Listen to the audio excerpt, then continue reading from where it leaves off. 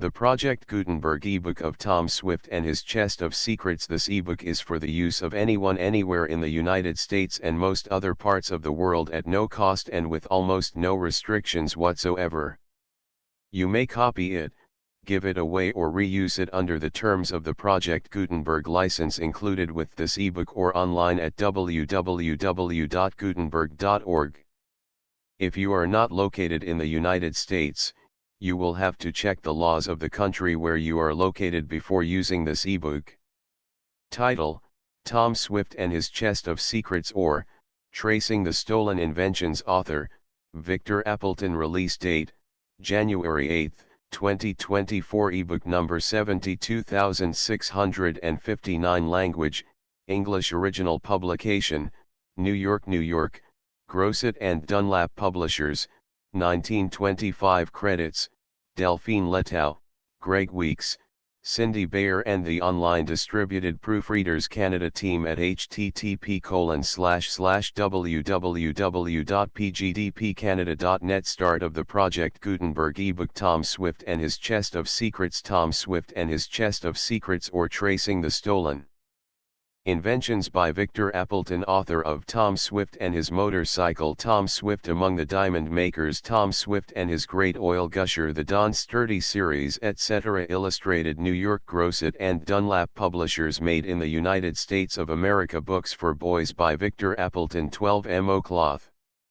Illustrated. The Tom Swift Series. Tom Swift and His Motorcycle. Tom Swift and His Motor Boat. Tom Swift and His Airship. Tom Swift and His Submarine Boat. Tom Swift and His Electric Runabout. Tom Swift and His Wireless Message. Tom Swift among the Diamond Makers. Tom Swift in the Caves of Ice. Tom Swift and His Sky Racer. Tom Swift and His Electric Rifle. Tom Swift in the City of Gold. Tom Swift and His Air Glider. Tom Swift in Captivity. Tom Swift and His Wizard Camera. Tom Swift and His Great Searchlight. Tom Swift and His Giant Cannon. Tom Swift and His Photo Telephone. Tom Swift and His Aerial Warship. Tom Swift and His Big Tunnel. Tom Swift in the Land of Wonders. Tom Swift and His War Tank. Tom Swift and His Air Scout. Tom Swift and His Undersea Search. Tom Swift among the Firefighters. Tom Swift and His Electric Locomotive. Tom Swift and His Flying Boat. Tom Swift and His Great Oil Gusher. Tom Swift and His Chest of Secrets. The Don Sturdy Series. Don Sturdy on the Desert of Mystery. Don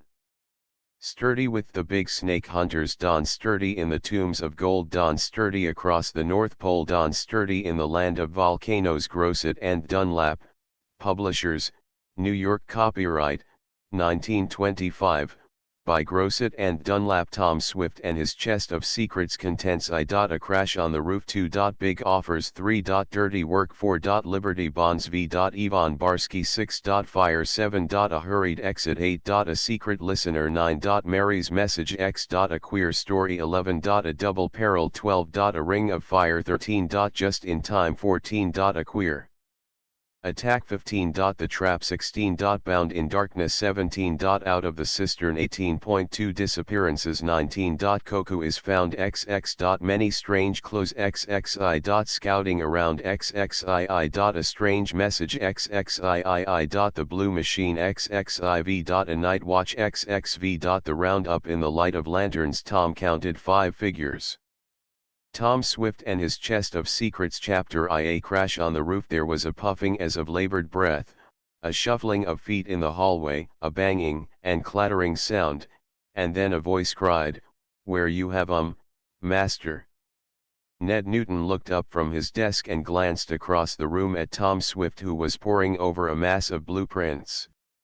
The young inventor smiled at his equally youthful business manager as Ned remarked, "There's your cute little giant Koku up to some of his interesting tricks again. Sounds as if he'd caught Eradicate by the hair of his bald head and was bringing him in upside down." "Plague take those fellows," muttered Tom, a look of annoyance passing over his face.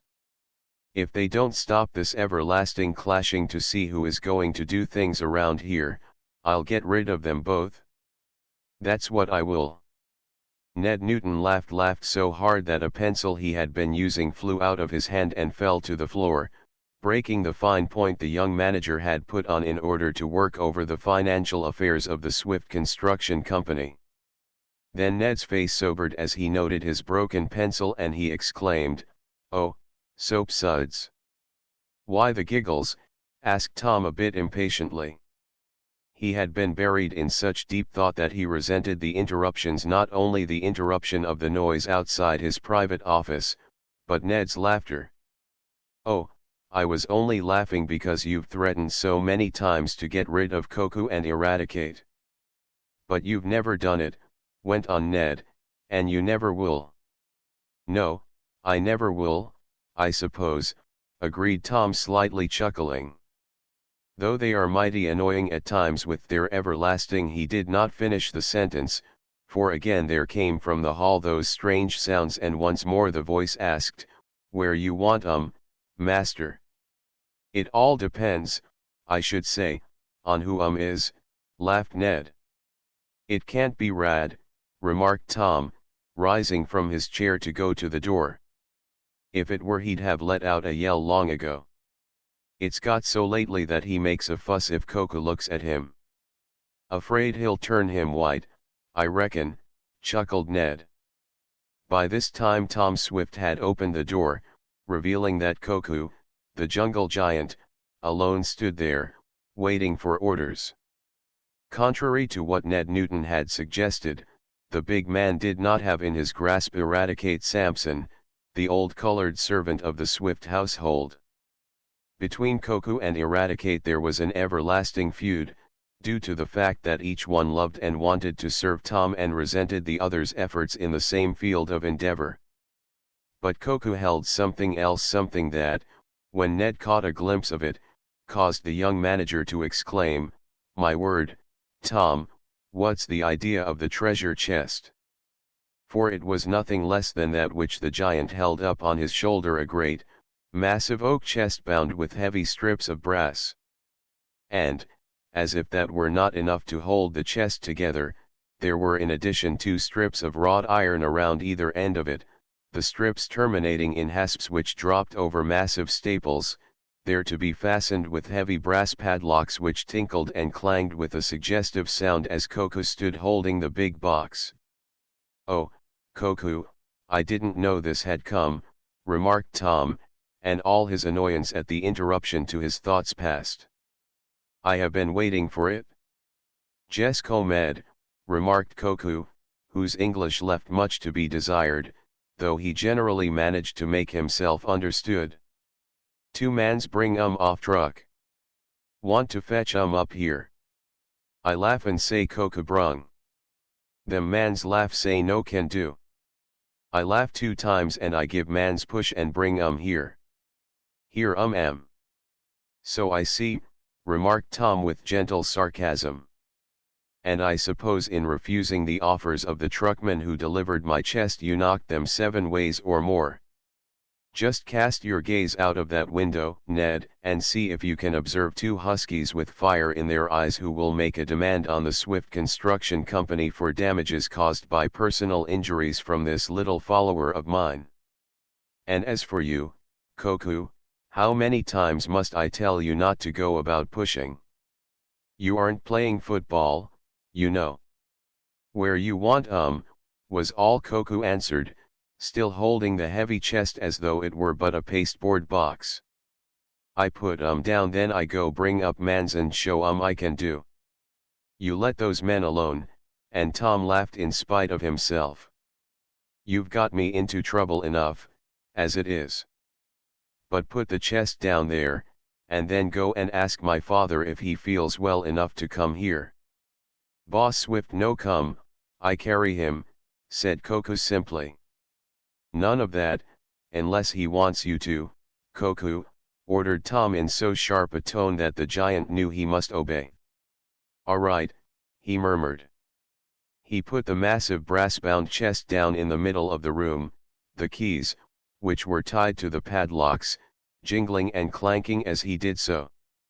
Then, as the giant left the room, Ned drew his head in from the window and remarked, "There are 2 huskies down there, dusting off their clothes and looking indignant." "Just as I thought," groaned Tom. "I'll have another demand on me for monetary damages on account of Koku's confounded zeal in my behalf. Here, Ned, run down with these cigars, like a good chap, and stave off the row, will you? Sure, Tom. The young manager grabbed a handful of cigars from a box someone had sent Tom, but which the young inventor never used, and hurried out. Meanwhile Tom Swift, left to himself, walked over to the great new chest, and, cutting loose the keys, fitted them into the locks, there being two, and threw back the cover. This will hold the most valuable of my secrets until I can get the concrete storage vault made, he remarked. He was still looking at and admiring the chest when Ned came back. In his hand the young man still held the cigars. Wouldn't they take them? Asked Tom quickly. I didn't get a chance to give them the smokes, was the answer. Just as I got down there Coca came out the back door, and you should have seen those fellows make a dash for their truck. They're breaking the speed laws yet, I reckon, and Ned sat down in a chair and laughed heartily. They seem to have had enough of Coca's pushes, Tom. Hang it all, muttered Tom. Well, I'll have to square those fellows next time I see them. Maybe they won't make any trouble. Judging from the way they streaked it down the road, they won't come back here unless they're hauled. But what's the idea of the treasure chest, Tom? Some new invention? No, it's just a plain, strong chest. I had it made to store away my secret inventions, the formulae, plans, blueprints and so on until I can put them properly in a vault that I'm going to construct underground. As Tom spoke he began putting into the chest a number of bundles of documents and drawings. I had the chest made in Mansburg, and I was just wondering when they were going to deliver it when Coca brought it up, he added. Those plans and blueprints must be worth a lot of money, remarked Ned, with an appraising glance at them. Well, yes, you might say that, admitted Tom, though not at all boastfully. The tidal engine alone, when I get it perfected, ought to bring in a pretty penny, that is, if Dad and I decided to sell it.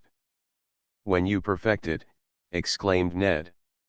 Why, it works like a charm now. Yes, I know the model does, admitted Tom. But that doesn't say it's commercially practical yet.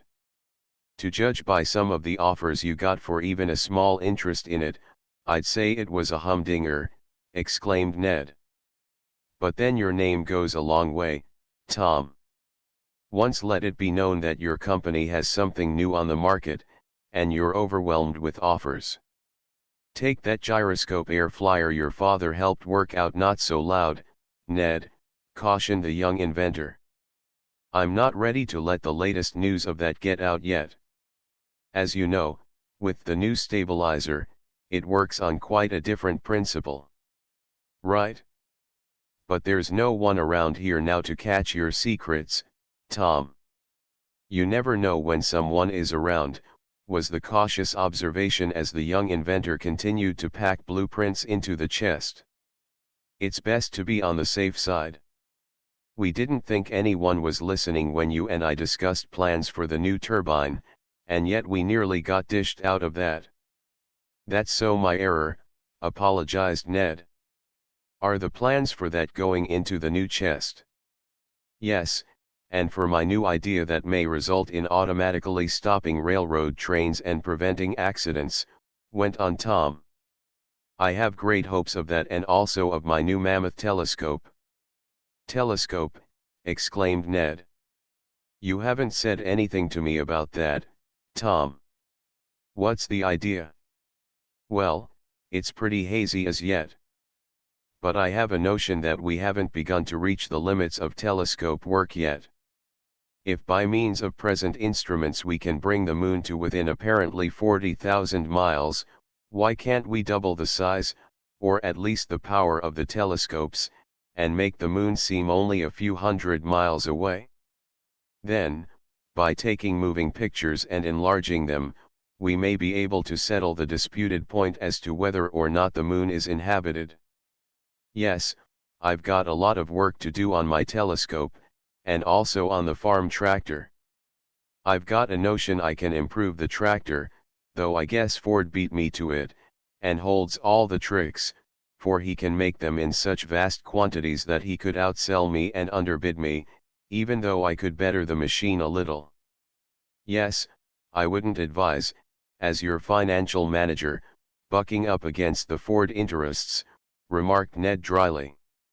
We're in pretty good shape, have a nice balance in the bank, and all that, but I want to see it stay there. So do I, laughed Tom, as he continued to pack into the chest thousands of dollars worth of valuable patent papers. I'm not going into any wild schemes, Ned. I wouldn't advise it, went on the young manager. Especially in view of what may happen soon, he added. What's going to happen? Asked Tom quickly and a bit apprehensively. Why, I thought I might soon be requested to act as best man at a certain ceremony in which the talented Tom Swift was a party of the second part, and a certain Mary Nestor party of the first part aforesaid in manner following, to wit, that is to say, and all the rest of it. Cut it out, laughed Tom, blushing slightly under his tan.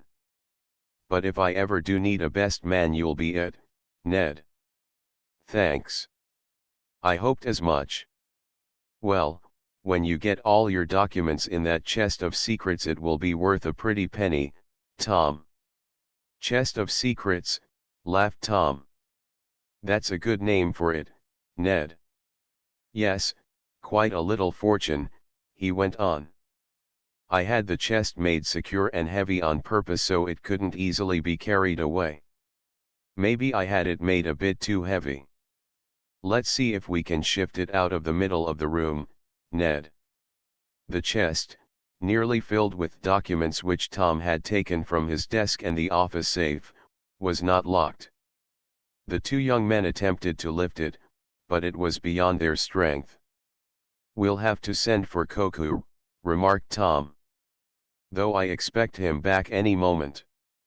I sent him to call Dad here. He may have some papers he wants to put in the chest.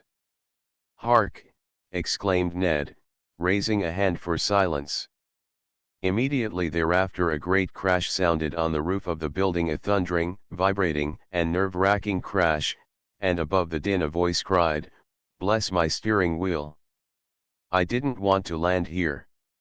Chapter 2 Big Offers. Tom Swift and Ned Newton glanced at each other. In spite of the apparent gravity of the situation, the young men could not help smiling. For well they knew that voice, and they could judge what had happened. "It's Mr. Damon," exclaimed Ned. "And he must have made a forced landing from an aeroplane on the roof above us," added Tom. "Lucky for us he didn't come through. Lucky for him, too, I should say." Ned made a dash for a stairway leading to the broad, flat roof of the building that housed Tom's executive offices and also one of the shops of the Swift Construction Company. The young inventor followed his financial manager. Others of the plant workmen, machinists, and apprentices were also on their way to the roof. Tom and Ned, going up a private stairway and through a scuttle, were the first to reach the scene. There a curious sight met their eyes. Seated in a small monoplane, a kind invented by Tom Swift himself, was Mr. Wakefield Damon, a friend of the family, a very eccentric but lovable character, forever blessing any and everything that took his fancy. "Hello, boys," he greeted Tom and Ned, blinking his eyes at them in a curious fashion. "Well, for the love of spark plugs," cried Ned. "What happened? Are you hurt?" Tom asked more practically, though a quick glance assured him that the plane was whole, though one landing wheel was slightly out of true, and that the solitary passenger was still in the small cockpit. "Bless my porous plaster, Tom, I don't know whether I'm hurt or not," answered Mr. Damon. "I came down so suddenly. I was aiming to land in your regular flying field, but something went wrong with the controls. It's a new plane, I haven't had it long, and I find myself here." "Mighty lucky you are to find yourself," I'll say, murmured Ned, as a crowd of Tom's men gathered about the plane on the roof. This smash, remarked Tom, as he and Ned were helping the odd man from his aeroplane, reminds me of the first time I ever saw you, Mr. Damon. You were riding a motorcycle. And it tried to climb a tree with me. Bless my rubber boots, well do I remember that. It was owing to Mr. Damon's disgust over the accident to his motorcycle that Tom had been able to secure it for a small sum. As related in the first volume of the series, Tom Swift and his motorcycle, the young inventor was started on his sensational career by the possession of this battered machine, which he repaired and got in running order. On it he had some exciting rides.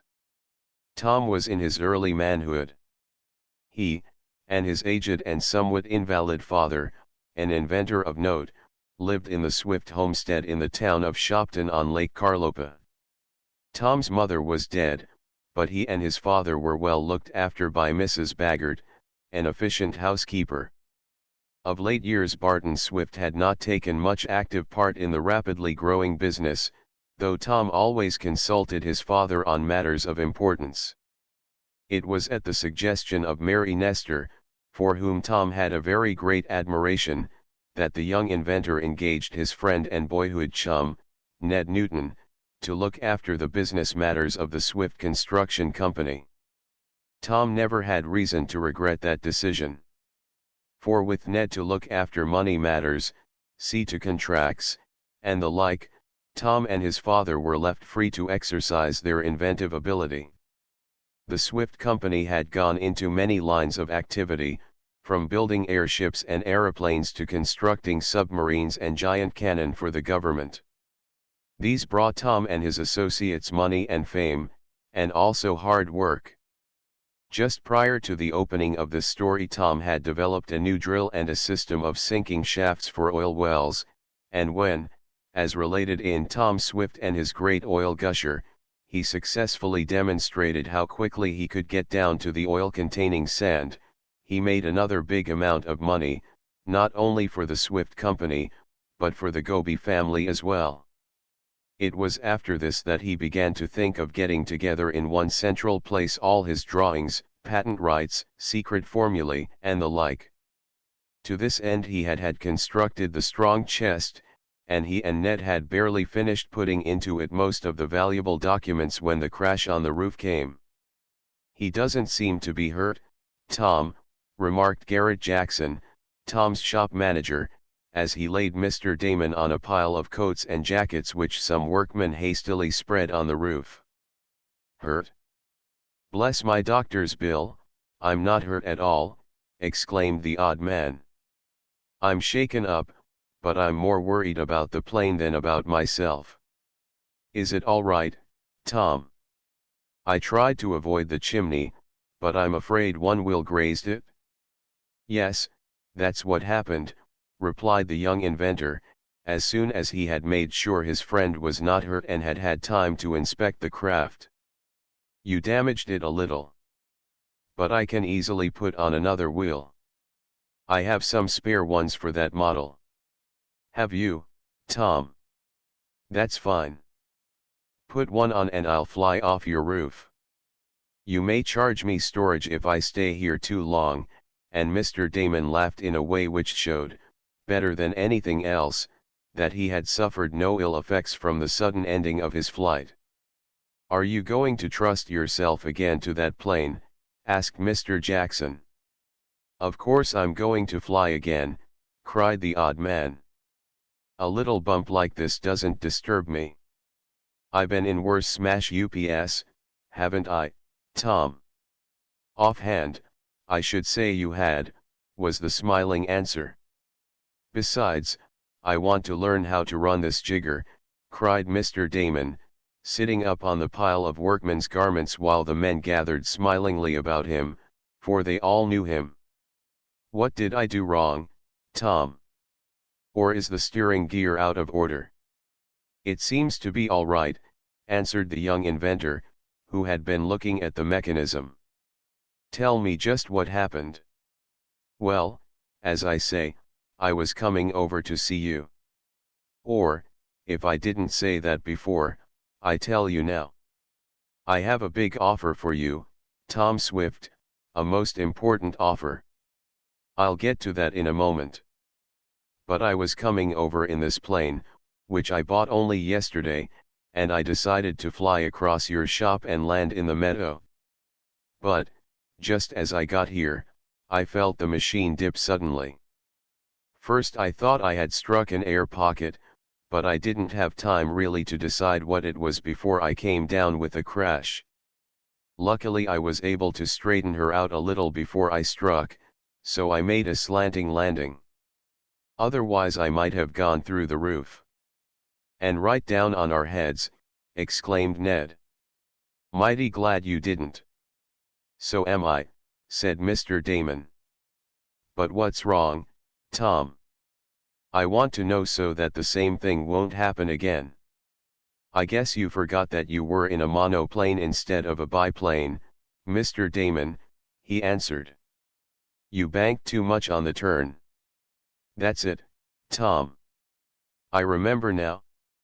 I was making the curve to head straight for the meadow, and it was then a sort of side slip came. Yes, remarked the young inventor, you spilled too much air from beneath your wingtips. You see, in a biplane, with two surfaces, the air is held in a sort of pocket and you can afford to make a sharper bank on the turn. But in monoplanes you must be more careful. I will, after this, promised Mr. Damon, as he arose and walked about, albeit a bit gingerly as though making sure he had no broken bones or strained tendons. Here, Koku, called Tom to his giant helper. Hold up this plane while some of the men take off the damaged wheel. Sure, master, Koku, was the reply. Go on, cried another voice. It don't need no big fat giant to lift a lil machine like dat. I'll do it for you, Massa Tom. An old colored man with a fringe of white hair around his black pate pushed through the crowd of workmen toward the giant who was already preparing to tilt the plane so the wheel could be removed. You go or Koku push you, warned the giant with a threatening look at Eradicate Sampson. Huh. You go on, was the contemptuous response, and there might have been a battle then and there had not Tom interposed. Rad, he said, you let Koku attend to lifting the plane. It's a bit heavy in spite of its small size. You go down to the storeroom and bring up the extra wheel. Ha, you ain't so smart as you thinks you is, taunted the colored man as he departed on his errand, satisfied now that he could help his young master. They'll soon have the machine in shape for you, Mr. Damon, if you insist on trusting yourself to it again, said Tom, as he gave instructions to his men. And while you are waiting, came on down and talk to Dad. He's always glad to see you.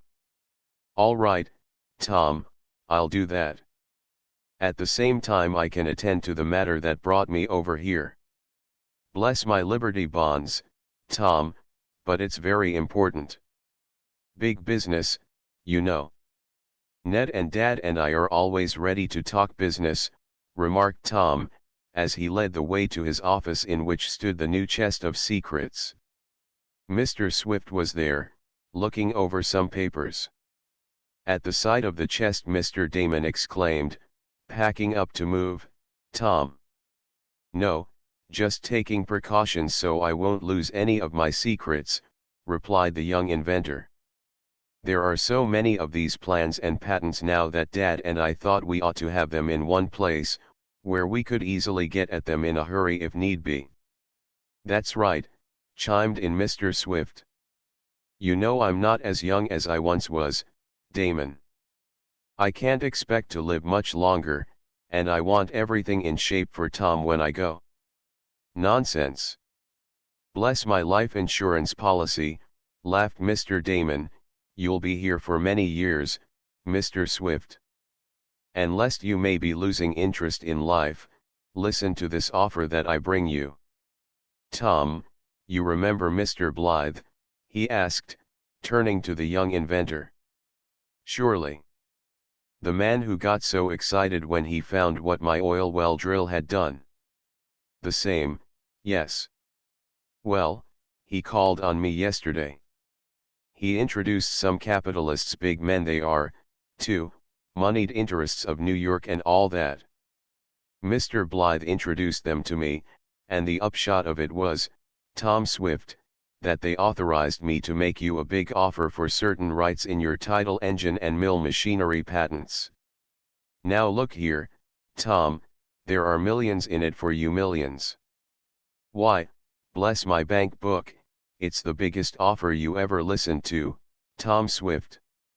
Chapter 3 Dirty Work. Mr. Damon was easily excited and quite likely to become enthusiastic over small matters.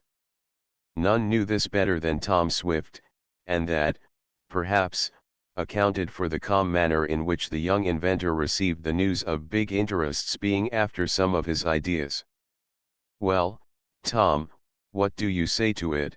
asked the odd man, as he strode about the private office, all trace of his recent crash having disappeared. "Shall I tell my friend Mr. Blythe to bring over his men who have the money?" "No," answered Tom slowly. "Just as much obliged to you, Mr. Damon." "But don't do it." "What, Tom Swift? Do you mean you won't sell a part interest in your tidal engine and mill machinery for say $1 million? "Look here, Mr. Damon," laughed Tom. "If Mr. Blythe or his friends were to walk in here now and lay down $1 million in cash, or certified checks, I'm not saying but what I might accept their offer. $1 million is a lot of money. I hardly believe, however, they would make a bona fide offer of anything like that amount for something of which they can have heard only rumors, for neither of those inventions is on the market yet. In fact, the mill machinery is hardly past the experimental stage." "Well, Tom," slowly remarked the odd character, "maybe they wouldn't exactly give you $1 million in cold cash. I may have been a little hasty in saying that. But Blythe certainly said there would be millions in it." "Maybe he meant for him," suggested Ned pointedly. "Hardly," observed Tom. "Mr. Blythe is a square man and you can depend on what he says.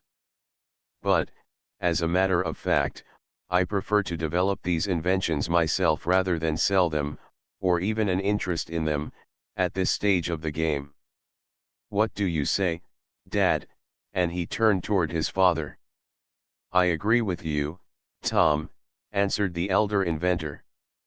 "I haven't gone as deeply into these two latest ideas of yours as I have into some of the other things, but from what I have seen I believe they will be very valuable, and will help along human progress. We must think of that, as well as of the money we might make in certain inventions.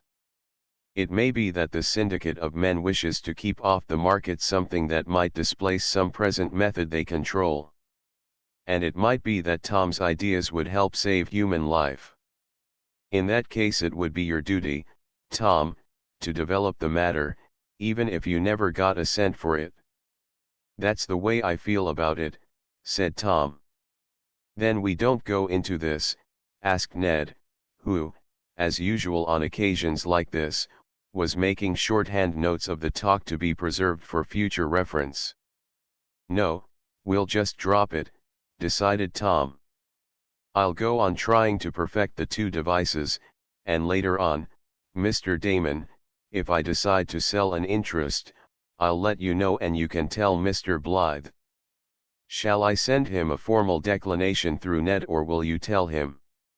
I, personally, think that as long as the offer has come indirectly through you, you had better be the messenger." "Oh, bless my ketchup bottle, Tom, you aren't going to turn down that offer like this, are you?"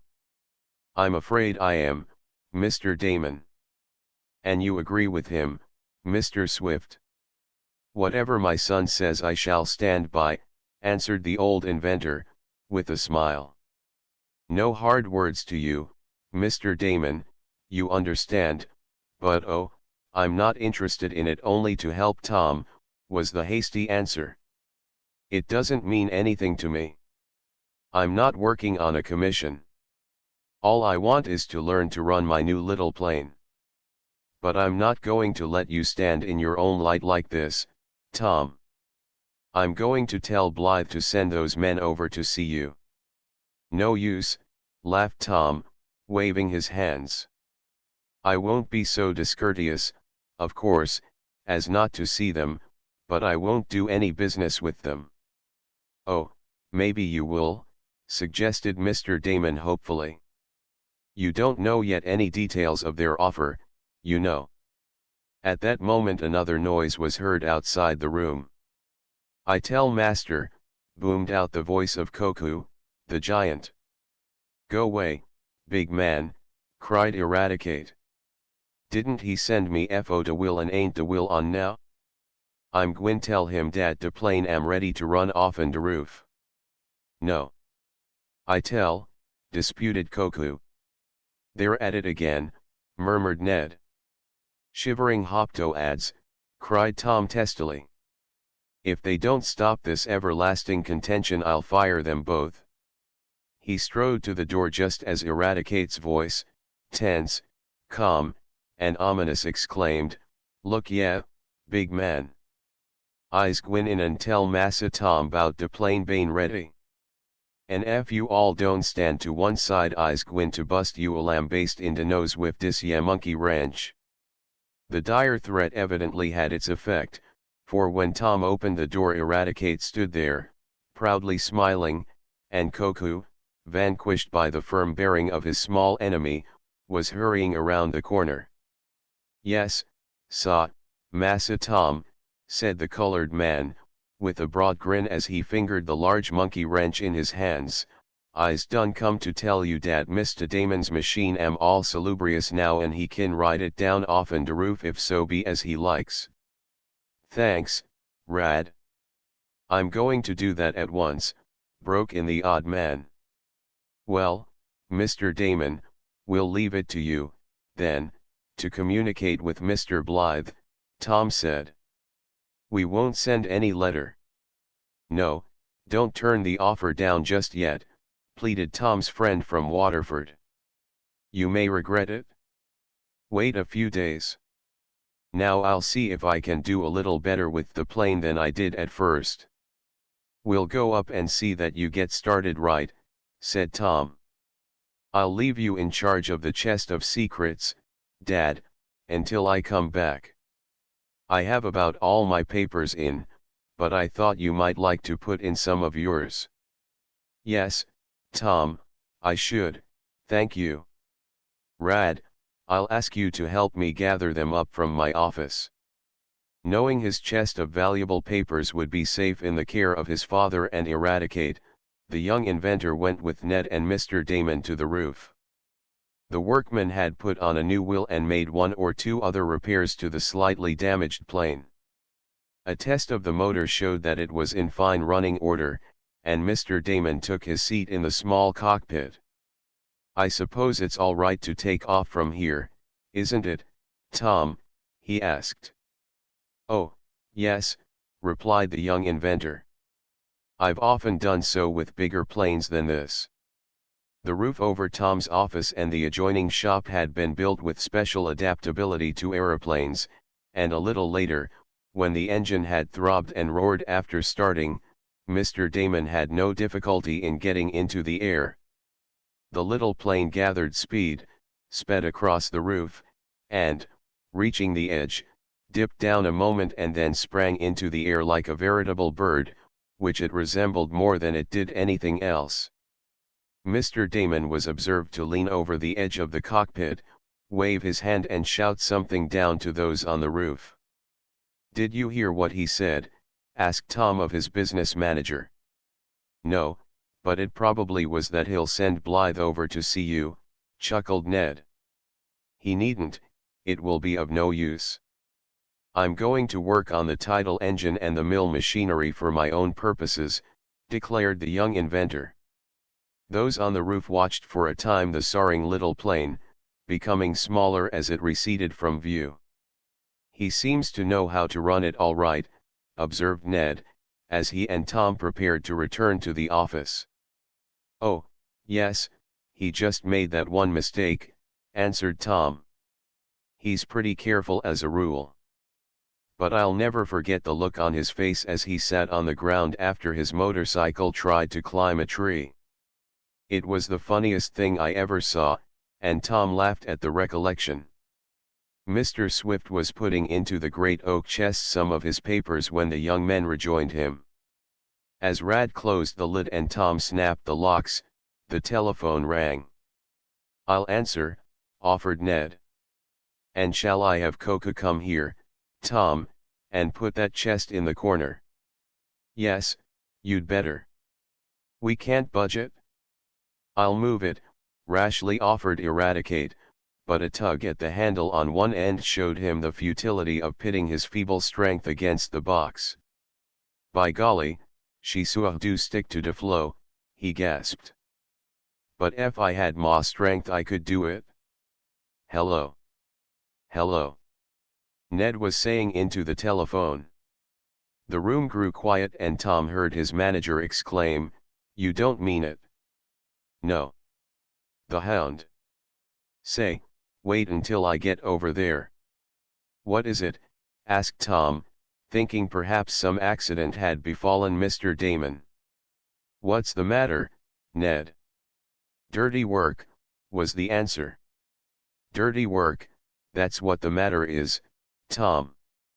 My father has been falsely accused. I must go to him at once." Chapter 4 Liberty Bonds. Ned Newton turned back to the telephone, from which he had moved but a moment to answer his chum and employer, and to his father, on the other end of the wire. The young manager said, "I'll be with you right away, Dad. They're not going to get by with anything like that, not in 1,000 years. Don't let them bluff you. It's just a rotten bad mistake, that's all. I'll be right with you." "What's that? Will Tom let me come?" "Well, tell him I'm coming with you," shouted the young inventor vigorously as he caught the import of what his chum had said, and his voice was so loud that it carried to the other end of the wire. "He heard you," said Ned. "Thanks, Tom." "Yes, Dad, I'll be right along."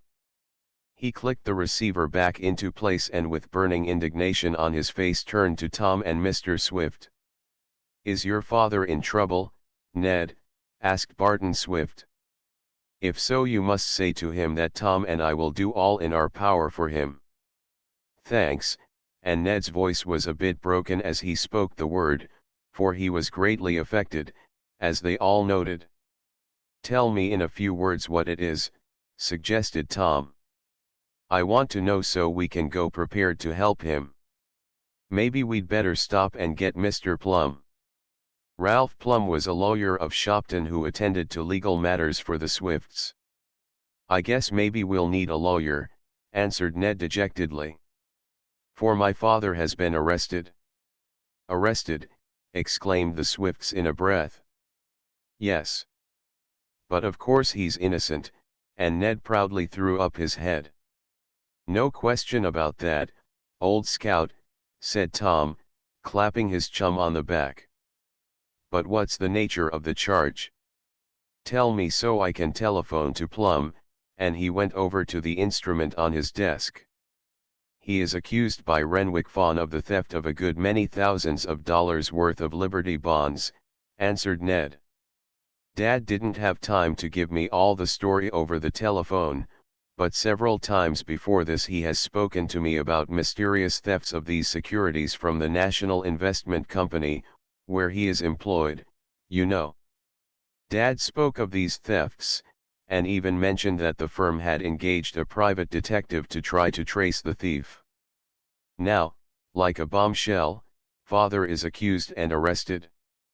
"It's all a mistake, of course," said Tom.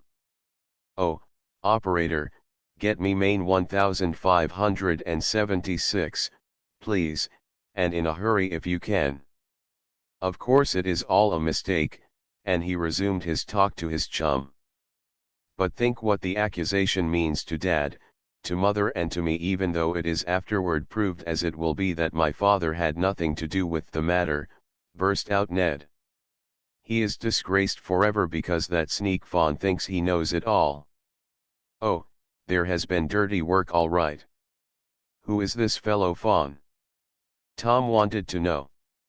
"A new manager they got at the investment company," replied Ned. "I have heard Dad speak of him. He's one of these efficiency birds, everything done by clockwork, plenty of pep, a go-getter, and all that rot. I'd like to go get him. But, oh, the disgrace to Dad." "Don't worry about that," exclaimed Mr. Swift. "No one who knows your father can ever think him disgraced, even if he were arrested for the theft of all the Liberty bonds Uncle Sam ever put out." "Right-o," cried Tom. "Oh, hello, is this Mr. Plum's office?" "Yes, I want to talk to him, very important." Tom Swift speaking. The name of Swift worked like magic, even in such a ceremonious office as that of Mr. Plum, and a moment later Tom was pouring out a quick statement of the matter, suggesting that the lawyer hold himself in readiness to go with Tom and Ned to the office of the investment concern where, it appeared, Mr. Newton was being held in custody, preparatory to being arraigned before a police officer for commitment to a cell. "I'll call for you in my electric runabout," finished Tom. "What's that, can it go?" "Mr. Plum, when that car was built it was the speediest one on the road, and it has never yet been passed." "Yes, we'll be there in a jiffy." Turning to his chum as he hung up the receiver, Tom remarked, "Now come on, Ned, we'll get a move on. But we'll take a few sinews of war with us." Quickly he opened the big chest he had locked, and from an inner compartment in it he extracted a sheaf of crisp bills whose yellow color told of high denominations. "They always have to accept bail in these cases, Ned," remarked the young inventor, "and cash always talks. Your dad will be able to sleep at home tonight." "Thanks," murmured Ned, and, though he did not say it, he had had a horrible vision of his beloved father spending the night in a cell like some convicted felon. "Look after the treasure chest, Dad," called Tom to his father as he hurried out with his chum. "I certainly will if you've got any more cash in it," said the aged inventor, with a smile. "I didn't know you planned to keep money in there, Tom." "I don't, not as a rule. But this was some that came in when Ned wasn't around and I didn't have time to bank it, and it didn't belong in the office safe. Now, Ned, hustle's the word." Tom Swift had not misnamed his electric runabout. Though it was one of his earlier inventions, it was still in excellent shape, and it was just the kind of machine for a quick, speedy trip. Running to the garage where it was kept, the two young men leaped in, and soon the motors were humming as the juice from the storage battery was turned into them. Tom rounded a corner of the drive on two wheels, it seemed, and was soon off down the road, causing Ned to jam on his hat. "We'll stop and pick up Plum," said Tom, in his chum's ear as they whizzed along. "Then we'll go right to the office of this concern. We'll have this thing over before it's fairly begun. Is there anything more you can tell me as we travel?" "Not much," Ned answered. "You know Dad has been with this concern for a long time. It was only recently that I heard him speak of this new manager and his ways. It seems Fawn took a dislike to Dad, who is a bit old-fashioned in some of his ideas. Not enough pep, I suppose, for the dirty hound. And, as I told you, there has been going on the stealing of Liberty bonds for some time. But as this wasn't in my father's department, he didn't think much about it. He has charge of the mortgages. Then, like a bolt out of the blue, they accused him today, even pretended to find some of the missing bonds in his desk. Of course he indignantly denied the accusation and asked for permission to telephone me. Fawn didn't even want to allow that, so Dad told me over the wire, but the president of the concern put his foot down and said I should be informed. Now you know as much as I do. Which isn't much, commented Tom. It's a case for Plum all right. We'll be at his office in another minute. They found a lawyer waiting for them. Despite all his other legal work, it would never do to neglect any of the Swift family interests. Outline it to me quickly, Tom, said Mr. Plum, as he got into the electric runabout. This Tom did, giving a brief account of the case as related by Ned. We'll waive an immediate arraignment and have him admitted to bail, decided the lawyer as they neared the office where Mr. Newton was detained a prisoner. Father and son met and shook hands hard. Tom nodded to some of the men of the investment company whom he knew and with whom he had done business. He noted one self-important individual walking up and down. It was Mr. Fawn, he guessed, and this was confirmed a minute later when the sleek person said, "Well, Mr. Newton, you have had your way. Your son is here, and some other friends, I presume. Now I demand that this man be locked up on the charge I make against him," he went on. "Deputy, you can do your duty." "Just a moment," put in Mr. Plum suavely. "I represent the defendant in this case.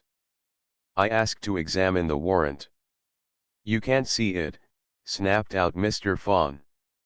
"Oh, yes, he can," said the deputy sheriff who had served it. "That is always the privilege of the defendant's lawyer."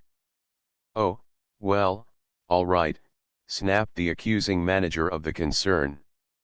Mr. Plum glanced over the document, which was brief, and, in effect, charged Mr. Newton with embezzling, converting to his own use, stealing, taking and carrying away certain valuable property of the National Investment Company, to wit Liberty bonds to the value of $30,000.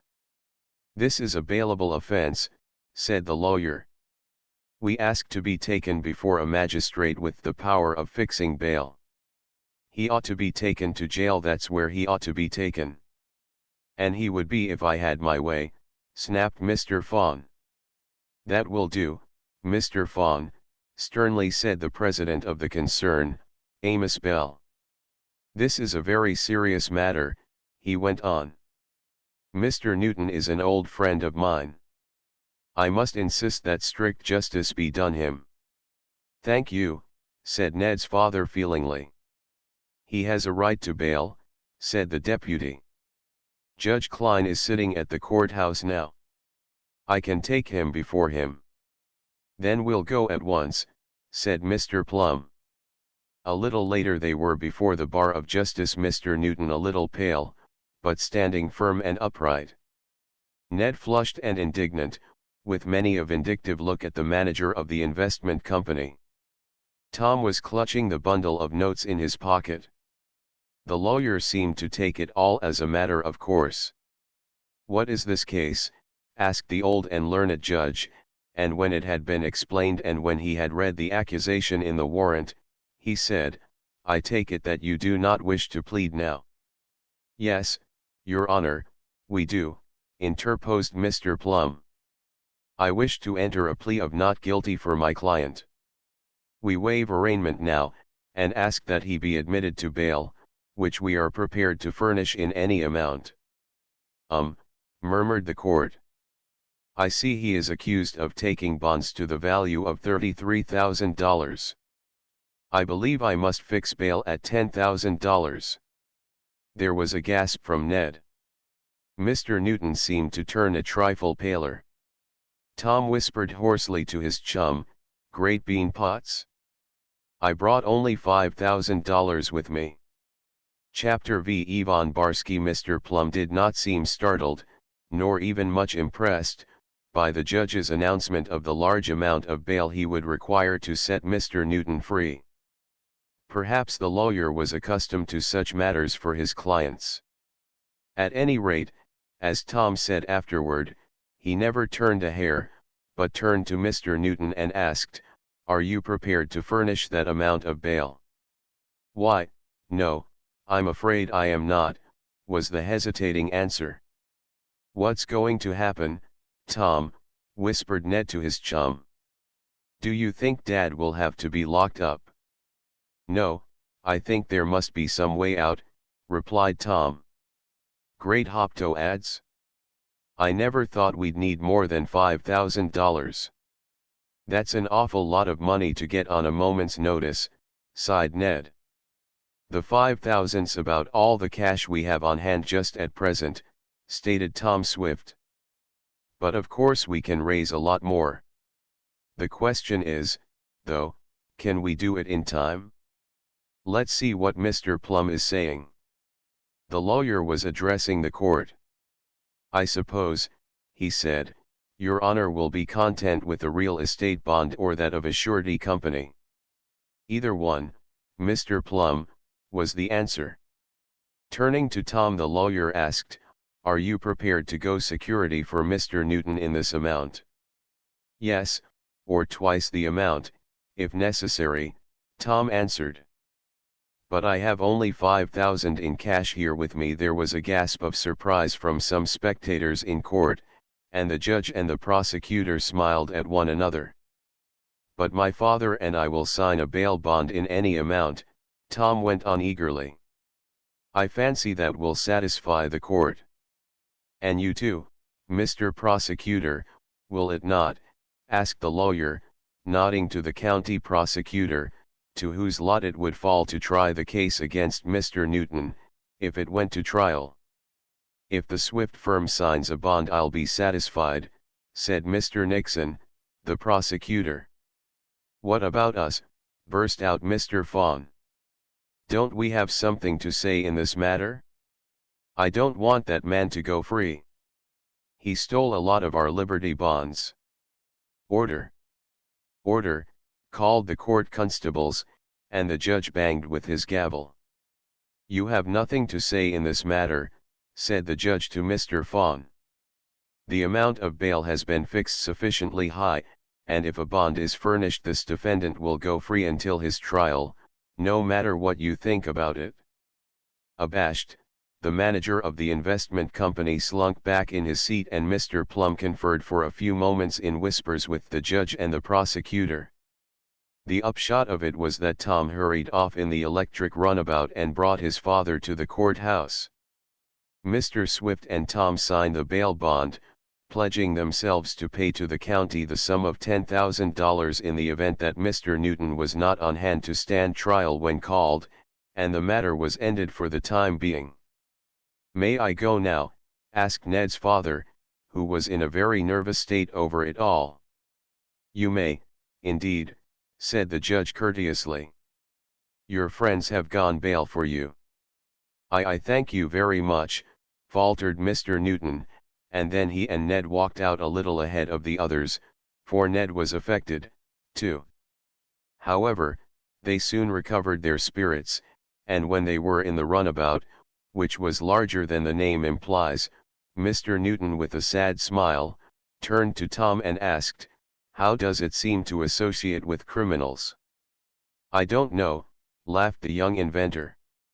I haven't been with any yet. Thanks, replied Ned's father. I suppose I needn't assure you, my friends, that I am innocent of this charge, he added.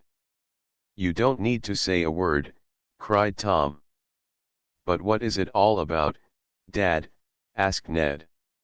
What's the game, anyhow, and why have they picked you for the goat? I don't know, was the sober answer. I can't tell. I wish I could. All I know is that the Liberty bonds have been stolen at least, so Fawn says, and the fellow accuses me. I wouldn't be surprised if he had stolen them himself, burst out Ned. Be careful, son, warned his father in a low voice. Don't get rash. But what will the next move be in this matter? He asked the lawyer.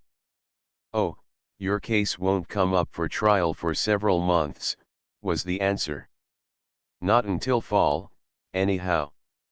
In the meanwhile, if you wish, I will look into it for you and prepare a defense. I was going to ask you to, Mr. Plum, put in Tom. At the same time he gave the lawyer a glance which told that astute legal man that Mr. Newton was to be at no expense in the affair. As a matter of fact, Mr. Plum was under a yearly retainer to look after all the Swift interests. Then perhaps, Mr. Newton, you had better come to my office and talk the matter over, suggested Mr. Plum. So he and the late prisoner were deposited in town, and Tom, his father, and Ned went back to the shop. "Well, a lot has happened in the last couple of hours," remarked Ned, as he watched his friend put back into the chest the $5,000 which had not been used. "I should say so," agreed Tom. "I think we might as well knock off work for the day, Ned. I shan't need you any longer, and I guess you'll be glad to get home and comfort your mother." "I will. I telephoned her from the courthouse that Dad would not have to sleep in a cell. But she'll want to hear all the particulars. I'll be on hand in the morning. Take your time, old man. There's nothing special on. And on your way out please send Coco here and I'll get him to shift this chest." Ned looked at the substantially bound box and smiled faintly. "Some chest, I'll say," he observed. "And when you get all your patent papers and blueprints and other drawings in it, Tom, it will be a regular chest of secrets. So you observed before, Ned. And let me add, the chest of secrets will be a mighty valuable one." Ned went off and a few minutes later Coco came in, grinning broadly to think that he was needed to help his master. With ease he moved the heavy chest and its valuable contents to a small room opening out of the main office where Tom worked. "Nobody but Coco move big box like that," exclaimed the giant a bit proudly when the transfer had been made. "Better not let Rad hear you say that," chuckled Tom. "Pooh. Rad. Blow head over ears," grunted the giant. That evening Tom and his father discussed the accusation against Mr. Newton, though as they had heard few particulars there was little that could be said except that unbounded faith in him was expressed. Tom was in his office early the next morning, much earlier than usual, in fact, for he wanted to work on a new idea in regard to his plan for stopping trains automatically so that collisions or other accidents would be avoided. It was Tom's hope that this invention could eventually be applied to his powerful electric locomotive, about which details have been given in another volume. Tom was soon deep in a mass and maze of figures, computing the power needed to stop such an immense force as was represented by his big electric machine. He was considering a wireless attachment to bring automatically into play the stopping force when Eradicate shuffled into the room. The colored man was chuckling. "Well, what is it now, Rad?" asked Tom, not altogether pleased at being interrupted. "Ha! Ha! Dat Coco giant, he sleepin' yet," chuckled Rad. "Is that all you come in to tell me, that Coco is sleeping yet?" exclaimed Tom, a bit wrathfully. "He suah sleep," went on Rad. "I get ahead ob him. I's de early worm dat tickles de birds dis mawnin'." "What do you mean, early birds and worms?"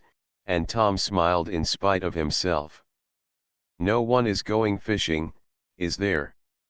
"I don't know ef he's gwine fishin' or not, Massa Tom, but he's outside waitin' to come in." "Who is?" the young inventor inquired. "Man what wants to see you." "Good night, Rad. Why didn't you say it was a visitor instead of gassing away about Coco sleeping and worms and birds and all that? Though I suppose you're so proud of having gotten ahead of that giant of mine you can't help feeling good." "Das right, Massa Tom," chuckled Eradicate Sampson. "I done fool dat giant dish yamanin'. But he is de letter he done give me FOU," and the colored man extended a card. Tom accepted the card and holding it to the light read inscribed the name. Ivan Barsky, murmured the young inventor, casting his memory back over many names representing many men to see if this one fitted in anywhere. I don't seem to recall him, he said. He done told me dat he's a stranger to you all, confided Rad, but he says it's mighty important business. Perhaps it is to him, chuckled Tom, who was accustomed to having many strangers call on him for help or to ask him to lend his talents toward perfecting some crazy invention. Well, Rad, show him in. Yes, saw, and the colored man shuffled out, to return presently ushering in a man at whom Tom shot a quick look. The youth saw before him a man of short stature but powerful build. He had a shock of black, bushy hair, and it was difficult to tell where his hair left off and his beard began, the latter also being black and bushy. The name Ivan was right, thought Tom. He's a Russian all the way through. Mr. Swiftsky, asked the man in questioning tones, and with a trace of surprise, seemingly. You can leave off the ski, said Tom. But I'm Mr. Swift. Pardon, but it is that I do not the talk of your country know so well. In my talk there are so many who are like that. But your pardon, I again ask, it is to see so young a man that I am taken by astonishment. You're a pretty slick article, said Tom to himself. I don't know that I'm going to like you, but I'll give you one more chance. Chapter 6 Fire Sit down, said Tom, realizing that he had not as yet extended this ordinary courtesy to his visitor. What can I do for you, he went on. You are the one I want to see, yes, inquired Ivan Barsky, in laborious English, halting for many of his words. Well, I'm Tom Swift, was the answer. I have documents to Tom Swift, went on the man. But I had what you say expected to see an older personage. Oh, I guess I'm old enough, replied Tom, with a smile. But my father is older. However, he has retired from the active business of the concern, so I reckon you'll have to deal with me. It is of a pleasure to do so, I assure you, and the man smiled, showing his white teeth amid the blackness of his beard. Please to read these. He extended to Tom a sheaf of letters and documents, which appeared to be epistles of introduction. Some were written in what Tom recognized as Russian and bore imposing stamps. These last, with a smile, the inventor passed back to Mr. Barsky saying, These don't mean anything to me. They vouch for me in my country Russia, was the reply. They are from what shall I call him, the Central Committee. I don't know much about Russian affairs, said Tom. But I'll see what these letters in English have to say. But before I go on, what is it you want of me? If it is to help you finance an invention, I tell you now I will take on nothing new. If it is to work on some machine you have started, that, too, is out of the question. So it may save your time, and mine, also, if I tell you this. Thank you, I have nothing of these, said the visitor. It is that I wish to work for you. I am an expert what you call mechanic, and he put several unneeded syllables in the word. Also I make those what you call models. Oh, a pattern maker, exclaimed Tom. I understand. Well, excuse me and I'll look over your credentials. He found several letters from well-known firms in the United States, saying that Ivan Barsky had worked for them and had been most satisfactory. He was spoken of as a good mechanic and model maker. One letter rather raised Tom's suspicions, for at the conclusion it stated, We do not vouch for the morals of Ivan Barsky, though, as far as we have observed, he has a quiet, orderly disposition. I reckon that was written by some secretary who feared he was dealing with a Bolshevist, thought Tom. Well, we may have some of that ilk in the shop, but as long as they mind their own business I can't say anything. It's a part of their religion, I guess, and I don't believe Bolshevism will ever get a hold here. However, if I do take on this chap, and I may, for I need a model maker, I'll keep my eye on him." Turning to his visitor, Tom handed back the letters and said, "These speak very well of you as a workman." The man may have caught Tom's hidden meaning, for he burst out with, "That is all. I am offering you my talents as a worker. For the rest, EET is my own affair." "Exactly," agreed Tom. "Well, I'm inclined to give you a trial, for we need some extra help just now. Wait, I'll see if my father is up yet." Going to the telephone that was connected with his father's own room, Tom noticed that the door leading into the small room where he had stored his chest of secrets was open, leaving the heavy box in full view. Tom closed the door, though not before he had caught the dark and snapping eyes of his visitor fixed on the chest. Rad must have opened that door, thought Tom, a trifle put out by the incident. I must tell him to be more careful. He is getting old and careless. But I hate to get rid of the faithful fellow. Mr. Swift was up, and he told Tom that he would come down and talk to the Russian. In spite of the latter's labored English, he pronounced all save a few words very well, except for a peculiar intonation. Ivan Barsky was able to give a good account of himself. He answered Mr. Swift's questions intelligently and showed that he had been well apprenticed in machinist work and in the making of models and patterns.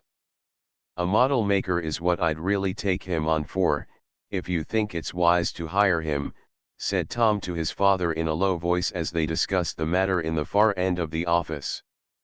"I am working on the new automatic stop invention, and a great many models will be needed. Our men are busy on other matters. We might give this fellow a trial." "Well, Tom, you know I don't usually interfere in the shop matters," said Mr. Swift.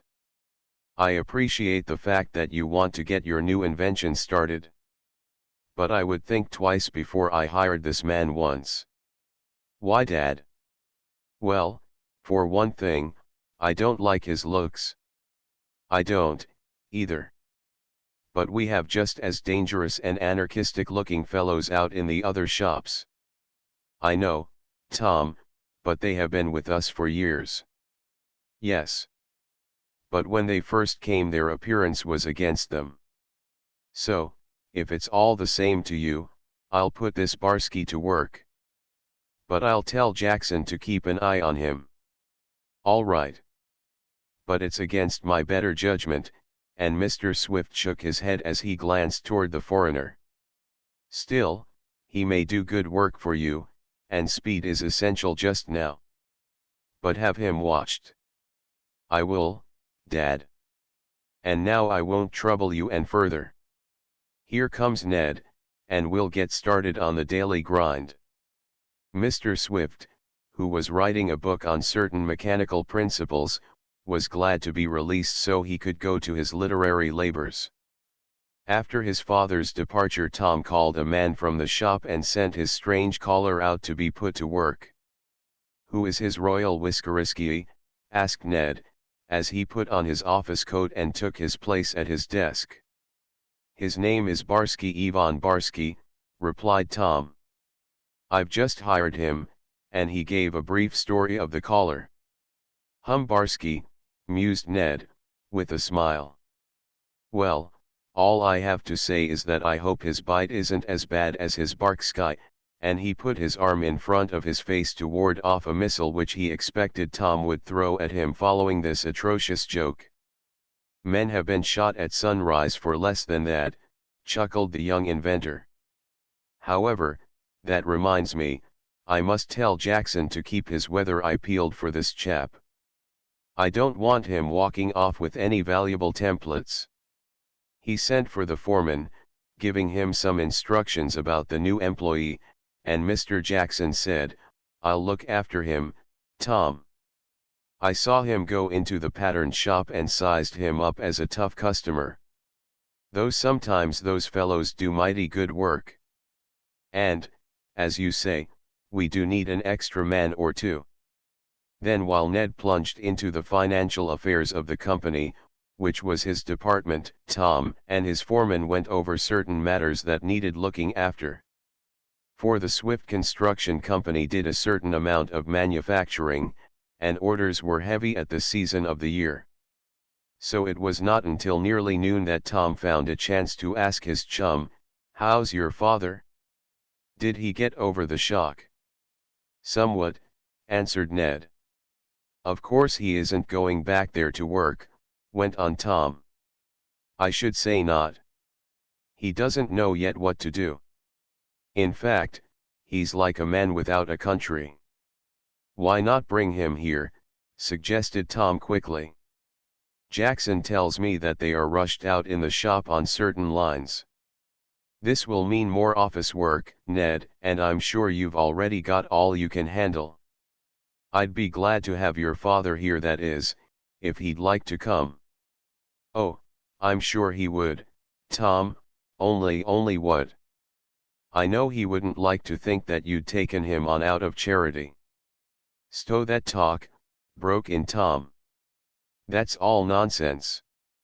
We need an expert accountant in addition to you, Ned. And while I can't offer your father as responsible a position as he held with the investment concern, still I'd be glad to have him come here." "He'll come, Tom, I'll guarantee that. I'll telephone him." So it was arranged, and that afternoon Mr. Newton was given a desk near that of his son in the office. For several days wheels were rapidly humming in the Swift shops. As Tom had said, orders were coming in with a rush, and this, together with work on new inventions, kept the whole place busy. "How's your Bolshevist coming on, Tom?" asked Ned one day. "Oh, Barsky. Why, he seems to be doing very well, so Jackson tells me," was the answer. "He minds his own business and he's a regular wizard at pattern making. He hasn't had a chance to show what sort of a machinist he is, but I reckon he'll do.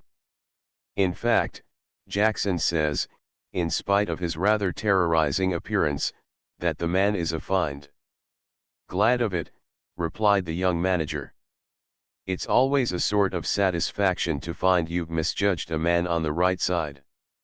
Now in regard to this order from the Simplex Supply Company, if we ship them 100 gross of those dashers, that ought to keep them supplied for a month, and we can then use the machinery to turn out those candy wrapping machines for the Cocoa Company." "All right, Ned, I'll leave that to you. I've got troubles of my own here."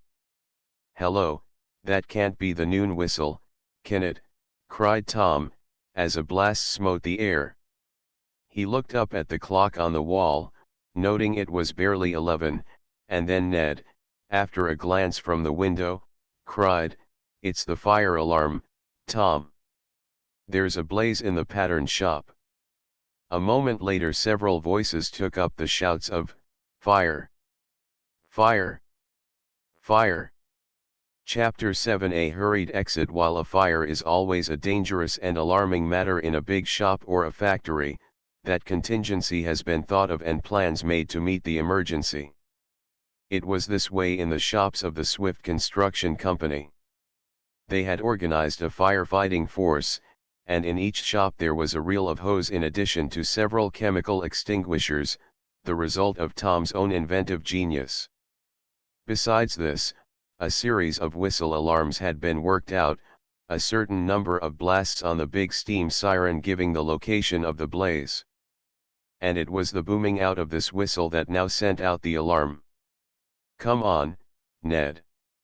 Tom cried. Mr. Newton, dropping his books, ran with the young men. "It's in the pattern shop, all right," cried Tom as he sped along. "I hope it doesn't get to those new models Barsky has been working on for my train stopping device. He's got some of my original drawings out there." Everyone connected with the Swift Enterprises knew the menace of fire, and when that whistle blew every man and boy dropped what he was doing and rushed to the location of the blaze. Eradicate was driving an old horse hitched to a cultivator in the garden, and when he heard the whistle the old colored man slapped the reins down on his animal's back and shouted, "Gee lang! Get a move on. We's got to help put out dat fia." But it was impossible to get up any speed with the cultivator, the pointed teeth of which bit deep into the earth as the old horse started forward under the urge of voice and flapping reins.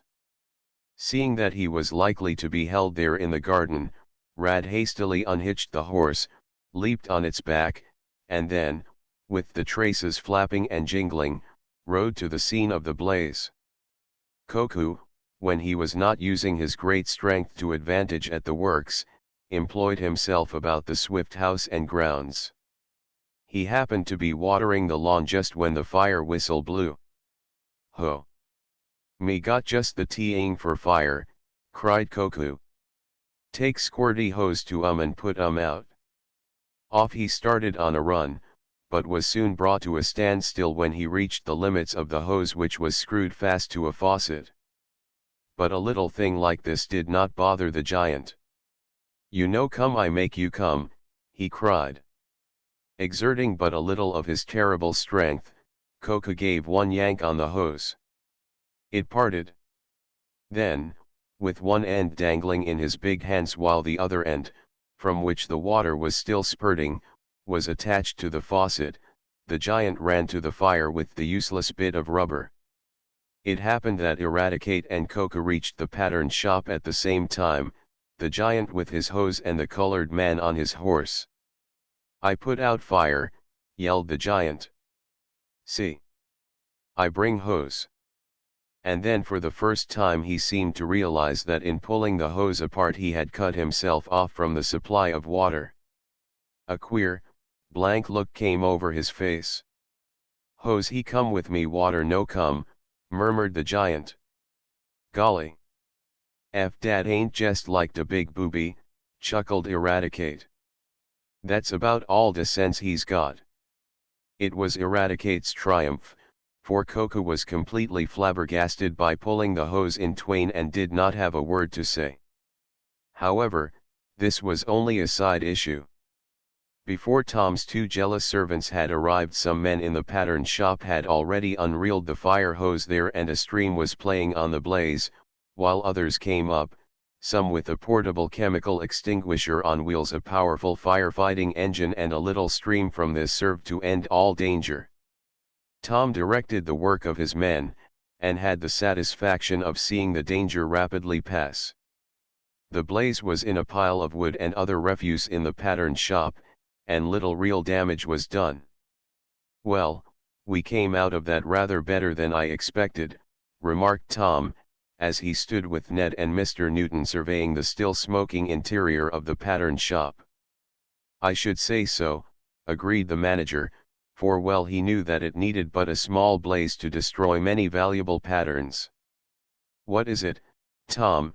asked Mr. Swift, as he came up as fast as he could, having heard the alarm of fire. "All over, nothing worth worrying about," Tom answered. $50 will cover our loss, and we've got insurance on everything." Mr. Swift looked in, to make sure just what had happened, and asked a few questions, to one of which a man replied, "Yes, the fire started near where that new fellow was working." "You mean that Russian, Barsky?" asked Mr. Swift sharply. "I think that's his name," the man replied. "We call him Whiskers in the shop." "There, Tom, I told you not to hire that man," said the young inventor's father in a low voice. "But he had nothing to do with the fire, Dad," explained Tom. "He wasn't even near when it happened. I inquired about that. The thing happened because a plumber's blowtorch which one of the men was using to burn off some stuff overturned when a pulley broke and fell on it. Nobody's fault at all. It was just one of those accidents you can never foresee. No one knew the pulley was split. The man using the blowtorch had taken all precautions, but he couldn't count on a pulley falling on it from above. And Barsky wasn't even there." "Well, I don't like him just the same," said Mr. Swift.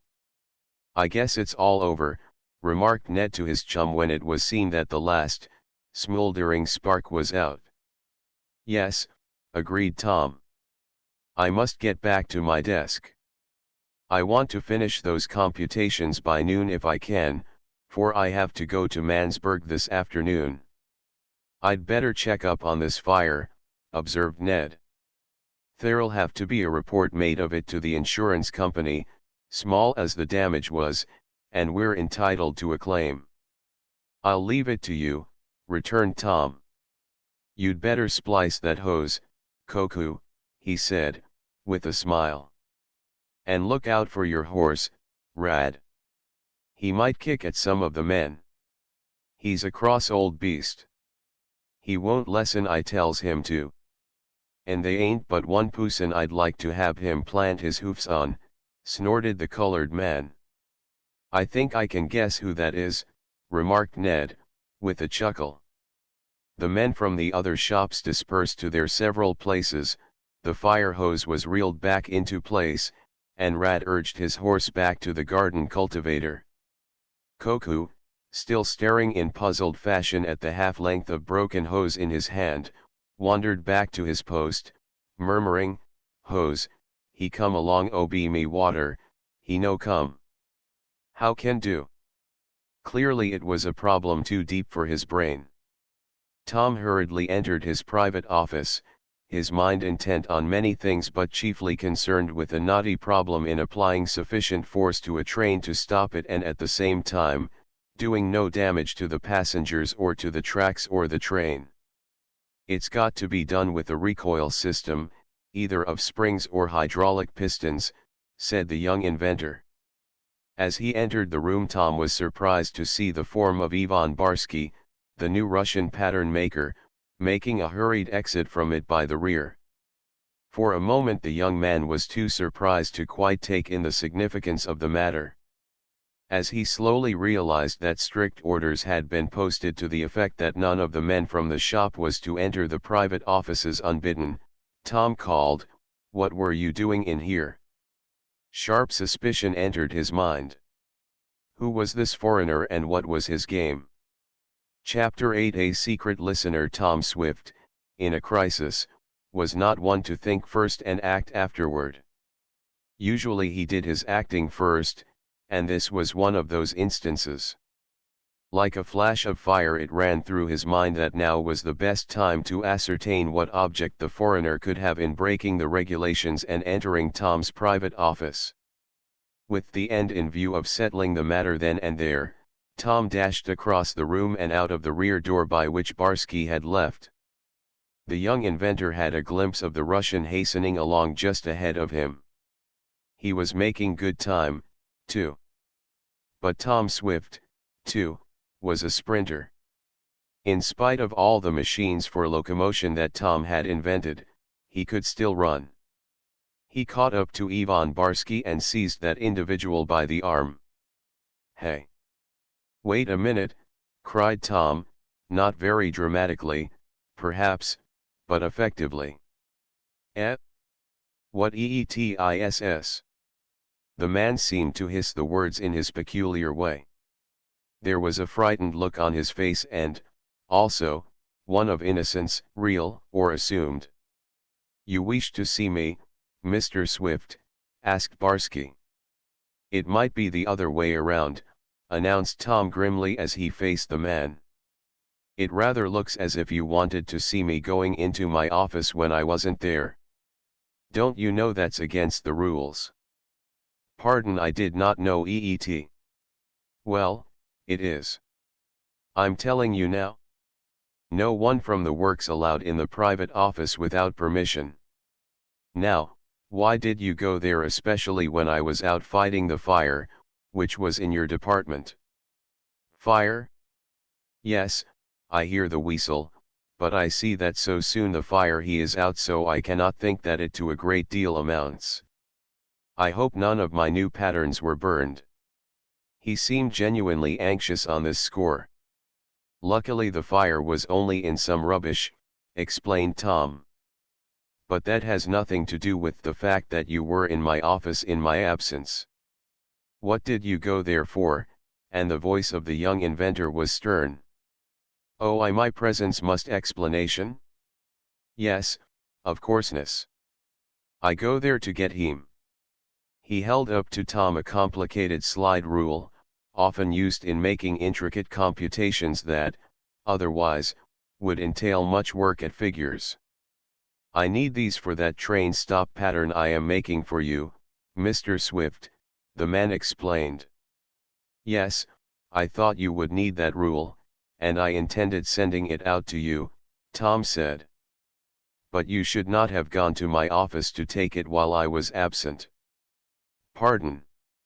I did not know you were not at home.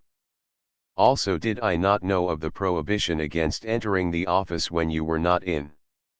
I saw the rule. I need him very much to make the pattern of finished appearance. So I take the rule and hurry back to my bench." "You hurried all right, I'll say that," murmured Tom grimly. "Yes, I am of a hurry kind. Most of us Russians are. Now that I have of explanation made, it is permit that I take these," and he again held up the rule.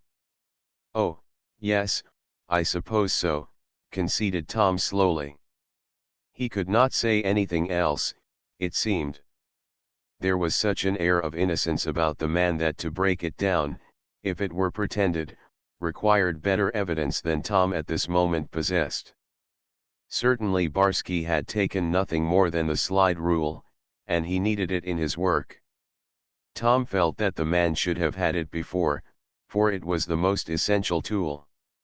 How then, could he find fault with the foreigner for taking what, obviously, was within his right? Of course he had broken a rule, but this might be overlooked. So Tom had to say it was all right and let the matter go at that. "Only don't go into my office again without permission," concluded the young inventor. "Naturally not, since you have told me," said Barsky. "I shall send word in advance of my visit next time," and with a bow he took himself off. Mused Tom as he strolled back to his own quarters. Now, was that sarcasm or not? He thought he was perhaps rather exaggerating the importance of the incident, and was somewhat put out by the construction Barsky might put on being thus reprimanded until Tom happened to look in the room where the chest of secrets was kept. Not only was this room open, but so, also, was the chest itself, and in plain view were a number of valuable plans and drawings. "Hang it all," exclaimed Tom. "I wonder if that chest was open while Barsky was in here after that rule? It must have been.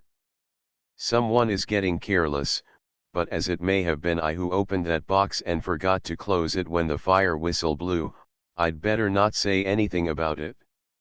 Ned or Mr. Newton might think I was hitting at him. Yes, I've got to be more careful, with strange workmen about and valuable new plans underway." Tom looked carefully over his chest of business secrets, and, as far as he could ascertain, nothing had been disturbed. He knew in a general way what was in the box. "But I think the safest way to do," he told himself, "would be to have Ned make a list of all the documents in there. Then we can check them over from time to time. I'll do that." So, without saying anything to his chum about the visit of Barsky, Tom told the young manager to list all the documents in the chest after attending to the fire insurance matter. "We can't be too careful of these invention papers," remarked the author of many of them. "You're dead right, you can't," agreed Ned. The fire was but a small incident in the day's work at the Swift plant. Fires in such a big shop were not at all uncommon, so matters were soon running smoothly again. During the next 2 or 3 days Tom paid several visits to the pattern department, and each time he went there he found Barsky busily at work, using the slide rule with an expertness that gave Tom a good opinion of the fellow's ability in his own line of work. "I'm glad I hired him, that is, so far as getting what I wanted done," Tom said to his father. He makes patterns better than any man we ever had. Yes, I have looked at some of the models he has turned out, Mr. Swift replied. But I can't get over a certain uneasy feeling when I am near that man, Tom. It's a sort of fear, I believe. Nonsense, laughed the young fellow. You are imagining things, Dad. Barsky is no $10,000 beauty, I grant you that, for he has enough hair and whiskers for a dozen sofa cushions. But we aren't running a beauty parlor, and he does do good work. Yes, Tom. Well, I'll leave it to you. It's more in your department than mine, anyhow. By the way, is there anything new in the case of Mr. Newton? We must do all we can to help him. We will, Dad. I don't know that there are any new developments. I'll ask Ned. But Plum has orders to look after that case to the best of his ability. Now I suppose you want to get back to your book, don't you? If you don't mind, son, answered Mr. Swift, with an anxious look toward his desk which was littered with papers. The talk had taken place in the older inventor's private office. All right, I'll leave you with your pet, laughed Tom, for the new book was Mr. Swift's chief joy and pride. But I'd like to have a talk with you this evening, Dad. By all means, Tom. I'll be free then. Come and chat. But just now I want to finish that chapter on hydraulics. I find it most fascinating, and I am using some of the data you evolved when you built the big submarine. Yes, I fancy we discovered a new principle or two there, answered Tom, with justifiable pride. And you're welcome to quote me at any length you wish, Dad, he finished, with a laugh. All right, chuckled the old inventor. You're somewhat of an authority, Tom, on a few subjects. Mr. Swift plunged into his literary work before Tom had reached the door on his way out, so eager was he to resume work on his book, and Tom was glad his father had something of the sort to interest him and give him an object in the declining years of his life. Tom, what say we go to a ball game this afternoon, suggested Ned when the young inventor returned to his office. It's too nice a day to work. Tom glanced out at the sunlight dancing over the green grass. He looked at his paper-laden desk and then at the clock. Ned, he suddenly exclaimed, I'm with you. And if you weren't already drawing a bigger salary than you'll ever be worth, I'd give you an advance for the valuable suggestion. How about you, Mr. Newton?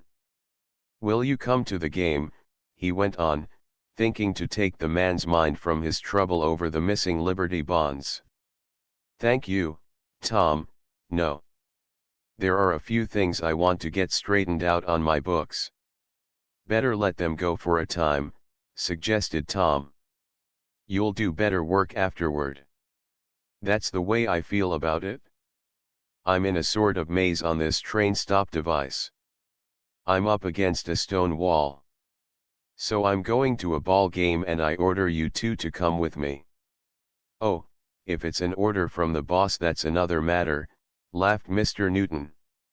So, Tom, having seen to it that his chest of secrets was securely locked, brought around the electric runabout and all three went to the ball game. Is there anything new in your case, Mr. Newton? Asked Tom, as they sat in the grandstand, watching the players warm up. No, Tom, not a thing. I am leaving everything to Mr. Plum, as you suggested. He hasn't reported anything new. Has that fellow, Fawn, or any of the firm pestered you about the missing bonds? No. But Fawn sneers every time he sees me. I fancy he is much put out that I am not in jail. You needn't worry about that, laughed Ned, though in his heart he keenly felt the disgrace that had come to his father. Is this seat taken? Asked a young lady's voice behind Tom, and he turned to look into the smiling face of Mary Nestor. Of course not, he exclaimed, rising, as did his two companions. Always room for one more. I didn't expect to see you here, Mary, the young inventor added. And you didn't think of inviting me, I suppose, said Mary demurely. I think I will sit by Ned. If you do, I'll discharge him, and then he won't like you, said Tom, as he made room beside himself for the girl to whom he was engaged. I'm awfully glad you're here. We came in such a hurry on the inspiration of a spontaneous suggestion by Ned that I never thought to phone over and see if you wanted to come. Oh, all right, I'll forgive you, the girl laughed. But there was a quick exchange of looks between Mary and Ned. In fact, Mary had suggested privately to Ned that he bring Tom to the game, as she intended to meet him there. Often it was necessary to use a ruse to get Tom away from his absorbing work of inventing things. However, here he was, and soon he was enjoying the game with his friends. It was not much in the way of a ball contest, but it served to pass away the afternoon and change the current of all their thoughts. That evening after supper, Tom and his father drew their chairs together in the living room for one of their old-time chats. Mr. Swift was in a pleasant mood, for he had done some work on his book that afternoon which gratified him very much and about which he was enthusiastic. "Tom, how are things going?" he asked his son.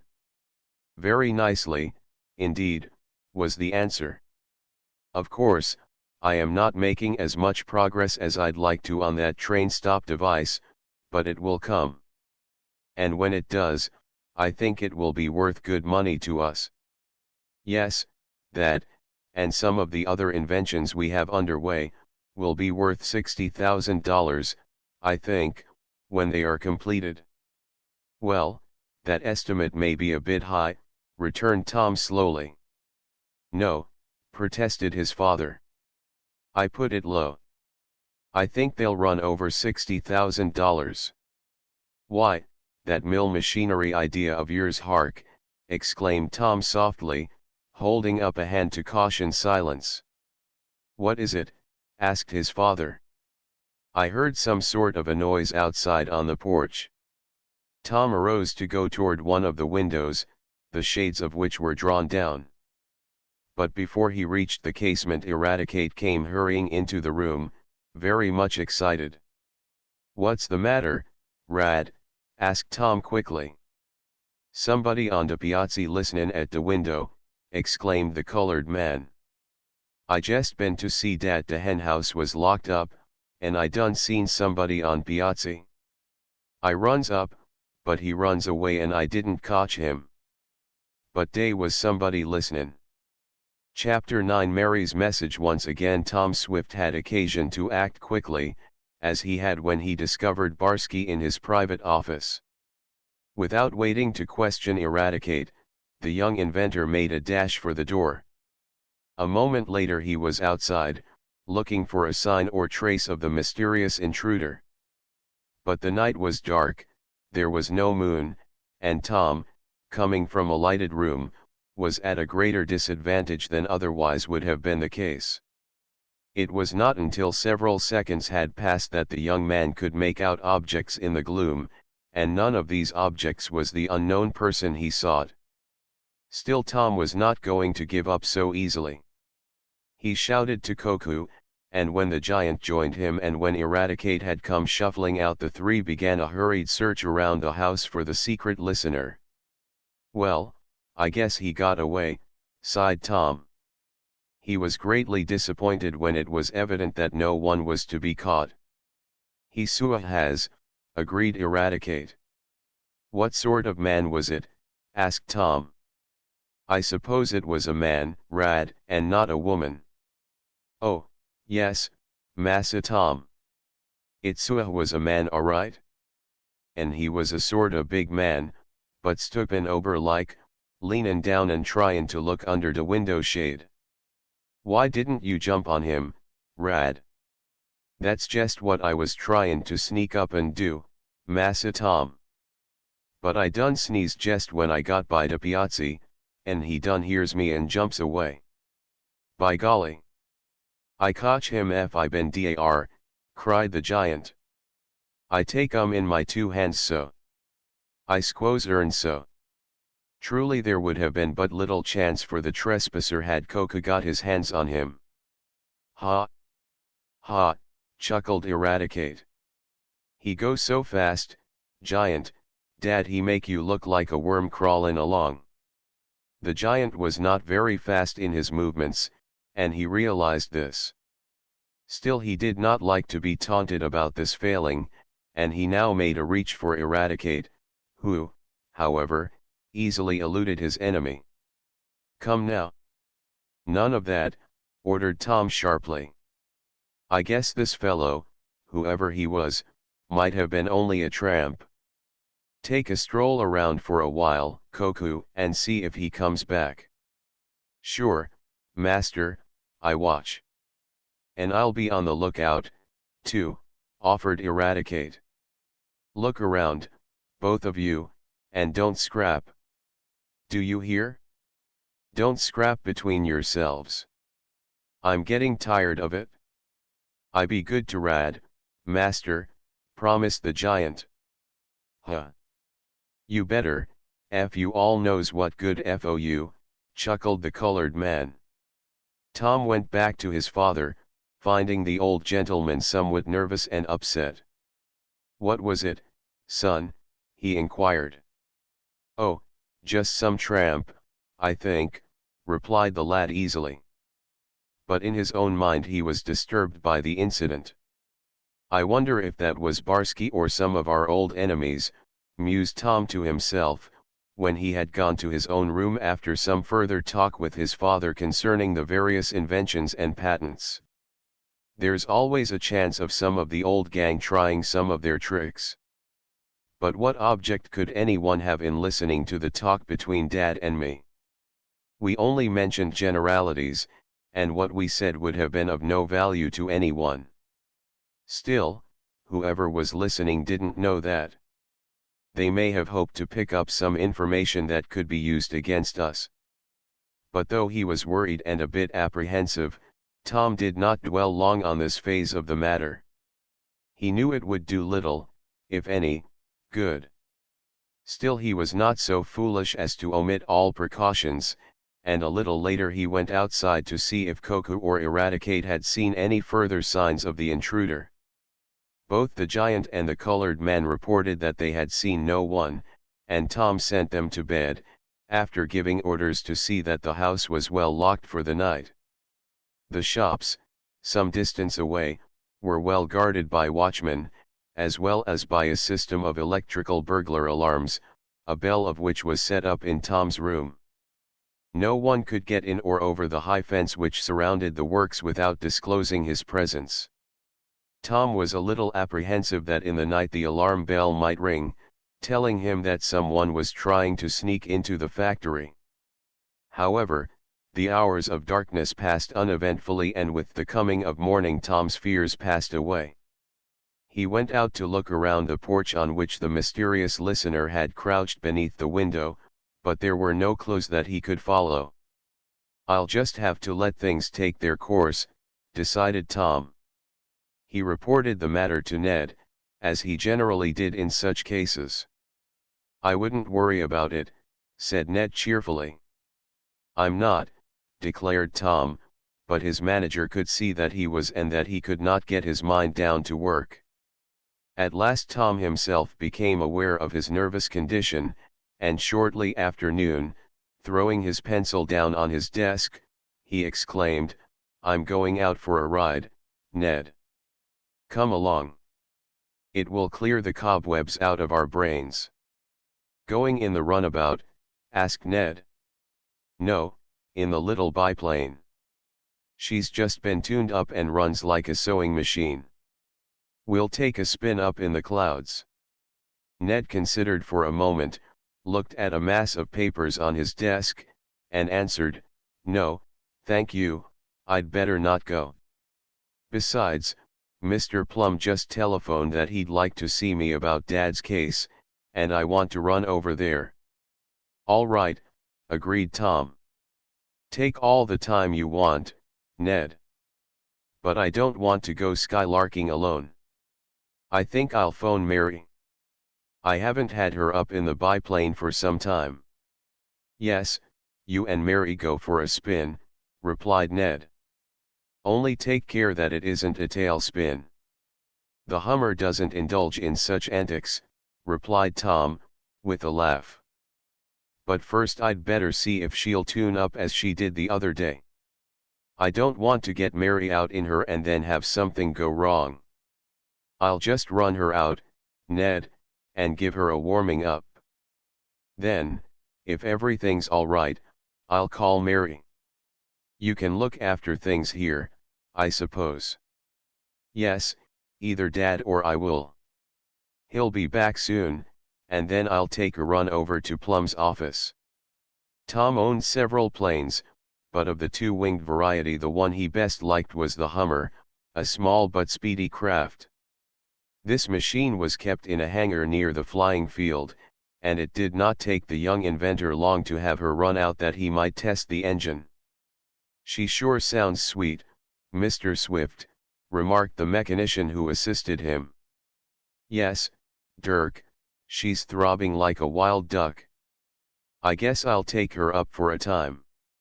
Going back to the office, Tom reported to Ned that everything about the Hummer was in good shape and that he would probably be gone for the remainder of the day.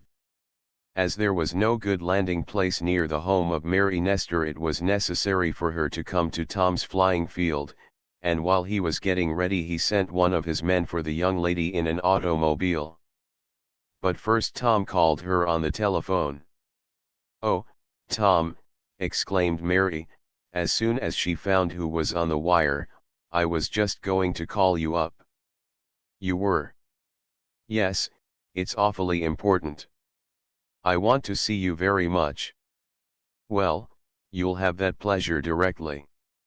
"Oh, Tom, don't joke about it. It is important." "What's the trouble, Mary?" the young inventor asked, seriously enough now. "I'll tell you when I see you soon." Tom told the girl of the proposed trip and Mary hung up the receiver while Tom wondered at the note of anxiety in his sweetheart's message. Chapter X, a queer story. The young inventor was out at the flying field in his air togs going over every detail of his machine when Mary Nestor arrived in the auto driven by a messenger Tom often employed. "Hello," called the girl, as she leaped out of the car. She, too, wore a leather flying suit, for Tom had told her to put it on. "Hello," responded Tom. "All ready?" "Yes. But I want to talk to you, and we can't do it very well with the engine going. It makes such a noise." "This one doesn't make as much racket as some do, for I've got a muffler on her," Tom replied. "But still you can't exactly carry on a whispered conversation in the Hummer." "This conversation is going to be rather private," returned Mary in a low voice, with a glance toward the man who had brought her over in the car. "We might start off, land in some lonely field, and talk there," Tom suggested. "I could throttle down the engine just enough to keep her turning over, and yet not running enough to make the plane even taxi." "Why can't you do that here?" asked Mary. "I want to tell you what I have to say, Tom, at once, as you might want to act on it." "Well, I can have him turn the propellers and get her started," answered the youth, with a glance at his helper. "Then, with the engine idling, you can tell me the story while he goes back in the auto." "Do that," suggested the girl. "I want to get it off my mind." Accordingly, while Tom vainly wondered what his sweetheart could have to say to him of such importance, he took his place in the forward cockpit, in charge of the control levers, while the man stationed himself at the propellers. The Hummer was comparatively easy to start. After the engine had been turned over once or twice, with the accompanying coughs and sighs, it started with a thundering roar that made the ground throb. Tom let it run until it was well warmed up. Then, knowing it would keep going at low speed without moving the plane, he throttled the gas down, adjusted the spark, and signed for his helper to leave. "Now, Mary, I'm ready to hear your story," he said as he walked with his friend a short distance away from the Hummer. "It's a queer story," said the girl. "And as soon as I heard it I started to call you on the phone. I was just going to take down the receiver when you called me." "When did you hear this, whatever it is?" asked Tom, who was becoming more and more mystified by Mary's evident concern. "Just this morning," she answered. "I was over in Mansburg doing some early shopping with Kate Borden. Shopping always makes me terribly hungry, as it does Kate, so about noon we went into a small restaurant for lunch. And I suppose you had mislaid your money and couldn't pay, and you had to blush and ask the manager to trust you, and now you want to go there in the plane and settle your debts. Is that it?" asked Tom, with a laugh. "No, and if you make any more fun of me I shan't tell you a thing." So there, Tom Swift, and Mary pouted bewitchingly. "Mercy. I'll be good," he promised. His sense of humor was rudely shaken a moment later as Mary went on, "While Kate and I were eating our lunch, 3 men were eating at the next table, eating and talking. We didn't purposely listen, that is, not until after I heard one of them mention the Swift Construction Company. But then, as you can imagine, Tom, I was all ears. I shamelessly listened after that, and though I didn't hear all that was said I caught enough to know that they were talking about something like a tidal engine. Is there any such thing, Tom?" "Is there, Mary?" "I should say there is. It's one of my latest and best inventions. I believe I can harness the ocean with it, at least, a part of the tide." "But go on, what did they say about the tidal engine?" "One of the men seemed angry that you hadn't sold it to them. He spoke of Mr. Damon and said it was too bad, or words to that effect, that Mr. Damon's negotiations had fallen through." "Go on," urged Tom, as Mary hesitated a moment. "This is interesting, and it may be vitally important." "Go on." "Then they spoke something about mill machinery," resumed the girl. "I couldn't get that very plainly, I don't know much about mechanics, but they spoke of a turbine grinder." "Is that right?" "That's right," exclaimed Tom. "But it will be all wrong if they get onto any of my plans in that respect. I'm mighty glad you listened to this talk, Mary. Who were the men? I mean, what did they look like?" "I'll describe them to you as well as I can. I had never seen any of them before, as far as I know.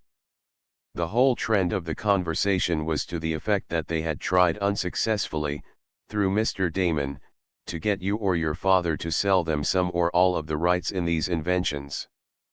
"Is that the case?" "Yes. Mr. Damon came to me some time ago, the day he landed on the roof in his little plane, and wanted me to consider negotiations. But I sent word by him to these fellows, who were represented by Mr. Blythe, not to bother, for I wasn't in the market." "I didn't hear Mr. Blythe's name mentioned," said Mary, knitting her forehead into a series of wrinkles as she tried to recall all the details of the affair. "But there was someone whose name began with B. Let me see, I wrote it down." She fumbled in her pocket and brought out a slip of paper on which she had written one word: Blodgett. "That's the man, Tom," she said. "Mr. Blodgett." One of the 3 who were talking near our table remarked, "Never mind. I think Blodgett will fix it." Those were the words he used. Mused Tom. "Blodgett and he will fix it? Fix what, I wonder?" "That I can't say," answered Mary, for Tom had spoken aloud. "Right after one of the men said that, all 3 went out. I didn't know what to do. I kept wishing you had been there. but I made up my mind I'd tell you about it as soon as I could. Yes, Mary. Thanks. I'm glad you did. It's all a mystery to me. What do you think it means? That would be hard to say. I'll have to admit I'm a bit worried about it, in view of several things that have happened at the shop lately. Oh, Tom, do you think there is any danger? No more than usual. There's always danger when you have rivals.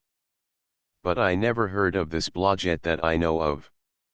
As for the other matters, as I said, Mr. Damon opened the subject, but I told him to head off any visit of the men to me, for I wouldn't do business with them.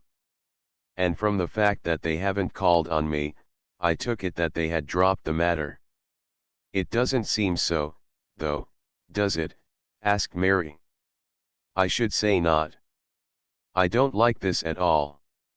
Tom seemed anxious and upset over the matter. And what I particularly don't like is the way they said Blodgett would fix it. Is that the word they used? Yes. It was fix, I'm sure of it. Smacks of desperation, commented Tom. I wonder if the owner of the restaurant would know those men, Mary. He might. Then I'm going to drop in and have a talk with him. Give me the address. Oh, I don't mean I'm going to drop in off the Hummer and let you run the machine alone, he went on with a laugh, as he saw Mary's momentary gasp of surprise. I'll go over and see him tomorrow. Just now we'll go for a ride. I need a little free breathing space in the upper air. Yes, it's a wonderful day for a ride, Tom. And there's no sign at all of rain. We need rain, too, said the young inventor. The woods and fields are as dry as tinder. If a forest fire should start now, it would do a lot of damage. But as long as it hasn't rained for some time, we'll hope it will hold off until we get back from our spin. Come on, let's go. Chapter 11. A double peril. With a roar, the motor accepted the additional gas. Tom turned into the cylinders, and a moment later the little plane began to move over the smooth surface of the field. Gathering speed, the Hummer slowly rose as the young inventor depressed the horizontal rudder, and a moment later up rose the machine like some creature of life, up and up toward the clouds. This is glorious, cried Mary, thrilled by the sensation. Riding in a plane was not new to her, but she never failed to get a sense of exhilaration out of even a short spin in the air. Not so bad, answered Tom. By raising their voices slightly they could make themselves audible to one another, for, as the young man had said, there was a silencer, or muffler, on his engine. It makes one forget all their trouble, called out Mary, as she looked over the side of the rear cockpit where she sat strapped in and glanced down at the earth rapidly dropping away below them. Yes, it does, assented Tom. That's one reason I wanted to come out today, to get rid of some of the cobwebs. And are they being brushed away? Asked Mary. Almost all gone, he laughed, as he sent the Hummer up at a little steeper angle to gain a higher altitude more quickly. The two young people gave themselves up to the thrill and revivifying influence of clear, pure, sunlit air. Deeply they breathed in of the life-giving particles, and the cheeks of Tom and Mary were ruddy with renewed health. With no special object in view, they spun on through the air, now going up until they were above some low-lying clouds and again dipping down to view with pleasure the contour of some wonderful, green valley. Getting tired, Mary, called Tom, after a while. No, she called back to him. I could go on like this forever. Guess I'll have to invent some new kind of machine if you want to do anything like that, the youth countered. What do you mean? Challenged Mary. I mean perpetual motion hasn't yet been solved, and I don't believe it ever will be. As long as we have gasoline engines they will have to be given a drink now and then. Which reminds me that I haven't enough in the tanks of the Hummer to go on for more than a few hours more. I don't want to ride quite that long, of course. Don't take any chances. Go back now if you think anything is going to happen. Nothing is likely to happen, chuckled the young inventor. But I didn't want you to go on dreaming that dream of yours about keeping on forever. As if I meant that, laughed the girl. Better turn back now. In a little while, promised Tom, whose eyes were just then fixed on some object or some view just ahead. Mary was quick to notice his preoccupation as he spoke to her and at once asked, "Is anything the matter, Tom?" "Matter? No. Why do you ask?" "Because you weren't thinking of what you were saying, that's all." "I can always tell." "Do you see anything?" "To be perfectly frank, Mary, I do.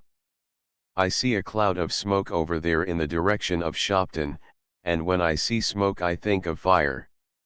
As we recently had a little blaze at one of the shops, I am a bit anxious to see if this is another. Of course it will be as well fought with me away as with me there. But still, oh, Tom, I see it, too," cried the girl, as a little puff of smoke made itself visible near a wooded part of the country. "Perhaps you'd better head back that way." "I think I will," decided the pilot. He moved the steering wheel slightly, banked the plane a bit, and was off in another direction, heading directly for the haze of smoke which by this time had considerably increased in volume. At the time when Tom first saw the smoke menace he was several miles from it, though the clear air made the fire seem nearer than it was. But the Hummer was a speedy craft, and she quickly covered the distance. As Tom Swift and Mary Nestor approached the blaze, for blaze it was, since they could now notice a redness that betokened flames, they could see it more plainly, and a sense of relief came to the young man when he noted that it was in a spot remote from his shops. "Guess it's a forest fire, Mary," Tom observed. "I thought one would break out soon, it's been so dry." "I've never seen a forest fire," she responded. "It must be very thrilling." "It is, and dangerous," replied Tom. "Well, you're going to see one now, for we're going right over it." "Do you think it will be safe, Tom?" "Why not? We're so high you won't even smell the smoke. And as for the heat, well, they do get pretty warm, but you won't feel that." "Oh, I didn't mean that so much," Mary hastened to say. "But if anything should happen to the plane." "Nothing is going to happen," laughed Tom. "I'm going to give you a real view of a forest fire." The smoke was rolling up in great clouds now. But of course the Hummer was far above the conflagration. Nor could they hear the crackling of flames, though this sound was audible to those fighting the fire. Men and boys were at work combating the forest fire. Tom and Mary, from their vantage point high in the air, could note figures, like ants or flies, hastening from the surrounding country toward the scene of the blaze. Some were hastening up in autos, and others in horse-drawn vehicles. "What do they do when they fight forest fires?" asked Mary. "I don't see any engines." "Engines aren't of much use. The fire is very seldom near a water supply," answered Tom. "The only thing to do is to take away the stuff a fire feeds on: dry leaves, sticks, wood, or anything else. Sometimes they do this by digging up the ground or plowing it in broad, bare strips. Another way is to make a backfire. That is, they start some distance off from the blaze and set fire to a limited area. When this burns off, and of course it has to be kept under control, it leaves a black space with no fuel for the fire to feed upon, and when the original fire gets to the place it just naturally quits. They use wet bags, pieces of carpet, anything to beat out the line of flames when they actually fight the fire." "It must be hard work," decided Mary.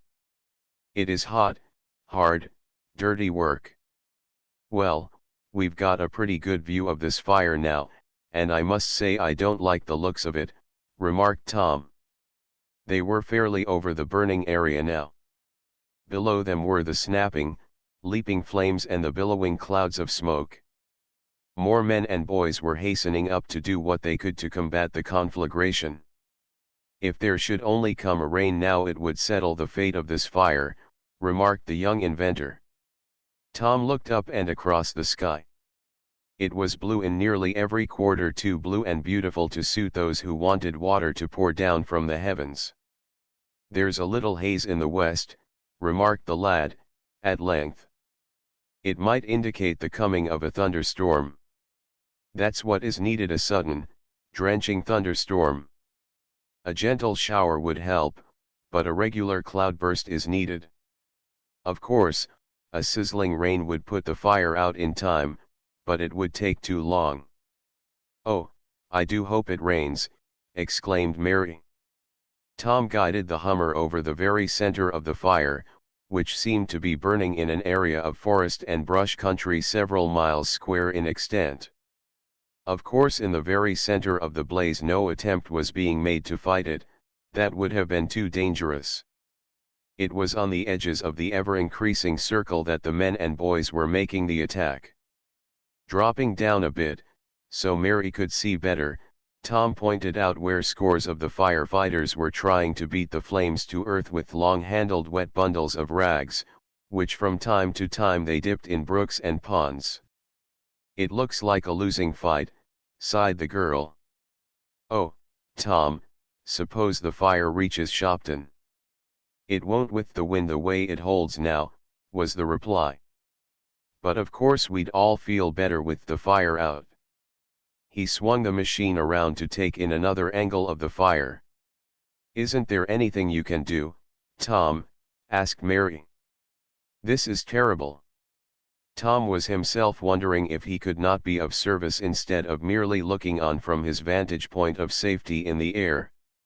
He had invented an aerial firefighting machine, but this, with its chemical bombs, had been disposed of, and there was none on hand at Shopton.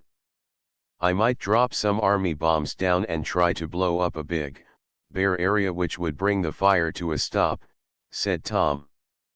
"But it would take some time to get ready for that, and they may have it out in a few hours.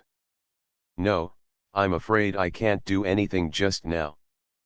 "But we had better," Tom was about to say he had better start back with Mary when, with a suddenness that was startling, the motor of his plane went dead and the machine began to drop toward the heart of the forest fire. "Oh, Tom," cried Mary. "Don't go down so close. It's dangerous." Chapter 12 A Ring of Fire. Knowing little of the actual working of aeroplanes, Mary did not realize what the stopping of the engine meant. She thought Tom had simply shut it off, as he often did, so the noise would not interfere with their hearing of what was going on below. "Go on back up, Tom," cried the girl. "I don't want to go so close." "I'm afraid there's no help for it," stated Tom grimly. What do you mean?" "I mean the motor's stopped." "Something has gone wrong with it?" "We're making a forced landing. Goodness knows what the outcome will be." But Tom said the last to himself as he saw the forest fire seemingly rushing nearer and nearer. It looked as if he would crash down in the midst of the burning trees. If there was only an open place to land it wouldn't be so bad, desperately thought Tom.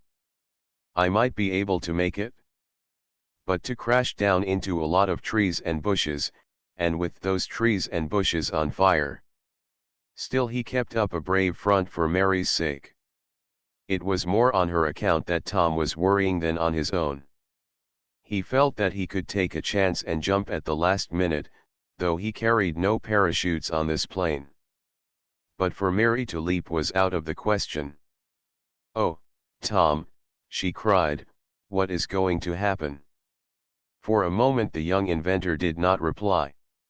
Then a desperate idea came into his mind. It was a big chance, but the only one, and it must be taken.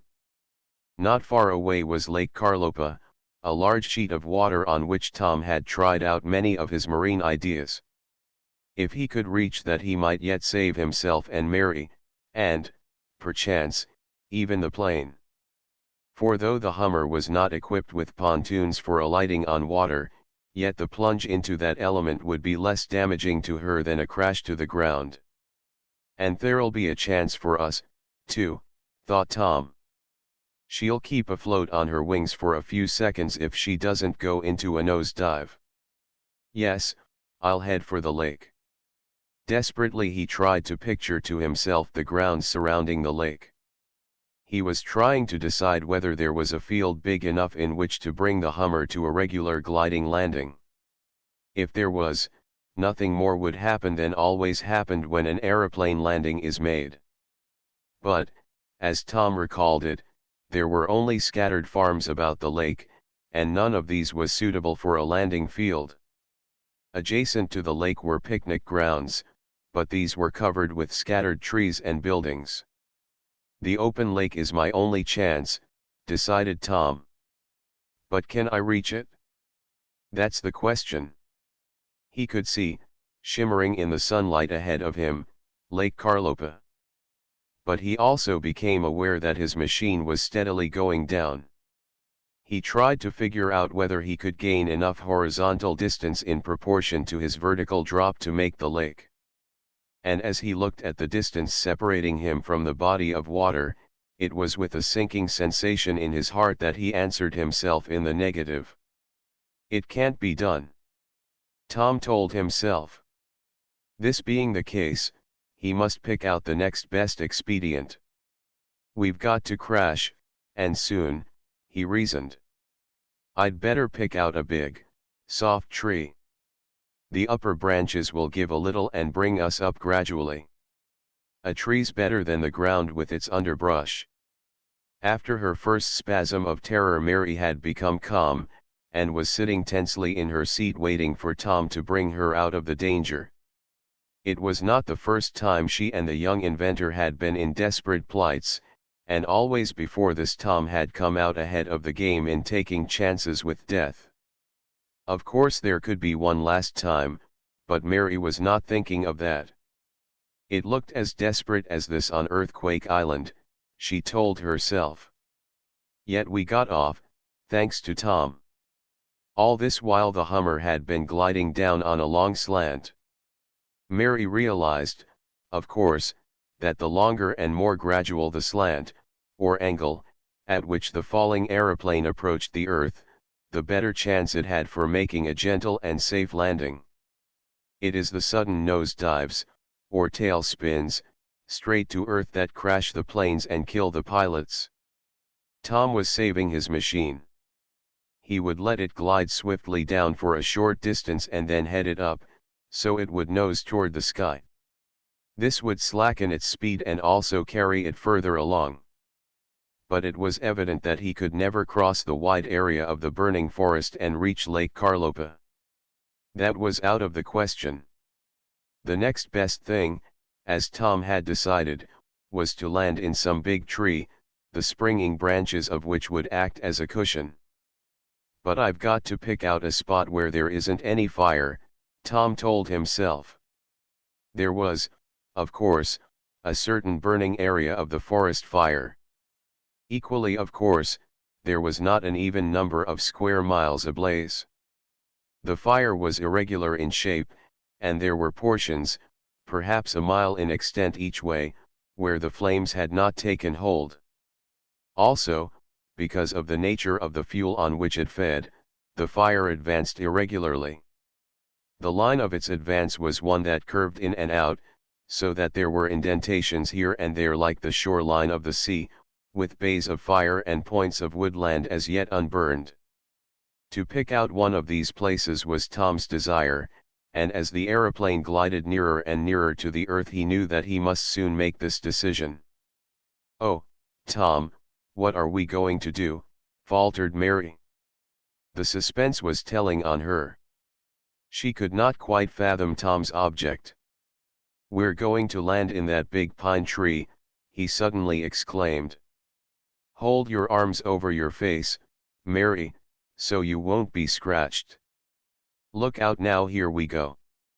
As Tom spoke, he ducked down behind the protection cowl of the cockpit in front of him, having a moment before adjusted the steering lever so as to glide into the top of an immense pine tree which stood in the midst of a clump of other giants of the forest, in a space as yet untouched by fire. A moment later the Hummer crashed with a thud, a rending, a crackling, a splintering and tearing that went to Tom's heart, for the plane was almost like a live creature to him. Even as the plane crashed, Tom knew that he had made the best landing possible, and that, for the time at least, he and Mary were safe. As Tom had anticipated, the spreading branches of the great pine tree acted as an immense cushion, and as the Hummer was a comparatively small plane, she was buoyed up. That is, at least long enough to take up the first shock. In a few seconds Tom realized that he and Mary must make a hasty exit from the plane, for it might slip from its position, and portions of it drop on them as they slid from their seats. The poor Hummer was badly broken. A plane cannot crash down into a tree and not have something like that happen. They are not built for that sort of thing. Tom realized this. "Quick, Mary," he called. "Unstrap yourself and I'll help you climb out and down.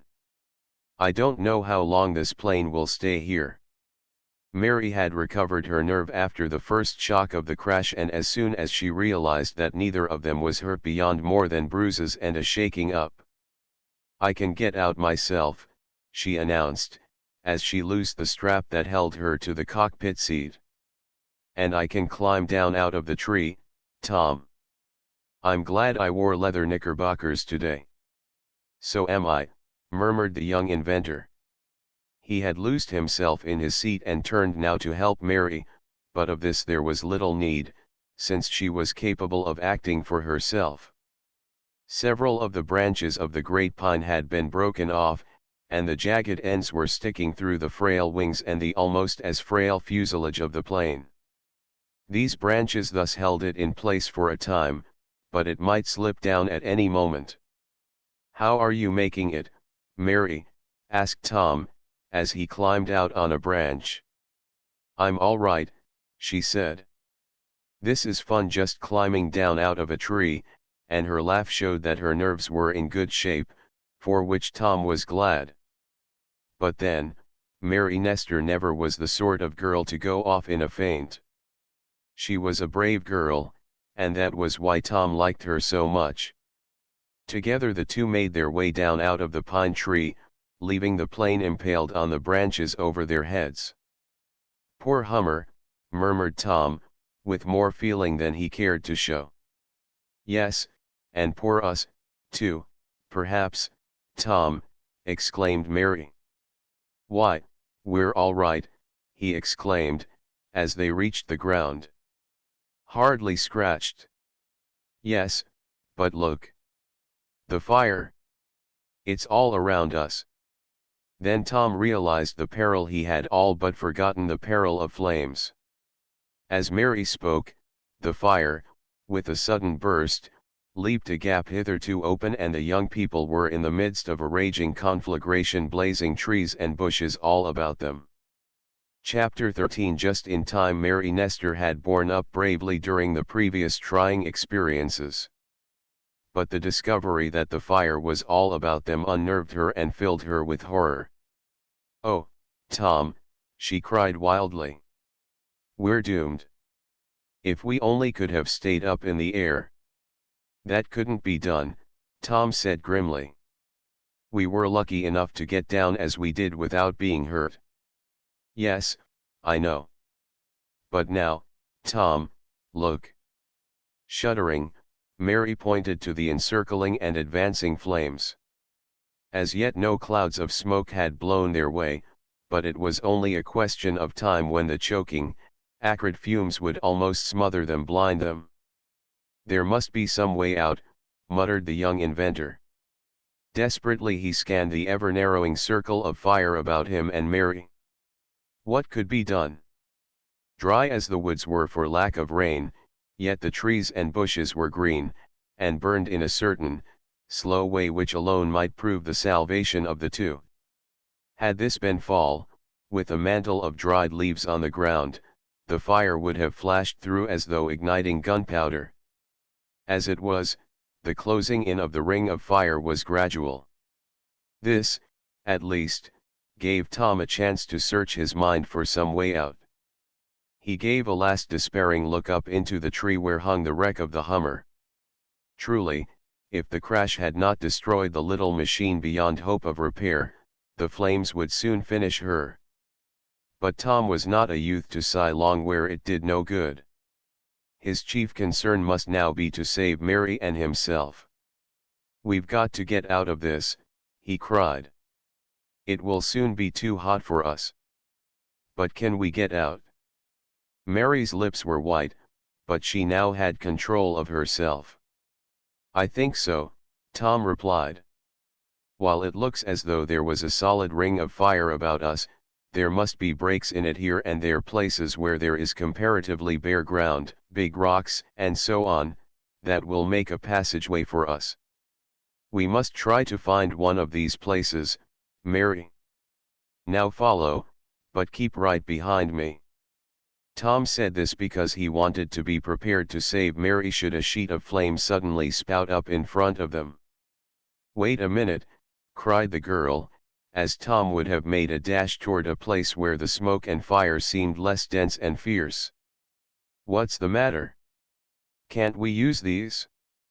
Wrap them about our hands and faces in case we get too near the fire," asked Mary. She pointed to two closely woven woolen blankets that had fallen out of the forward cockpit of the Hummer. Tom had stowed these away to be used on occasional trips when he went up to such an altitude that it was very cold, and a blanket about his legs and those of his passenger might add immeasurably to their comfort. With the tilting of the plane, the blankets had fallen out shortly after Tom and Mary had climbed down from the tree. "I've often read of persons wrapping their head in wet blankets to pass through flames," said the girl. "And these two are wet, Tom, look, sopping wet." "Be careful they aren't soaking in gasoline," warned the young man, as Mary picked up the coverings. "I guess that's what happened, the gas tank sprang a leak." Mary's answer was to raise one edge of a blanket to her nose. "It's water," she cried. "Not gasoline at all." "Good," exclaimed Tom. "The radiator burst, of course, and soaked them." "Good enough, Mary. They will be just the thing to protect our heads and faces. It's mighty dangerous to breathe smoke-laden air. Now we'll have a better chance." He saw to it that Mary had the wetter blanket of the two, then, with the coverings held in readiness to use should they approach too near any flame, the two in such a desperate plight started in that direction where the flames and smoke seemed least thick and menacing. All about the girl and the youth the fire was raging. There was no difficulty now in hearing the crackling of the flames or the crash as some big tree, burned through, fell in the path of the raging element. Tom listened, thinking he might hear the shouts of the firefighters, and it was his hope that they might come to the rescue. Though there might have been men and boys near the two imperiled ones, their presence could not make itself known above the roar and crackle of the flames. For a time it seemed as if Tom and Mary might win through to safety by keeping on in the direction they first took. They went on for some distance, now and then stopping to let what wind there was blow aside a curtain of choking, blinding smoke. So far had they progressed that Tom was on the point of calling, "I think we're going to make it, Mary," when, almost as he spoke, a curtain of smoke was swept aside and they saw a line of flame directly in their path over which it was impossible to leap and through which it was certain death to pass. Hitherto they had jumped several little, low lines of fire, which were low because they had little on which to feed. But this ahead was part of the main blaze, and it needed only one glance at it to tell Tom and his companion that further progress was blocked in that direction. "No go," gasped Tom, shutting his eyes a moment to ease the smart and burn caused by the smoke. "I should say not," agreed Mary. "Suppose you go down that way and try a little to the left. It doesn't seem quite so smoky there." Tom looked, and was of the same opinion. "Better put the blanket over your head," he told the girl. "It seems to be getting hotter and more sparks are falling. They might catch in your hair." The thickly woven blankets, wet as they were with water from the broken engine radiator, would prove a good protection against sparks. Accordingly, Mary threw hers over her head and Tom did likewise. Then he dashed in the direction the girl had indicated. But they did not get as far along this trail as they had on the other before they were stopped by a wall of fire. "Oh, dear," sighed Mary. "What are we going to do?" She felt helpless and almost hysterical, but for Tom's sake, resolutely held herself in control. "Got to try some other direction," gasped Tom, opening the blanket around his face a little so he could breathe more freely. "We've got to get out." Apparently, the only other course was to retreat and try the right, thought Tom, since the left had proved impracticable. And it was this decision the only one possible under the circumstances which eventually saved them. No sooner had Tom taken the lead and gone a few steps down what seemed a fairly well-defined path than he gave a shout of exultation. "What is it?" cried Mary. "Do you see a way out?" "I don't. The smoke seems thicker than ever." "It is," Tom said. "But we'll soon be all right. I know where I am now. I know it by that big rock. A little way down this path is a cave. It's near a brook, and though the brook may be dried up, the cave will make a place in which we can be safe from the fire. It's always damp in that cave. Besides, there's nothing in it to burn. Come on, Mary." "Are you sure you're right, Tom? It looks worse than ever in that direction." "Yes, I know where I am now," he replied. "We'll soon be all right." Though Tom spoke positively, Mary had her doubts, especially as it got hotter and smokier as they went down the path and the crackle of the flames was louder. But once Tom Swift had been in a certain place, he never forgot it. He had an excellent sense of direction, and his memory had not played him false on this occasion. Running along the edge of a tract of brambles and briars that were beginning to burn fiercely and looking back to see that Mary was following, Tom led the way down a little gulch. He seemed to be going right into the heart of the flames, and had Mary not known him as well as she did she might have feared to follow. But she kept on, and a little later Tom came to a stop at the edge of a black, yawning hole in the side of a hill. "Here's the place," he cried. "And there's the brook. Some water in it, too, which is the best luck yet. We'll have time to wet the blankets and get a drink. My mouth is parched." Mary, too, suffered from thirst, but she had made up her mind not to say anything about it for the present. Now, however, that there was a chance to get a drink, the thirst seemed to rush upon her irresistibly. The fire had not yet reached the little gully, but the trees and bushes on the top of the ridge beneath which extended the cave were starting to burn.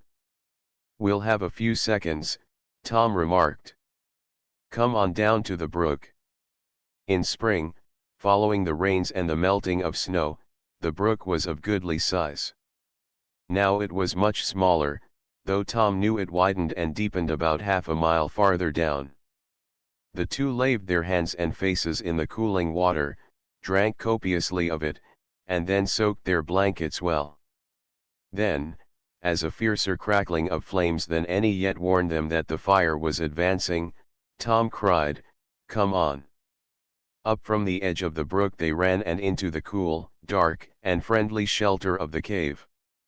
They reached it only just in time, for they were no sooner inside than a shower of sparks and burning brands, falling into some dry sticks, leaves and grass near the mouth of the cavern, sent a sheet of flame directly across it. "Now let the fire burn itself out, and it won't take long at this rate," cried Tom, as he and Mary stood in comparative safety, free from the menace of fire and out of that blinding, choking smoke. Then, to Tom's surprise, Mary burst out crying. Chapter 14. A queer attack. The young inventor, not much accustomed to tears, thought at first that Mary had been hurt in some way, perhaps burned by a flying brand. "What is it? Tell me," he urged, taking her in his arms as they stood in the cool darkness and safety of the cave. I'm all right," gasped Mary, looking up at him as well as she could in the gloom. "All right? Then, why are you crying?" "Oh, it's because I'm so glad we're here safe," sobbed the girl. "Oh," exclaimed Tom, but there was a great deal of meaning in that one word. "Yes, I guess we're all right," he agreed. He looked out of the cave. In front of it and on either side the fire was burning fiercely. Another few seconds and neither he nor Mary would have been able to get through that fierce, hot barrier. But the flames could not eat their way into the cavern. Then, as he and the girl stood there, thankfulness in their hearts that they had thus come safely through two grave dangers, there suddenly sounded a deep, booming, vibrating sound that seemed to shake the earth about them. "Dynamite!" cried Tom. "They've brought up explosives and are blowing up patches to stop the flames." "A good idea." "No, that isn't dynamite," said Mary. "Don't you know thunder when you hear it?" "Thunder!" cried Tom Swift. "Yes. It's thundering. Don't you remember, we saw signs of a storm coming up in the west just before the aeroplane went dead?" "That's right." "If it is thunder," a booming crash interrupted him. There was no doubt of it, a heavy storm was pending. "The rain will put out the forest fire," concluded Tom. "Then we can get out of here and back home."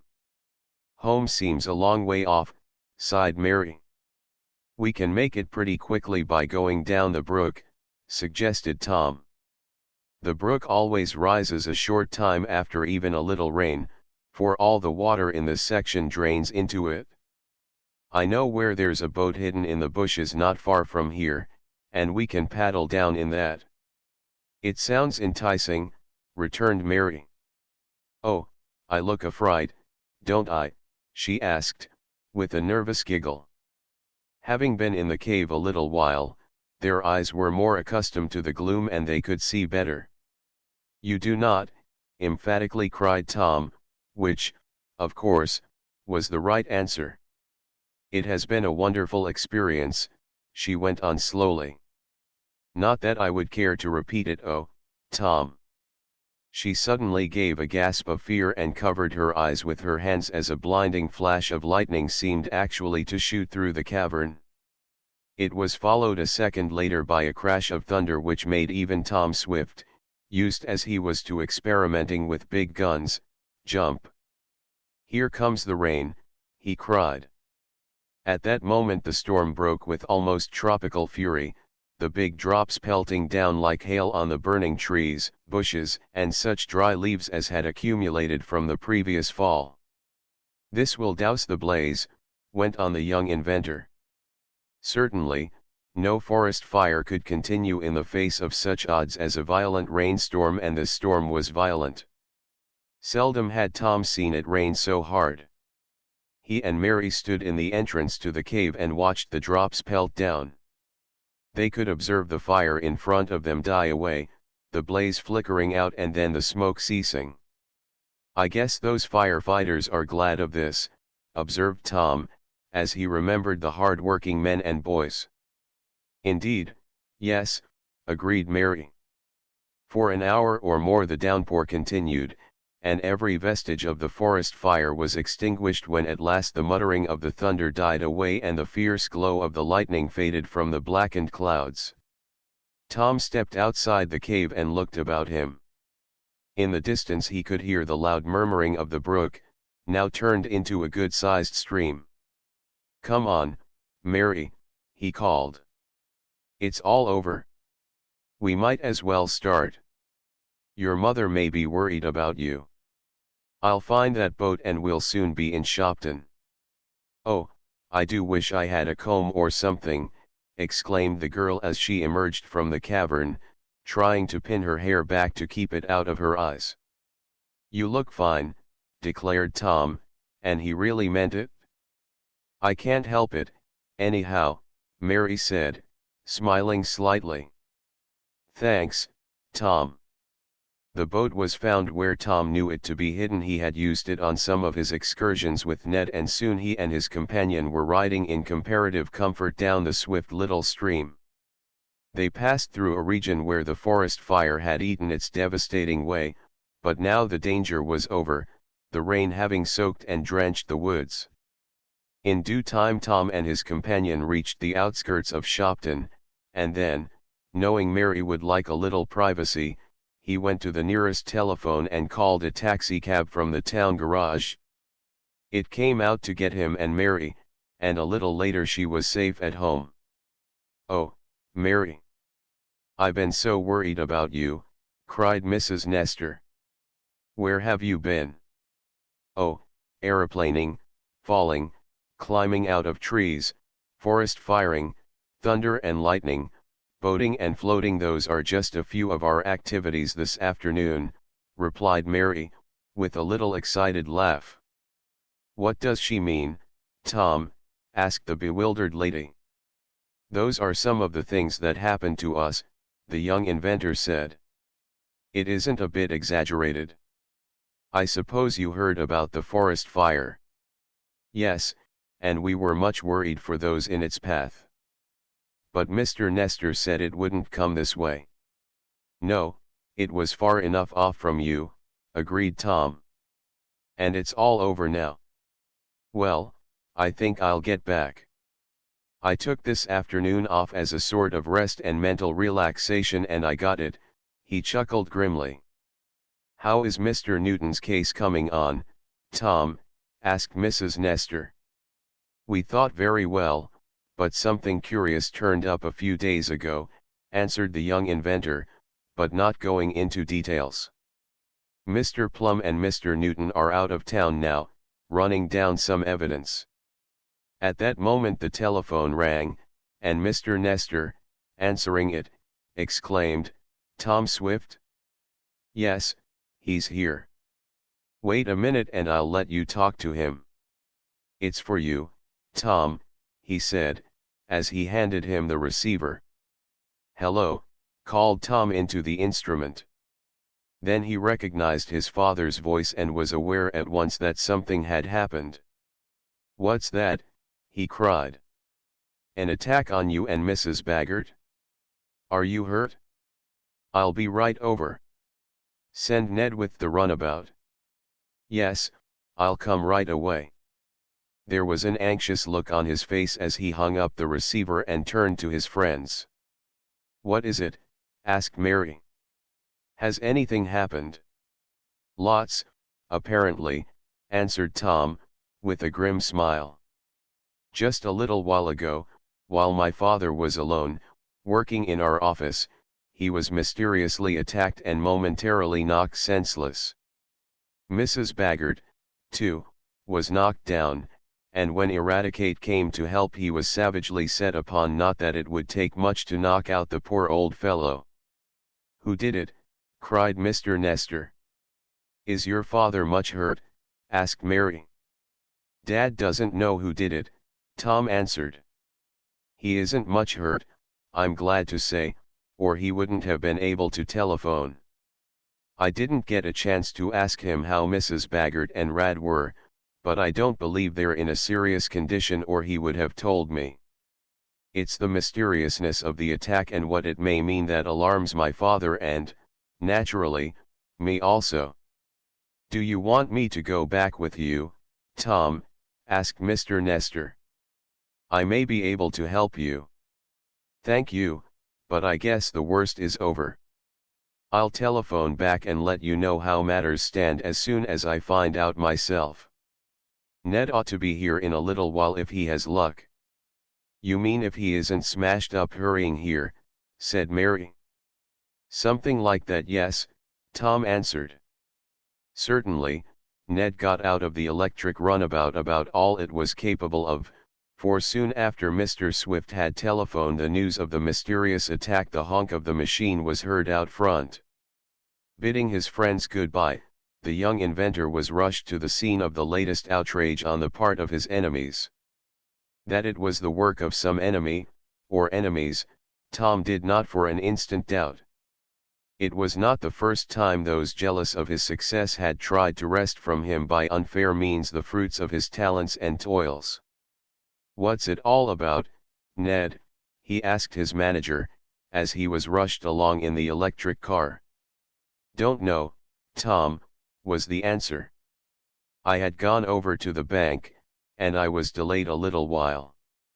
As a matter of fact, I stopped to hear some reports about the forest fire, for I was anxious about you. When I got back I found the office in confusion, and Eradicate, staggering about with a badly cut head, was telling some story about a big red-haired man who had burst in on your father and had tried to take some papers away from him. Mrs. Baggert, it seems, had come over to the office to bring your father a glass of milk which she thought he ought to have, and she tried to stop the attack. But the rascal went for her, too. As soon as I got in, your father, having in the meanwhile located you at Mary's house, sent me over to get you. That's all I know about it." "Is Dad all right?" "Yes, nothing serious. Though he's greatly upset, and that isn't any too good for him. But he got only a slight blow on the head." "And a man with red hair did it," mused Tom. "Red hair? I don't know anybody with red hair who would be as desperate as all that. This is getting mysterious." Chapter 15. The Trap. The young inventor, followed by his manager and chum, hurried into the house. Tom found Dr. Clayton putting the finishing touches to the dressing on a scalp wound Eradicate had sustained in the encounter. In one corner of the room Mrs. Baggert, a bandage around one hand, was endeavoring to get Mr. Swift to drink something from a cup. "I tell you I'm all right," insisted the old inventor. "I don't need any catnip tea, my dear Mrs. Baggert. But it will be good for your nerves."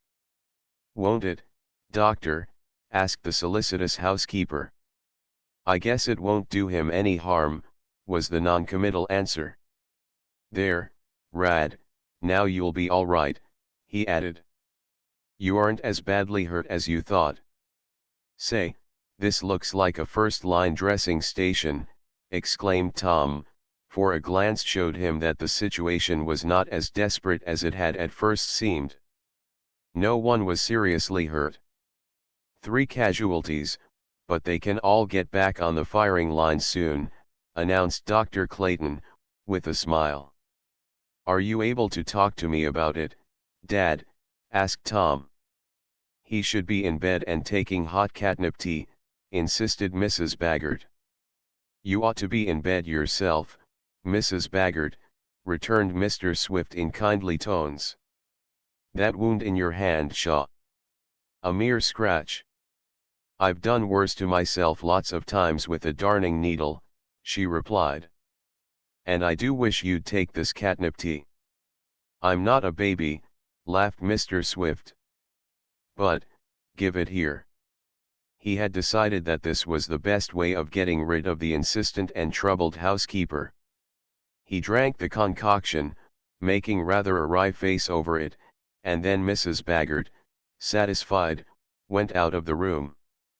"Now let's have the story," suggested Tom. "Start at the beginning. Is Rad able to tell his part in it?" he inquired, as he placed a chair for the aged colored man. "I sure is," was the emphatic answer. "An F-dad red-haired rascal comes in, yeah, now I'll lambaste him a good one, that's what I will." "Better go easy, Rad," advised the doctor, who was putting away the materials he had been using. It was this way, Tom said his father, and then, noticing the rather disheveled condition of his son, he exclaimed, "Were you attacked also?" "No, I had a little trouble with the plane and had to sprint with a forest fire," was the easy answer. "I'm all right. Go on." Thereupon Mr. Swift related that he had been at work in a room opening out of Tom's main office on some figures Tom had asked him to verify when a man suddenly entered and without warning reached over the desk as if to grab the papers on which Mr. Swift was working. "I gave a yell and leaped at him," said the aged inventor, "but he struck me with something in his hand. I got dizzy and sank back in my chair. Just then Eradicate, who was out in the hall, rushed in and the man turned on him, giving poor Rat a blow that knocked him down. What happened after that I don't know, except that I saw, in a daze, Mrs. Baggert enter the room and the man spring at her. Then I must have fainted. When I came to myself I was being looked after by Dr. Clayton. But I'm all right now. We must get after this rascal, Tom." "Certainly we will, Dad.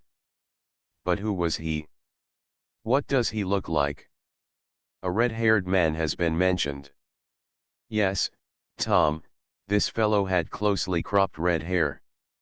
I have never seen him before that I know of." "Had you, Rad?" asked the youth. "No, Massa Tom. I was sweepin' out in de hall and I had my back to de do.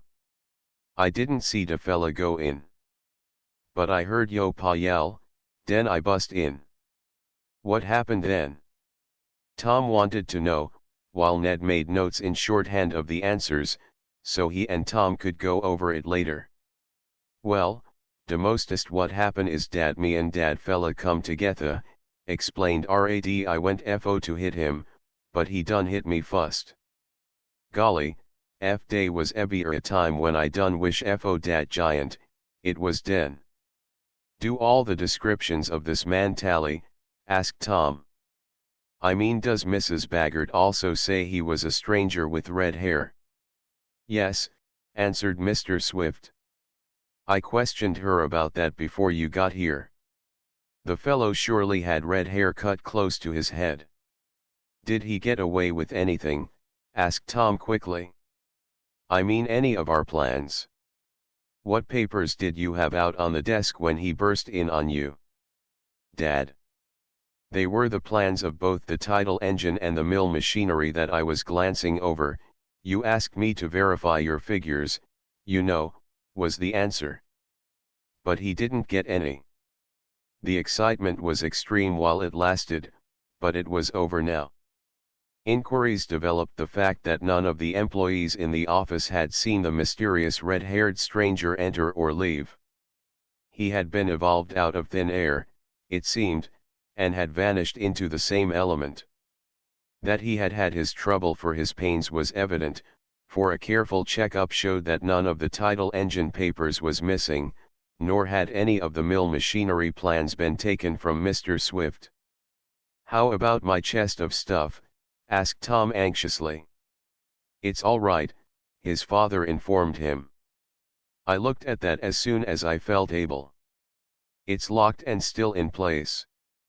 "Good," cried Tom. "And now we must get busy and solve this mystery." Making sure that his father, Rad, and Mrs. Baggert were really in no danger, Tom took a bath to remove some of the grime of his recent experiences and then sent a couple of his men over to the pine tree in which the Hummer had lodged. "I'm afraid the plane's a goner," Tom said. "But maybe you can save part of her. The engine ought to be good, anyhow." This having been done, and as it was now late in the day, Tom closed the office, first, however, arranging to have Coco take up his sleeping quarters there to be on guard every night. "If the red-haired chap returns, he'll meet with a different reception this time," Tom said to Ned. He and Ned made a careful check-up on all the incidents connected with the attempted robbery and assault. They looked about the place for clues, but found none of any moment. Nor could anyone be found who had seen the scoundrel make his way to Mr. Swift's room. The young inventor had not forgotten what Mary had told him about the conversation in the restaurant, and he called up the proprietor on the telephone. But that individual could give him no information concerning the fellows who had had their meal there. It was natural that Tom's mind should jump to the latest acquisition to his working force, the man Barsky. Somewhat suspicious of him from the first, and these suspicions added to by his father's ominous shake of the head and his expressed doubts of the Russian, Tom decided to keep an eye on the fellow. It was almost closing time in the shops when Dr. Clayton had gone, leaving all his patients in good shape, and when Tom and Ned had been informed as to the main points in the matter. With his suspicions fermenting, Tom hurried over to the pattern shop. It was with mingled feelings that he saw Barsky hard at work on certain important models. Tom passed the fellow and spoke to him, saying casually, "It will soon be quitting time." "It matters not to me hours," replied the man in his strong accent. "When I work I think not of time. I am of much interest in my profession." "Yes, it's a good thing to be so interested," returned Tom dryly. He passed on, but took a position where he could watch the man without himself being observed. It was hot in the workshop. Beads of perspiration came out on Barsky's forehead, and as he mopped them away with a big, blue handkerchief, Tom, from his hiding place, saw something that made him exclaim, "The fellow's wearing a wig." Wild ideas ran through Tom Swift's mind. "I'll set a trap for him," he decided. The quitting whistle blew. True to his statement, the Russian worked on, though other men laid aside their tools. Tom remained in his hiding place, but it was now getting dark in the shop and he could see little. It was not until shortly before noon the following day that Tom had a chance to put into operation his plan of laying a trap for Barsky. In the meanwhile nothing new had developed in the matter of discovering the red-haired man. Carrying out his plan, Tom went to a small room in the rear of his office where he sometimes carried out delicate experiments. From there he caused to be sent to the suspect a message that he was wanted. The approach to this little room was along a narrow corridor where there was not room for two to pass. When Tom heard Barsky approaching in answer to the summons, the young inventor hurried out, timing himself to meet the Russian in the corridor. To keep the matter secret, Tom had arranged to be alone in this part of the building. "Ah, you sent for me, Mr. Swift?" asked the man. "It is a pleasure for to come to so distinguished an inventor." Thus the man exclaimed as he saw Tom coming toward him out of the little room. But Tom gave the fellow no chance to do anything, had such been his intention. Brushing up against the suspect, as though to pass him in the narrow corridor, Tom raised his hand and brushed the big mop of black hair on Barsky's head. A moment later the wig of hair came off and with it the bushy black beard that all but hid the fellow's face. "Ah, I thought so," cried Tom, as he saw closely cropped red hair, heretofore hidden by the wig. "You're a prison bird all right, Barsky, or whatever your name is. I've found you out." For a moment the man was so taken by surprise that he could only stand with open mouth, gasping. Then, suddenly, rage seemed to take possession of the red-haired rascal, the same sort of rage that must have actuated him in his attack on Mr. Swift, Eradicate and Mrs. Baggert. Before he could speak, however, Tom cried, "You're through here, you dirty scoundrel. Get your time and clear out. And don't think you're going to have it end there. I'm going to have you arrested." "Oh, you are, eh?" sneered the man, and, realizing that his disguise had been effectually penetrated, all trace of his pretended Russian accent disappeared. He spoke ordinary English. "So you think you've found me out, do you? Well, you've got another guess coming, Tom Swift. I'm not half through with you. You mean I'm not through with you, replied Tom. You're an imposter. I have been suspecting you for some time, and my father has from the first. Now we'll have a settlement. But first I'll settle with you, cried the fellow, whose rage was on the increase. His lips closed tightly and he clenched his hands. These should have been warning signs to Tom, but they were not. A moment later, kicking aside the wig and false beard, the fellow made a jump for the young inventor. Whether he held concealed in his hand some object like a blackjack, was never found out. But the fellow gave Tom such a blow on the head that the young inventor crumpled up and went down in a heap. Blackness closed over him and in his ears a multitude of bells seemed to ring. Chapter 16. Bound in darkness. Ned Newton was rather puzzled over Tom's long absence from the office. The day had passed and the young inventor had been at his usual desk for only a brief period in the morning. He had told Ned he was going into the little testing room and would soon be back. Ned knew that Tom did not like to be disturbed when conducting experiments and tests in this cubbyhole, as it was called, for it was made small purposely to avoid air drafts and vibrations. So when noon came and Tom did not appear for dinner, nothing much was thought of it, as he frequently missed a meal. But this time I have chicken and dumplings, complained Mrs. Baggert. And Tom is so fond of them. He doesn't know what he's missing, commented Ned, who always ate lunch with the Swifts, as time was saved by not going to his own home. I'll save him some, remarked the kind-hearted housekeeper. Noon passed, and the afternoon was waning when a message came over the telephone that needed Tom's personal attention. He had left orders that, no matter what he was doing, he should be summoned when this call came in. So Ned, believing his friend was in the little experiment room, hastened there, leaving Mr. Newton, who was back in Shopton, looking white and worried, to hold the wire. But Tom was not in the little room. Nor was he in the corridor where Barsky, in a fit of rage at being discovered, had knocked the young inventor senseless. This is queer, mused Ned. But no suspicion as yet entered his head. He must have gone back to the office by the outside way, for this was possible. Hurrying back to the main room, Ned did not meet his chum.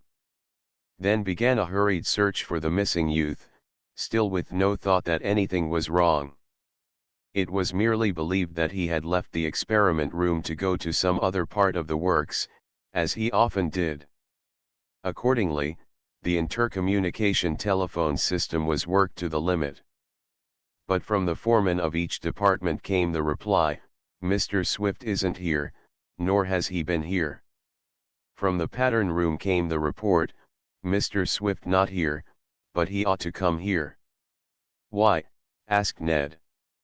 "Because," replied the foreman, "that new Russian workman he hired has gone away and left a valuable pattern half glued. It will be ruined if it isn't finished and placed in the vise to set. But none of the men knows anything about it, and I don't either. Mr. Swift gave special orders that Barsky was to be allowed to work in his own way on that train stop matter, and we don't like to interfere. But I know enough about pattern making to feel sure this one will be spoiled if it isn't finished soon. I'll see if I can find Mr. Swift and send him to you," promised Ned. But Tom could not be found in any of the shop departments, nor was he in his rooms at home. He had not been seen there since early morning, Mrs. Baggert stated. Still no alarm was felt. Often in the excitement of following up a new idea or completing an invention on which he had been working a long time, Tom would slip off by himself, either to be alone with his thoughts or to try out something that had occurred to him. And often he said nothing to anyone of his intention. "That's probably what he's done now," remarked Ned, and so little was thought of the matter that Mr. Swift was not informed, for it did not occur to anyone but that Tom would come back by evening. He might be over at Mary Nesta's house, suggested Mr. Newton, when the person who had called Tom on the telephone had been told to ring up later in the day. That's so, agreed the young manager. It's the most likely place to find him. I should have thought of that before. But Mary also answered in the negative. Tom was not there. Is anything the matter, she asked, influenced to do so perhaps by an anxious note in Ned's voice. Oh, no, nothing wrong, he said. It's just an important message for him. He'll be around soon, I guess. But Tom Swift was far from being around. 10,000 years seemed to pass while the young inventor lay in a fog of incoherence. At least, it appeared to Tom to be 10,000 years, perhaps longer. Slowly he opened his eyes, but the darkness about him was so intense that he thought it was still an effect of the cowardly blow, which he now remembered. But in a moment he knew that his eyes were open and that he was staring out of them, but without seeing anything. The blackness was profound, like a piece of black velvet wrapped about him. And then, as he tried to move and found that he could not, Tom knew that he was bound with ropes and in a dark and strange place. I surely am up against it, he muttered. Chapter 17. Out of the cistern. Where am I and what happened? Tom asked himself. Rather futile and hackneyed questions, but they were just the points Tom desired to be informed about. Much easier it was to reconstruct what had happened than it was to answer the first question as to where he was. Beyond the fact that he was in some dark place, very dark, and that it was damp and noisome, Tom could not imagine where he had been taken. It was coming back to him now, and he helped his dazed brain to clear by talking aloud to himself.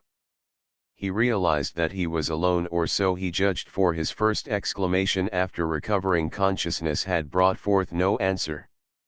Let's see now, mused the youth. I knocked off Barsky's wig and false beard and saw that he had close-cropped red hair. This makes him, beyond doubt, the scoundrel who attacked Dad and the others.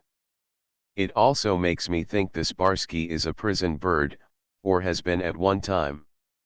He got mad when I fired him, and he came at me. I remember that, but it's the last thing I do remember. He must have given me a crack on the head with a blackjack and knocked me out. It happened in the little passage near the experiment room, and no one saw it. Then he must have tied me up and carried me here, wherever this is. And Tom would have given a goodly sum, just then, to know exactly where he was. It did not seem possible that Barsky could have packed him into an automobile and carried him far away. He would have been seen by someone in the office or the shops, reasoned Tom. Therefore I must be hidden in some place not very far from my own home or the office. Now where is there a locality like this around our shops? Having thus considerably narrowed the inquiry, Tom further simplified it by a process of elimination. He sensed that he was in some place below the level of the ground. The close, stuffy atmosphere of his prison proved that. And it's damp, too, mused Tom. It has held water. Ah, I have it, the old cistern under the first shop we built. When the Swift Construction Company was first started, it was in a modest way, with only a small shop. Beneath this Mr. Swift had built a large cistern for the storage of rainwater, which, because of its softness, or non-chemical quality, was needed in his experiments. Later, when the business grew and the little old shop was abandoned, the cistern was emptied and closed, a larger storage tank being built in another place. Entrance to the abandoned cistern could be gained by a trapdoor in the floor of the shop, but as Tom remembered, there was no ladder in the reservoir. Barsky must have lowered me in here with a rope, thought Tom. Then he simply dropped the cover on and ran away. It was clever of him. Now he has time to work some of his plans, I suppose.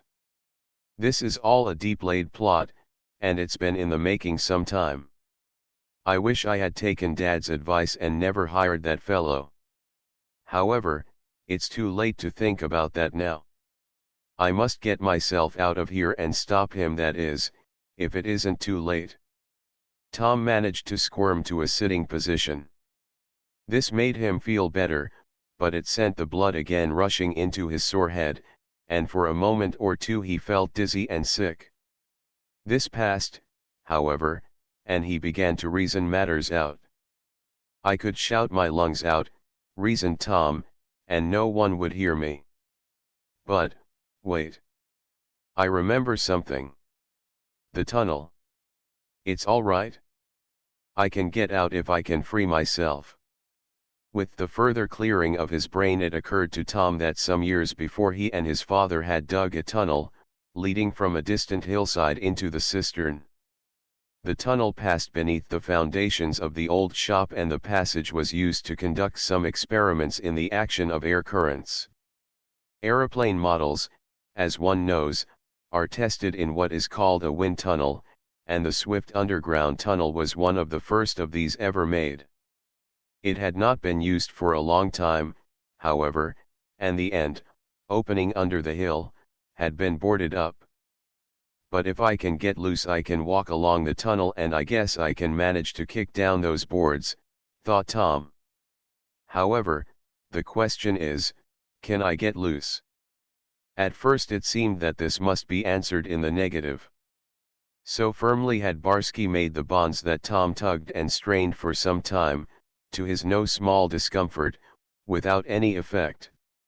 At last, however, he felt the ropes around his hands, which had been tied behind his back, giving a little. This encouraged him, and, gritting his teeth to keep back involuntary exclamations of pain, he strained harder. It was out of his power to break them, but the ropes stretched a little, and at last, after hard work, he managed to get his hands free. But such was the cruel force with which the cords had been knotted, and so long had they been on the captive's wrists, that, even though his hands were now free, he had little use of them. They were numb and helpless. Like limbs asleep, and, as Tom said afterward, they felt as big as sofa cushions. They soon, however, began to tingle as the blood resumed its circulation, and with the sensation of pins and needles pricking his fingers, Tom began to feel that he could use his hands. This he did in loosening the cords around his feet, and in a few minutes more he was able to stand up, free to move about and take up the matter of getting out of the cistern. It was as dark as a pocket in there, and Tom wished he had with him a small electric flashlight. Almost always he carried one, but this time, just when it was most needed, he was without it.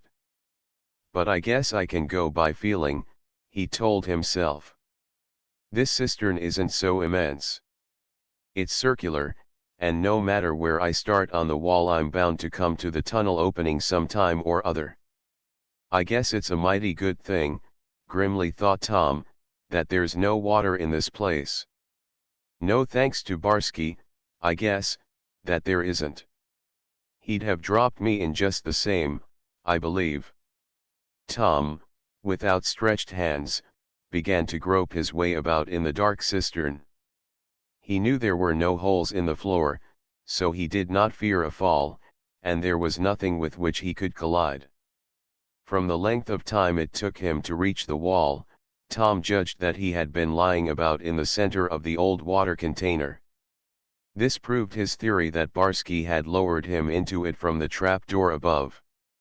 Once Tom was in contact with the circular wall of the cistern, it was an easy matter to follow it around until he came to the tunnel opening.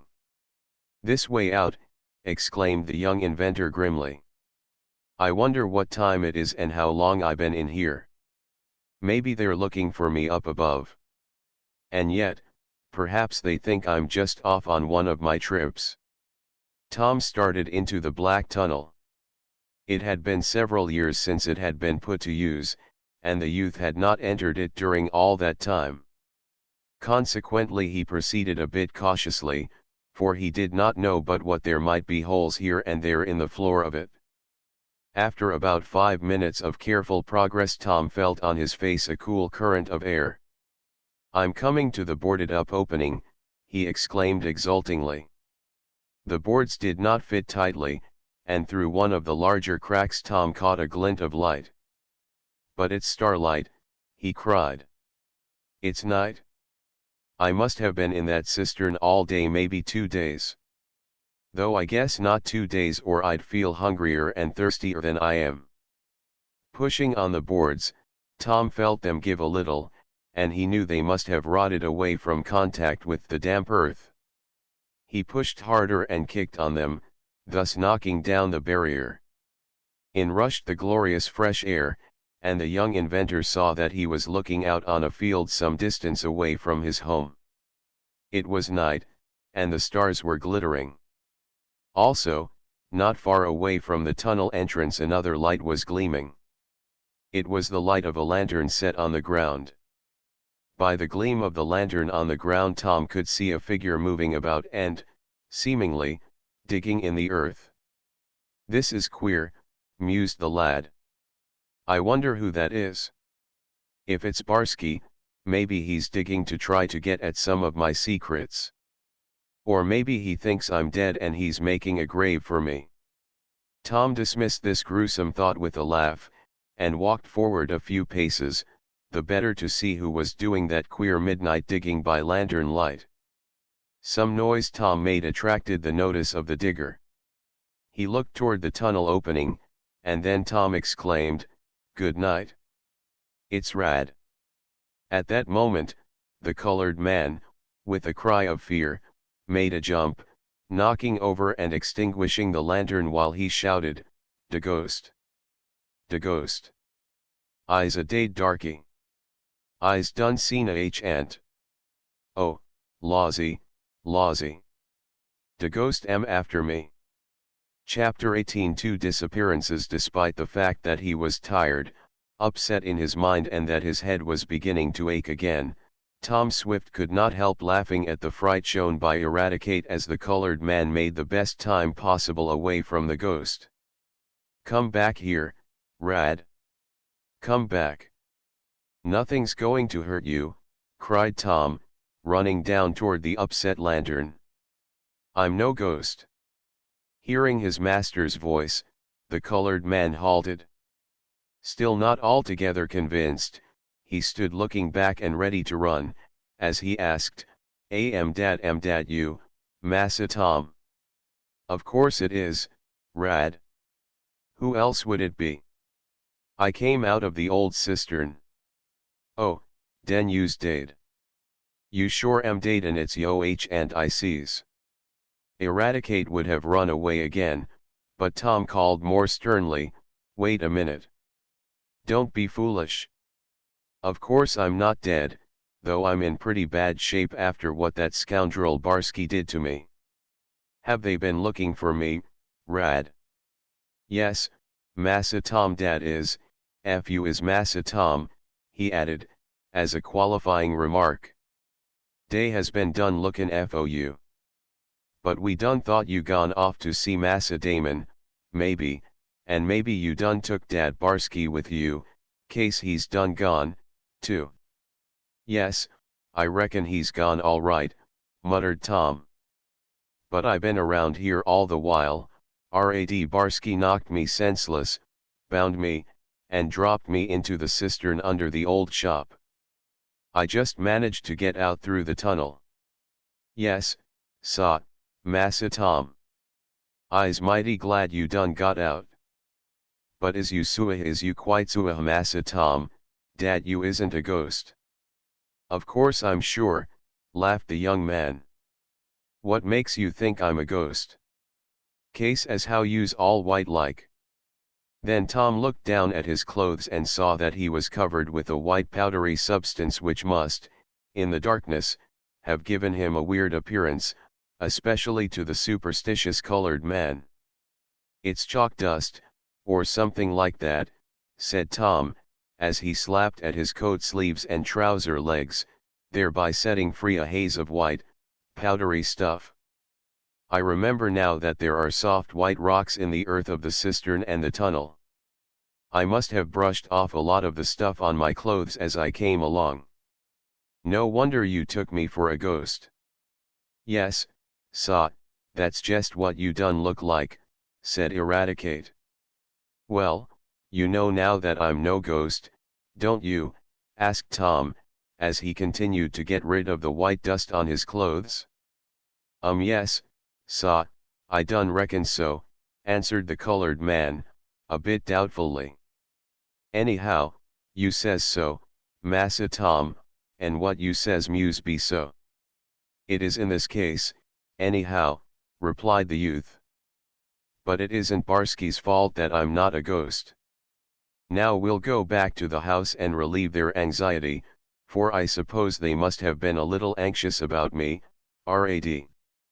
Oh, yes, sa, dey has done been huntin' all over FOU, was the answer.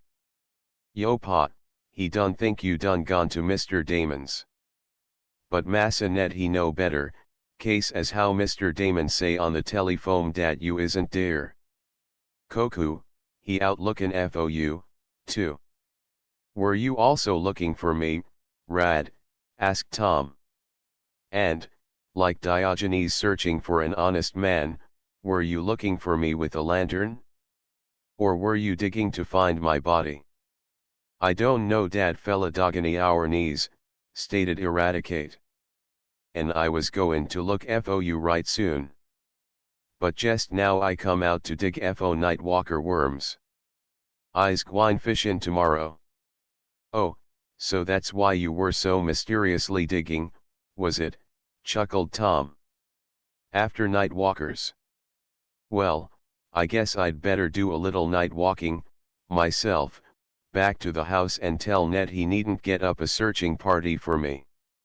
Light your lantern, Rad, and get all the worms you can. Good luck to you.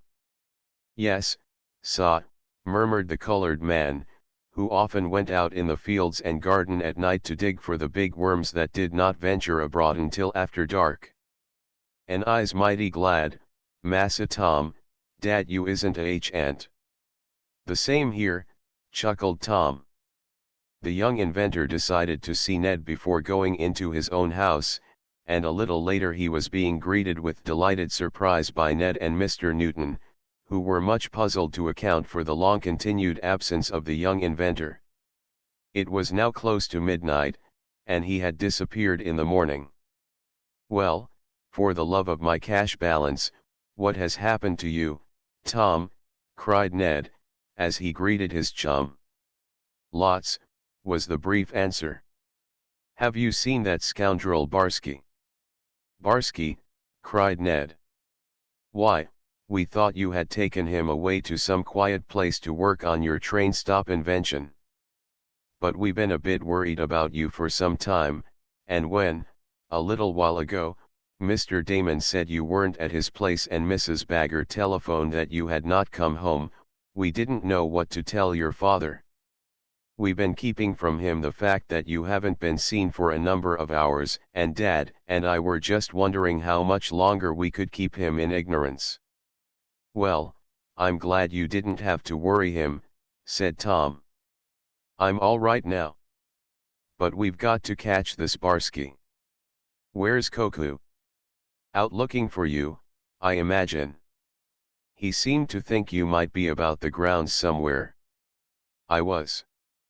In the old cistern. I got out through the tunnel. Tom quickly told all that had occurred up to the time when Eradicate mistook him for a ghost. Whew, whistled Ned. This means something, Tom. Those fellows are getting desperate. I should say so, agreed the young inventor. I don't just see what the game is, but it's a deep one, I'm afraid. I must look at once to my chest of secrets. It was all right when I left the office, Tom, said Mr. Newton. I looked at it the last thing. I'm taking no chances, was the grim reply. I'll just let my father know I've come back. Let him suppose that I have been over to Waterford. Don't tell him what happened. It would do no good and only worry him. Then we'll make some plans for catching this fellow Barsky and those in with him. For he isn't working alone, I'm sure of that. No, I suppose not, returned Ned. But now, Tom, you'd better go home and get some rest. It's nearly midnight. No, no, Ned. The first thing is to look around the shops and the yards. It's better not to let the trail grow any colder. Tom's right, declared Mr. Newton. And Ned and I will go over with you, lad.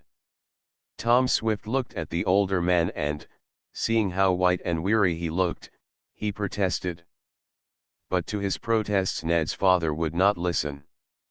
Though the strain of the suspense and his shame over the question of his honesty in the matter of the theft of the Liberty bonds, a matter which was by no means cleared up, was telling heavily against him and was depleting his strength, Mr. Newton insisted on accompanying Tom and Ned to the Swift home and the shops. Though Mr. Swift had been given no intimation that there was anything wrong with the continued absence of his son, yet the aged inventor had begun to worry slightly. However, this was ended when he knew Tom was in the house, and then the old gentleman went to bed. Tom, with the Newtons, made an inspection of the shop and found everything apparently all right there, with the chest locked and in its usual place in the small room. Coco came back from one of his tours of the grounds, and he was delighted to find his master had returned. "You must keep specially good watch tonight, Coco," said Tom when the place had been looked over. "I've got to take something to stop my headache, and I'll probably sleep like a top." "Coco watch," was the grim answer. "Bad man's come Coco knock 'em in mince pie pieces," and he clenched his big fists. Though much puzzled over what had happened, Tom realized that little could be done towards solving the problem until he had had some rest, food, and sleep. His head was aching and he had a queer sense of foreboding. "But I guess I'll be all right after I've had a good night's sleep," he told himself. The Newtons went home. Eradicate had long before come in from his worm-digging expedition, and by 1 o'clock the house, grounds, and shops of the Swift Company were shrouded in darkness and silence. Tom awakened the next morning, feeling much refreshed. As soon as he was out of bed and had eaten breakfast, he began to make plans for apprehending the man who had attacked him. "If I get this fellow Barsky, though I don't believe that's his name, I may be able to trace the others in the plot," reasoned Tom. "For I believe he's acting with others. He was the spy. I must find Barsky." Tom hurried over to his office. It was early, neither Ned nor his father having arrived, and Tom was the first one to enter. "Hello, Coco," he called, for the giant slept in the place. "Any trouble during the night?" There was no answer. He must be sleeping yet, thought Tom. Well, we were all up a bit late. He went into the room where his chest of secrets, as Ned had named it, was kept, and the instant he opened the door Tom saw that the oak box was gone. "They've got it," he cried. "Coco, come here. Where are you? How does it happen that my chest is gone? You're a fine watchman."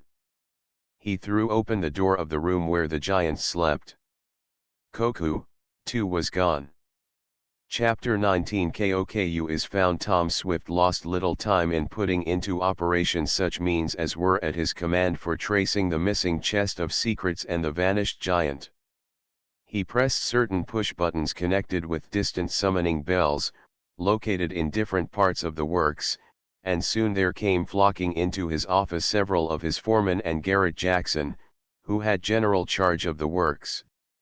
As the last of these helpers arrived, Ned Newton and his father reached the office for the day's work, and it was with no little surprise that they observed this gathering.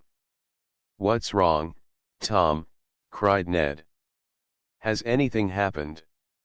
"I should say there has," cried the young inventor. "My chest of secrets has been taken away." "Whew!" whistled Ned.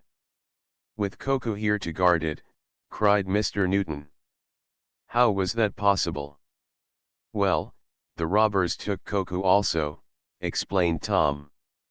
He's gone, and so is my chest. Both gone, cried Mr. Jackson. Is there any coincidence here, Tom? Maybe Coco took the chest. Nonsense, exclaimed Tom. I'd trust that giant with my last dollar. Besides, Coco hasn't any more notion of the value of the plans and patent papers in my chest than he has of how to work out a crossword puzzle. It isn't in him to plan or carry out anything like this, even if he had the wish, which he hasn't. What's your theory, Tom, of the two disappearing at the same time? Asked Ned. Well, Coco must have surprised the robbers at work lifting my chest out, explained Tom. That being so, he went at them. They killed him and carried him off with them, or else his body is hidden around here somewhere. That's why I summoned you men, he went on to his foreman. I want a search made of every part of the house and grounds. Let the work go for the day.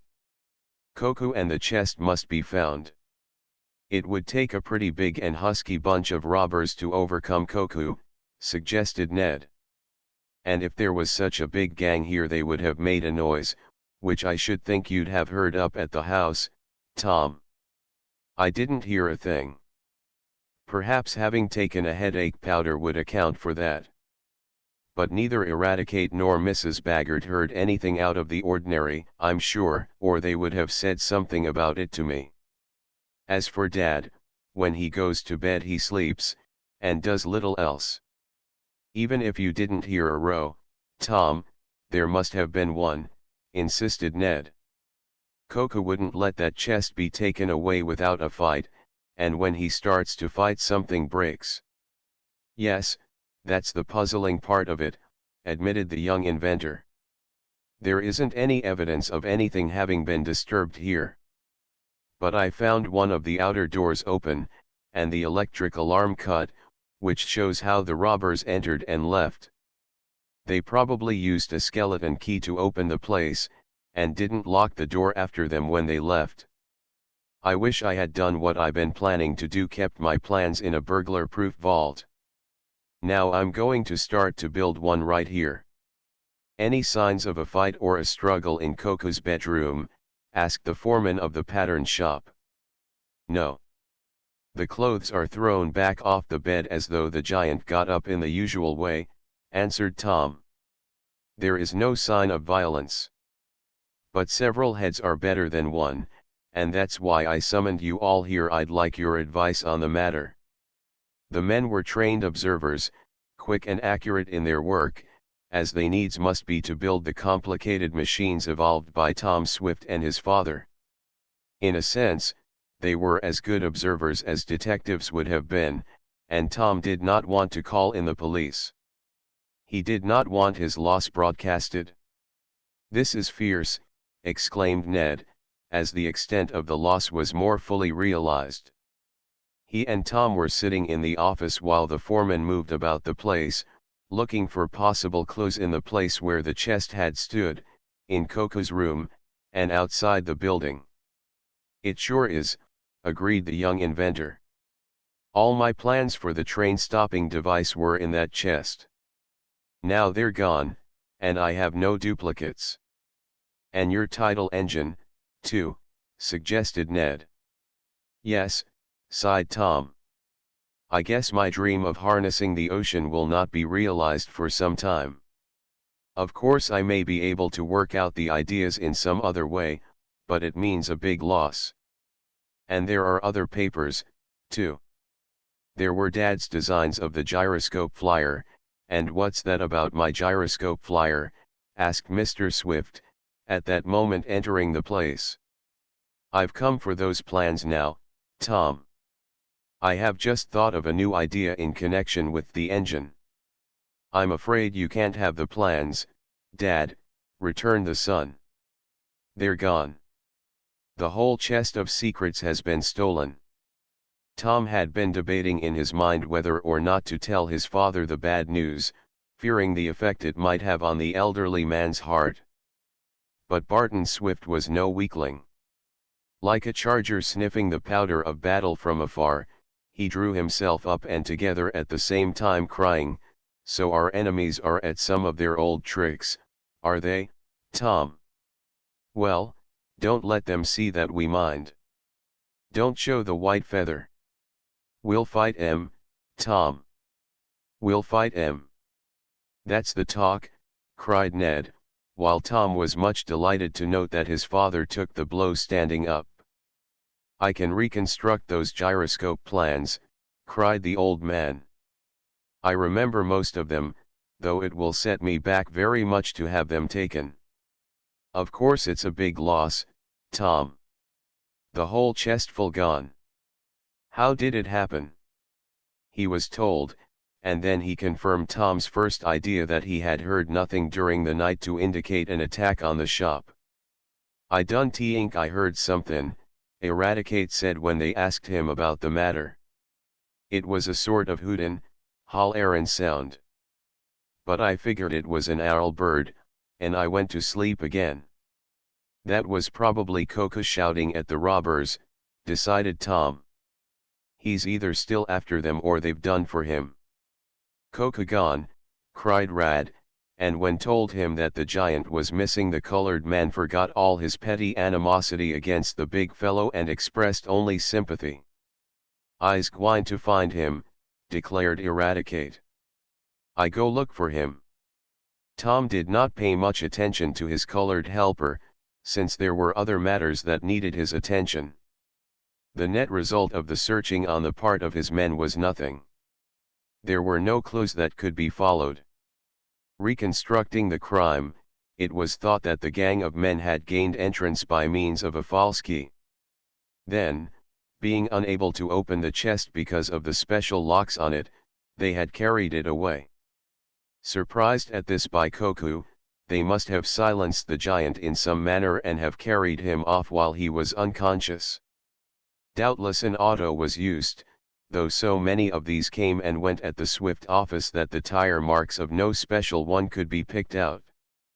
"All that remains is for us to make a search," suggested Tom. "And we have this much to go on, that I suspect my chest was stolen by the same men, or some representing them, whose offer I turned down when Mr. Damon made it on behalf of Mr. Blythe." "Then why not have Mr. Damon over here?" suggested Mr. Swift. "He may be able to give us some clues as to these scoundrels." "I'll do it," cried Tom, and he sent an airship for Wakefield Damon at once. "Bless my fire insurance policy, Tom Swift, but this is a terrible affair," cried the odd man when he entered the office a little later. "I wouldn't have had it happen for $1,000,000. Bless my checkbook if I would. And it's all my fault." "How do you make that out?" asked Tom, with a smile. "I was foolish enough to bring you that offer from Mr. Blythe, though I took it in good faith, and never knew he was such a scoundrel. To think of his kidnapping Koku and taking your chest." "Blythe didn't do it," exclaimed Tom. "Nor did he have anything to do with it. Blythe isn't that kind of a man. I know that from my oil gusher dealings with him. Doubtless he has been deceived by these men as I was deceived by Barsky. And I think if we could get hold of Barsky we'd have the key that would unlock this whole puzzle. Why we sent for you, Mr. Damon, is to ask if you could give us any clues as to the men associated with Blythe." "I think I can," was the answer. "Oh, Tom Swift, to think that such a thing could happen. Bless my overshoes. It's enough to make a man a misanthrope all the rest of his life." By dint of further questioning, Tom and Ned gleaned certain facts from Mr. Damon, and these were a little later communicated to Mr. Plum, the lawyer, with instructions to set certain confidential investigators at work in distant cities. "Do you think, Mr. Plum, that this robbery here had any connection with the theft of the Liberty bonds of which my father is accused?" asked Ned. "I don't know," was the answer. It's possible. There's no obvious connection, but I'll check up on the matter and let you know. With this, Tom and Ned had to be content for the time being. After all the information possible had been collected, the foreman went back to their shops and work was resumed. Mr. Swift at once began to redraw his gyroscope plans, and Tom, sick at heart over his big loss, late in the afternoon spoke to Ned about the advisability of going for a ride across country. "We might get a trace of Koku or the robbers in that way," Tom said. "Good idea," commented Ned. "It will be something to be on the move. Nothing is worse than sitting still waiting for news. Come on." As they were about to start in the electric runabout, Eradicate, who had disappeared soon after the discovery of the robbery, came hurrying to the garage. "Massa Tom! Massa Tom!" cried the colored man, much excited. "I's done found 'im." "Found 'em? You mean Koku and my chest of secrets," shouted the young inventor.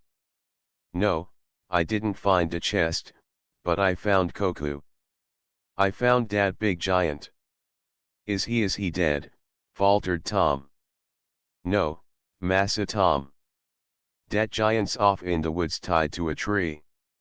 I couldn't loose de ropes or I'd a set him free. That's why I came back for you all. But I done found Koku." Chapter XX Many strange clues come on, Rad. "Hop in. Show us where Koku is and we'll soon have him loose," cried Tom, as he motioned to the rear of the runabout, for he and Ned were seated in front. "How is Koku taking being tied up?" asked Ned while the colored man climbed in as quickly as his rheumatic joints would allow. "Is Koku mad?" "Mad? He done froth at de mouth," cried the old servant. "By golly, I wouldn't like to be de one what done tied him up after he gets free. Koku would be one of the best fellows in the world to take along on the search for the robbers, Tom," suggested Ned. "He'll be so angry he can easily handle half a dozen with one hand if there should prove to be that many in the gang." "Shouldn't wonder but what there are more than that in the plot," agreed Tom. "It's a queer game. But come on. We must help Koku. Where is he, Rad?" "Over by Lake Carlopa, dat place where you and me used to go fishin'." "You mean Chestnut Point?" "That's de place, Massa Tom." "A lonely region," remarked the young inventor, as he started the runabout.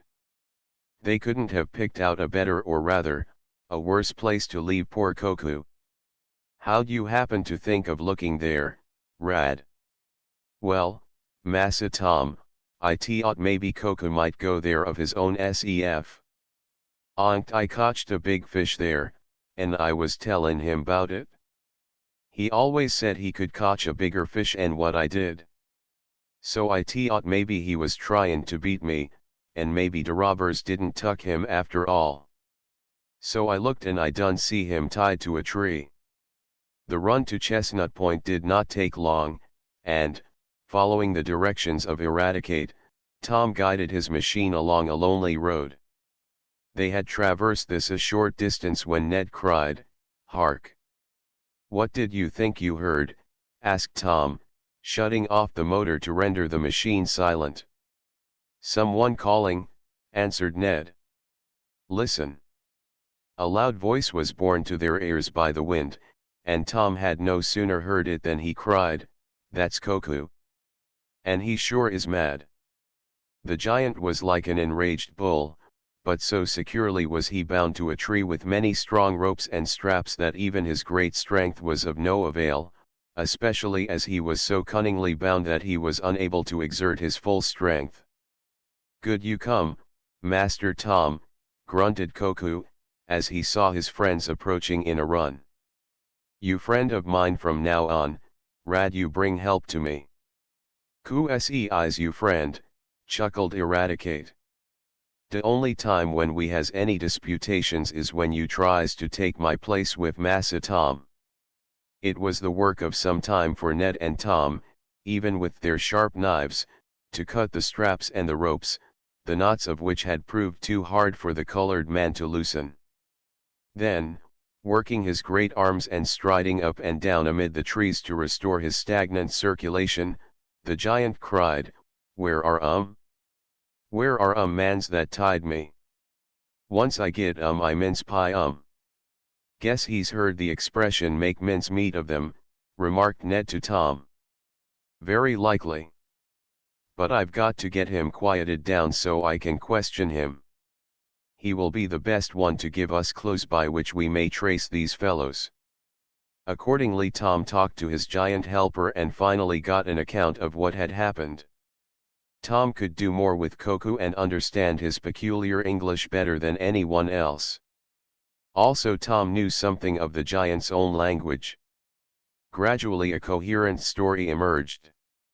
Koku had been left on guard the previous night in Tom's private office building, following the attack on the young inventor. The early part of the evening had passed without anything to disturb the giant's sleep. Later, however, the alarm bell over his bed rang. Tom had not trusted altogether to his giant remaining awake when on guard, and, as old readers know, the whole place was wired in burglar alarm fashion. So that, even though the door was opened with a skeleton key, as was proved later to have been done, the swinging of the portal set off one signal, the wire to which had remained intact, and Koku awakened. He had been awakened some months before by the alarm bell, but that time it was Tom himself who entered the place late at night to make notes on a certain plan before he should forget the idea that occurred to him. Tom forgot about the burglar alarm, and set it off, bringing Koku running with a gun in his hands. Of course Tom laughed at the incident, but Koku now remembered this, and, thinking it might be another false alarm, he did not at once rush to the floor below, but proceeded cautiously. If the intruder should prove to be someone with the right to enter, Koku would go back to bed again. Going down softly, and looking in the room where the big oak box was kept, the giant saw several strange men trying to force the locks. This being beyond them, one of the men had cried, as Koku understood it, "Let's take the whole shooting match along. The bluebird will carry it and we can open it in the woods." So they had picked up Tom Swift's chest of secrets and carried it out of the office. Even then Koku did not give the alarm, for his brain did not work as fast as the brain of an ordinary person. Then, too, the giant thought he had plenty of time, and could, when he got ready, sweep the robbers off their feet and take the chest away from them. But he delayed too long. Following the men, there were 8 of them, he counted on his fingers. Koku went out of the office building into the darkness. The men carried the chest to a large automobile that was waiting in the road, the motor running and the lights off. Then, just as they loaded it in and Koku was about to spring on them, the men discovered his presence and jumped on the giant before he could get into action. Even a little man will have the advantage of a much larger and more powerful fellow if the little man gets started first, and this was what happened in the case of Koku. Besides, there were 8 of the robbers, and though under some circumstances Koku might have been able to fight 8, or even 10 men, taken as he was by surprise, he was knocked down. He struggled, but the men threw something into his face that stung and made him feel funny, and he was gagged, bound, and lifted into the auto, though his weight made the men grunt like pigs, as the giant expressed it. So the thing happened, and Koku, helpless, a little stunned, and silent, was driven off in the night, no struggle at all having taken place in the office. Where he was taken the giant did not know in the darkness. But after a while he was lifted out of the car and tied to the tree where Eradicate found him. "But what became of the robbers and Tom's chest?" asked Ned. Robbers go off in Bluebird with chest of secrets," answered the giant.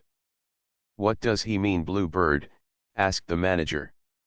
It's a big aeroplane painted blue, explained Tom. The men had it hidden in a cove on the lake. It must be a hydroplane, though possibly it's a combination of both types of machine. Koku had a glimpse of it because the robbers used pocket flashlights. They put the chest in the blue aeroplane and soared off with it. Koku said he could hear the throb of the motors for a long time after they were gone. "What's the next thing to be done?" asked Ned. "We can't do anything here, and it's getting late." "Did Koku see any of the faces of these fellows?" "They all wore masks," Tom said. "Yes, Koku, what is it?" the young inventor asked, for he noticed that his giant wanted to tell him something in addition.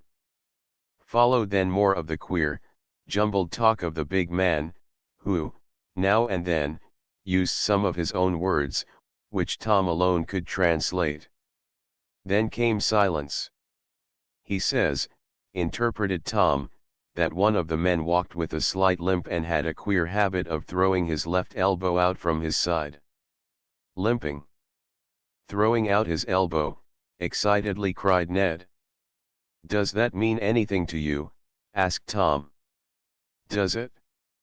I should say it does." "Why, that's the very thing Renwick Fawn does." "Renwick Fawn?" exclaimed Tom. "You mean the man who accused my father of taking the Liberty bonds," fairly shouted Ned. "I always thought that fellow was a crook, and now I know it." "Tom, he's in with the scoundrels that robbed you." "Maybe," assented the young inventor. "I wouldn't put it past him, since I've had a look at his face. But if this is the case, we have several clues to work on now, Ned. The limping man with the queer elbow action, the blue aeroplane, and some other things that Koku told me. Let's go back and get busy." Chapter XXI. Scouting around fairly well satisfied that he had secured some clues that would be of value to him, Tom Swift hurried home with Ned, Koku, and Eradicate in the electric runabout. On the way the giant recovered somewhat from the rough treatment accorded him by the robbers, and talked of what he would do to them when he caught them. "You must be hungry," suggested Ned, as they neared Shopton. For Koku had been taken away the previous midnight and evening was now coming on again. "Me eat 10 loaves of bread," cried the giant, opening wide his enormous mouth. "We'll give you something else, too," chuckled Tom. "But I know poor Mrs. Baggert will almost faint when she sees you begin to eat." The giant's appetite was always a source of wonder to the housekeeper, and now, starved as he was by his enforced fast, it might reasonably be expected that he would clean out the pantry. Tom had the foresight to stop and telephone word to Mrs. Baggert of the situation, so she sent out and got in plenty of food before the wayfarers returned. Thus was Koku provided for. "Well, Ned, let's get together and talk this thing over," suggested Tom to his manager, leaving the giant still eating, long after the others had finished. Eradicate, true to his promise to be friends with the big man, remained to help serve him. "Yes," agreed Ned, "we had better make some plan to work on. But this discovery that Renwick Fawn is in the plot rather surprises me. I must see if Mr. Damon knows anything about him in this connection. He may have heard Blythe speak of him." Mr. Damon was communicated with over the telephone, and after several queer blessings announced that, as far as he knew, Fawn was a stranger to Mr. Blythe. "He doesn't know anything of Blodgett either," Tom told Ned, recalling the conversation Mary had overheard in the restaurant. "Then we'll have to tackle Fawn on our own account," said Ned. "I know where he lives. Shall we go to his house and ask for him?" "What shall we say to him if he's at home?" Tom wanted to know. Ned thought for a moment and replied, "We can ask him, for a starter, if he has recovered any of the Liberty bonds he says my father took. Then, after that opening, you can mention the theft of your box and ask if Fawn thinks there is any connection between the two. Then what?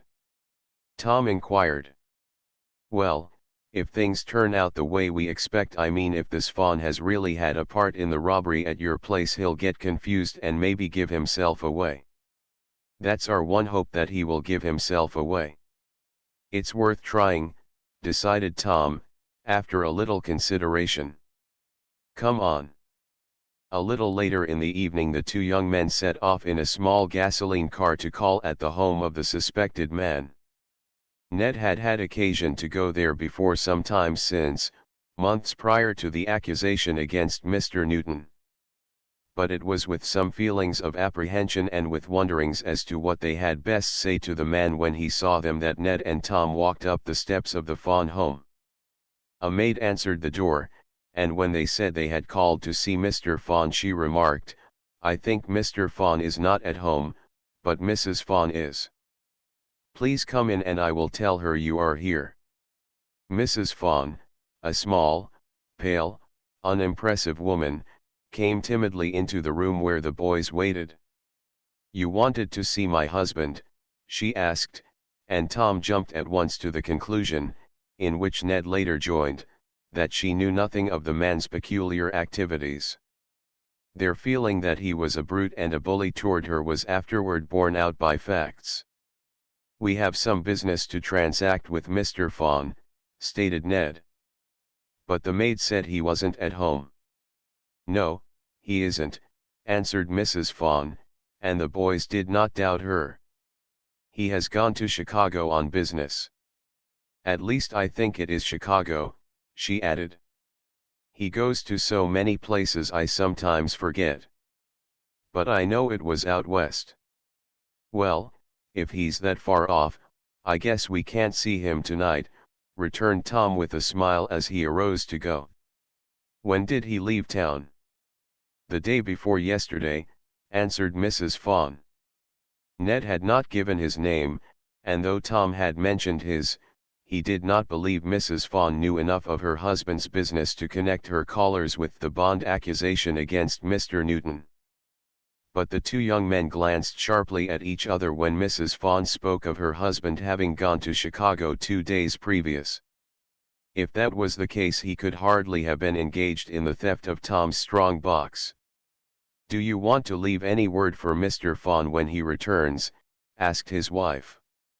"Thank you, no," answered Tom. "It wasn't important. We'll see him when he gets back." When they were outside, Ned asked, "Well, what do you think now, Tom?" "I don't know what to think. Koku is pretty sharp. When he says he saw a thing, you can make up your mind that he did. Of course it's possible there may be two men who limp and throw out their left elbows, you know."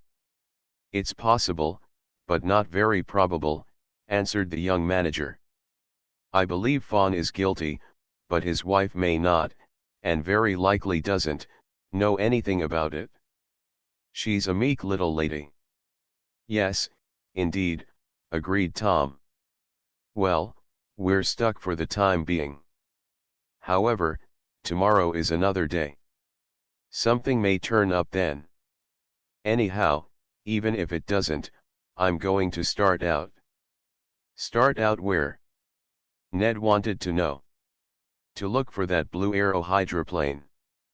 I'm going to scout around in the Blackbird and see if I can't get on the trail of the fellows who have my chest of secrets. I'd like to go with you." "Wouldn't think of taking off without you, old scout," cried Tom.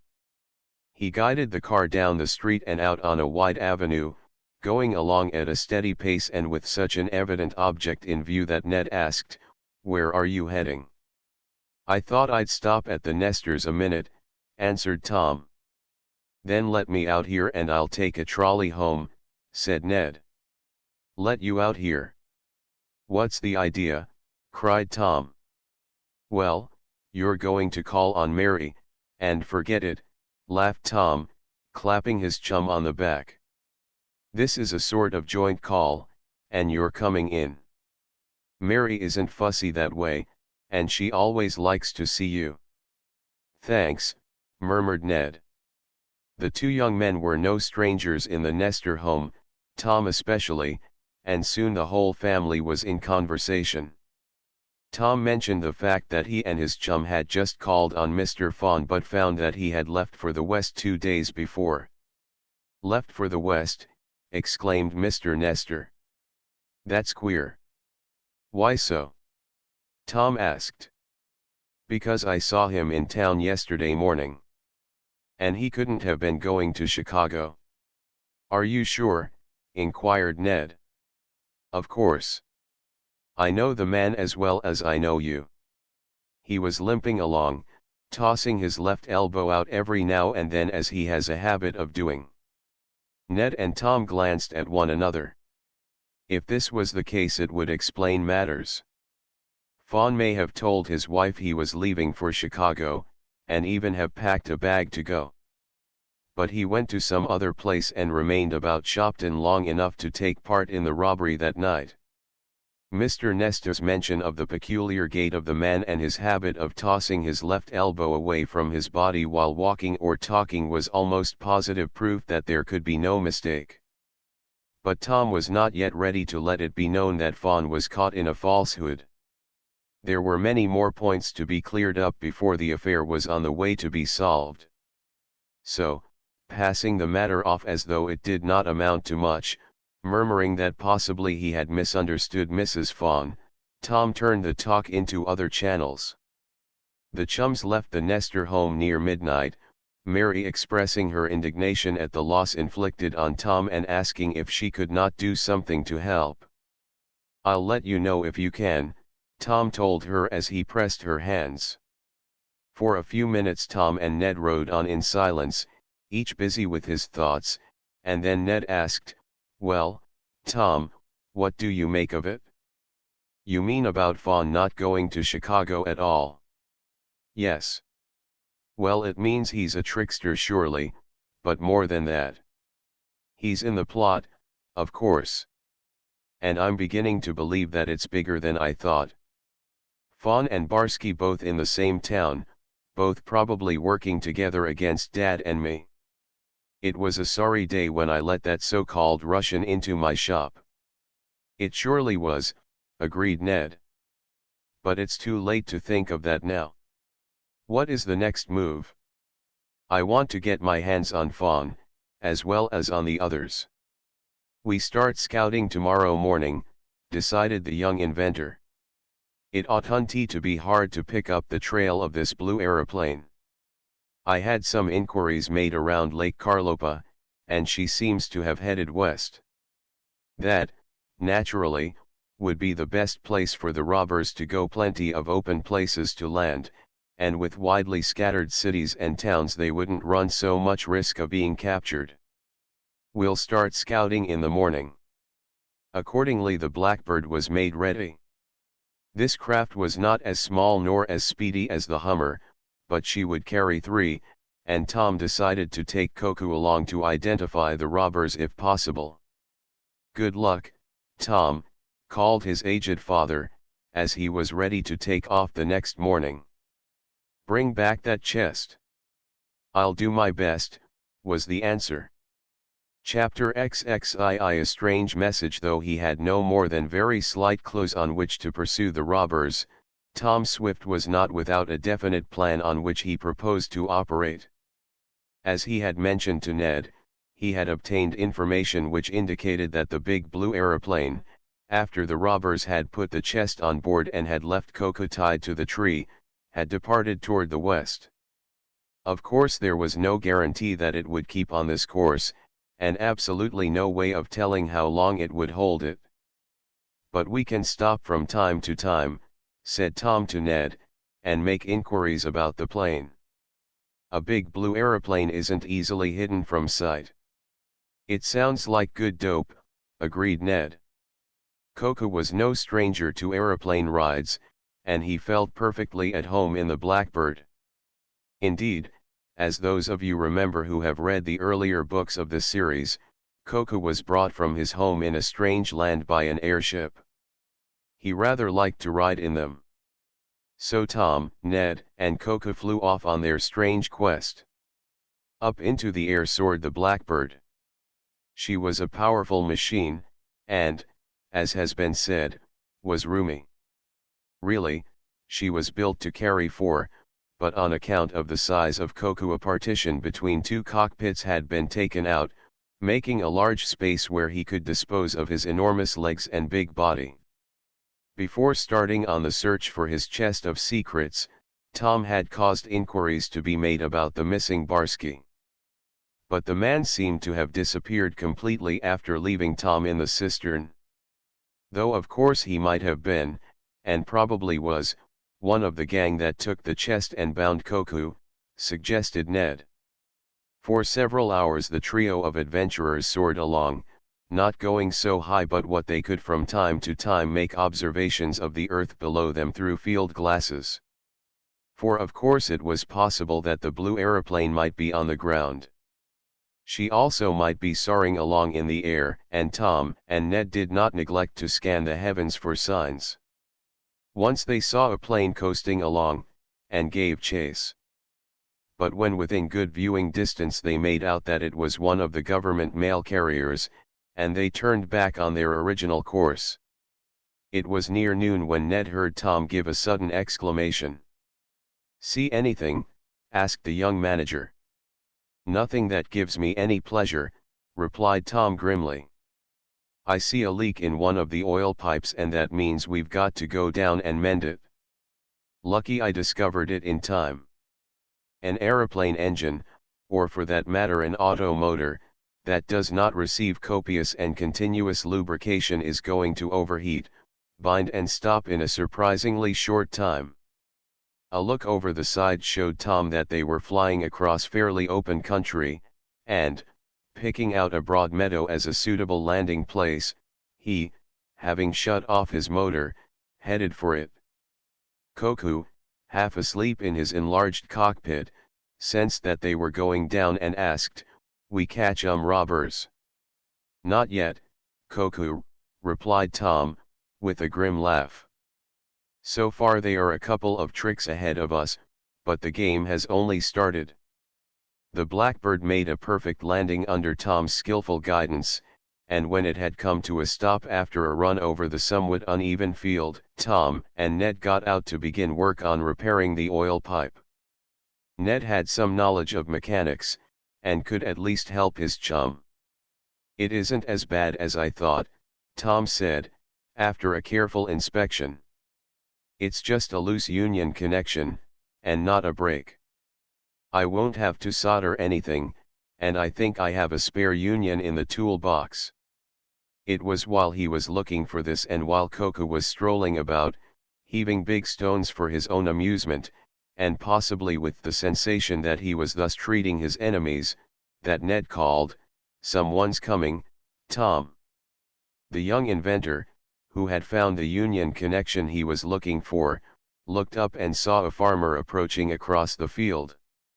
"Maybe he's going to order us off," suggested Ned. "We're trespassers all right. Didn't even ask his leave to drop in on him." "No, we didn't have time," grimly chuckled Tom. "But if he makes a fuss I guess a few dollars will make him see the light of reason. I've dealt with that kind before." However, the farmer, for such he proved to be, was a friendly person. He smiled at the chums, looked with amazement at Coco, who was lifting a rock that three ordinary men could not have handled, and then asked, "Are you having trouble? Can I help you?" "Thank you, very much," responded Tom. "It's only a slight defect, and I'll have it mended in a minute or two." "We thought possibly you were coming to order us off," said Ned, as he got ready to help his chum replace the broken union on the oil feed pipe. "Oh, no," laughed the farmer, who gave his name as Mr. Kimball. "We're getting used to aeroplanes landing here." "You mean the government machines?" asked Tom. "I know this is their route." "Well, a mail plane was forced down in this field last year," said Mr. Kimball. "But I didn't mean that. Only yesterday a big blue machine had to come down about where you are. A blue machine, repeated Tom, concealing his excitement. Regular landing or a crash dive? Asked Ned. I guess they came down on purpose, said Mr. Kimball. They landed gently enough, no crash. It seems they ran out of water in their radiator. That's happened to me many a time in my little Ford, so I knew just how they felt about it. I came over and showed them a spring where they could get water. Then they went on again. Ned and Tom looked at each other. They did not want to tell too much of their plans, yet they must make inquiries and get information. Coco was still doing his daily dozen with the big rocks. How many men were in this blue machine? Asked Tom. Oh, 4 or 5, I should say. Maybe half a dozen. It was the biggest aeroplane I've ever seen. But then they look a lot bigger on the ground than when they're up in the air. It must have been a pretty good-sized plane to carry 4 or 5 men, observed Ned. Did you notice any of the passengers? Did one of them walk with a limp? Why, yes, come to think of it, one of them did seem a bit lame, replied Mr. Kimball. And he had a queer habit of jerking his elbow out like this, and the farmer illustrated. Was it his right elbow?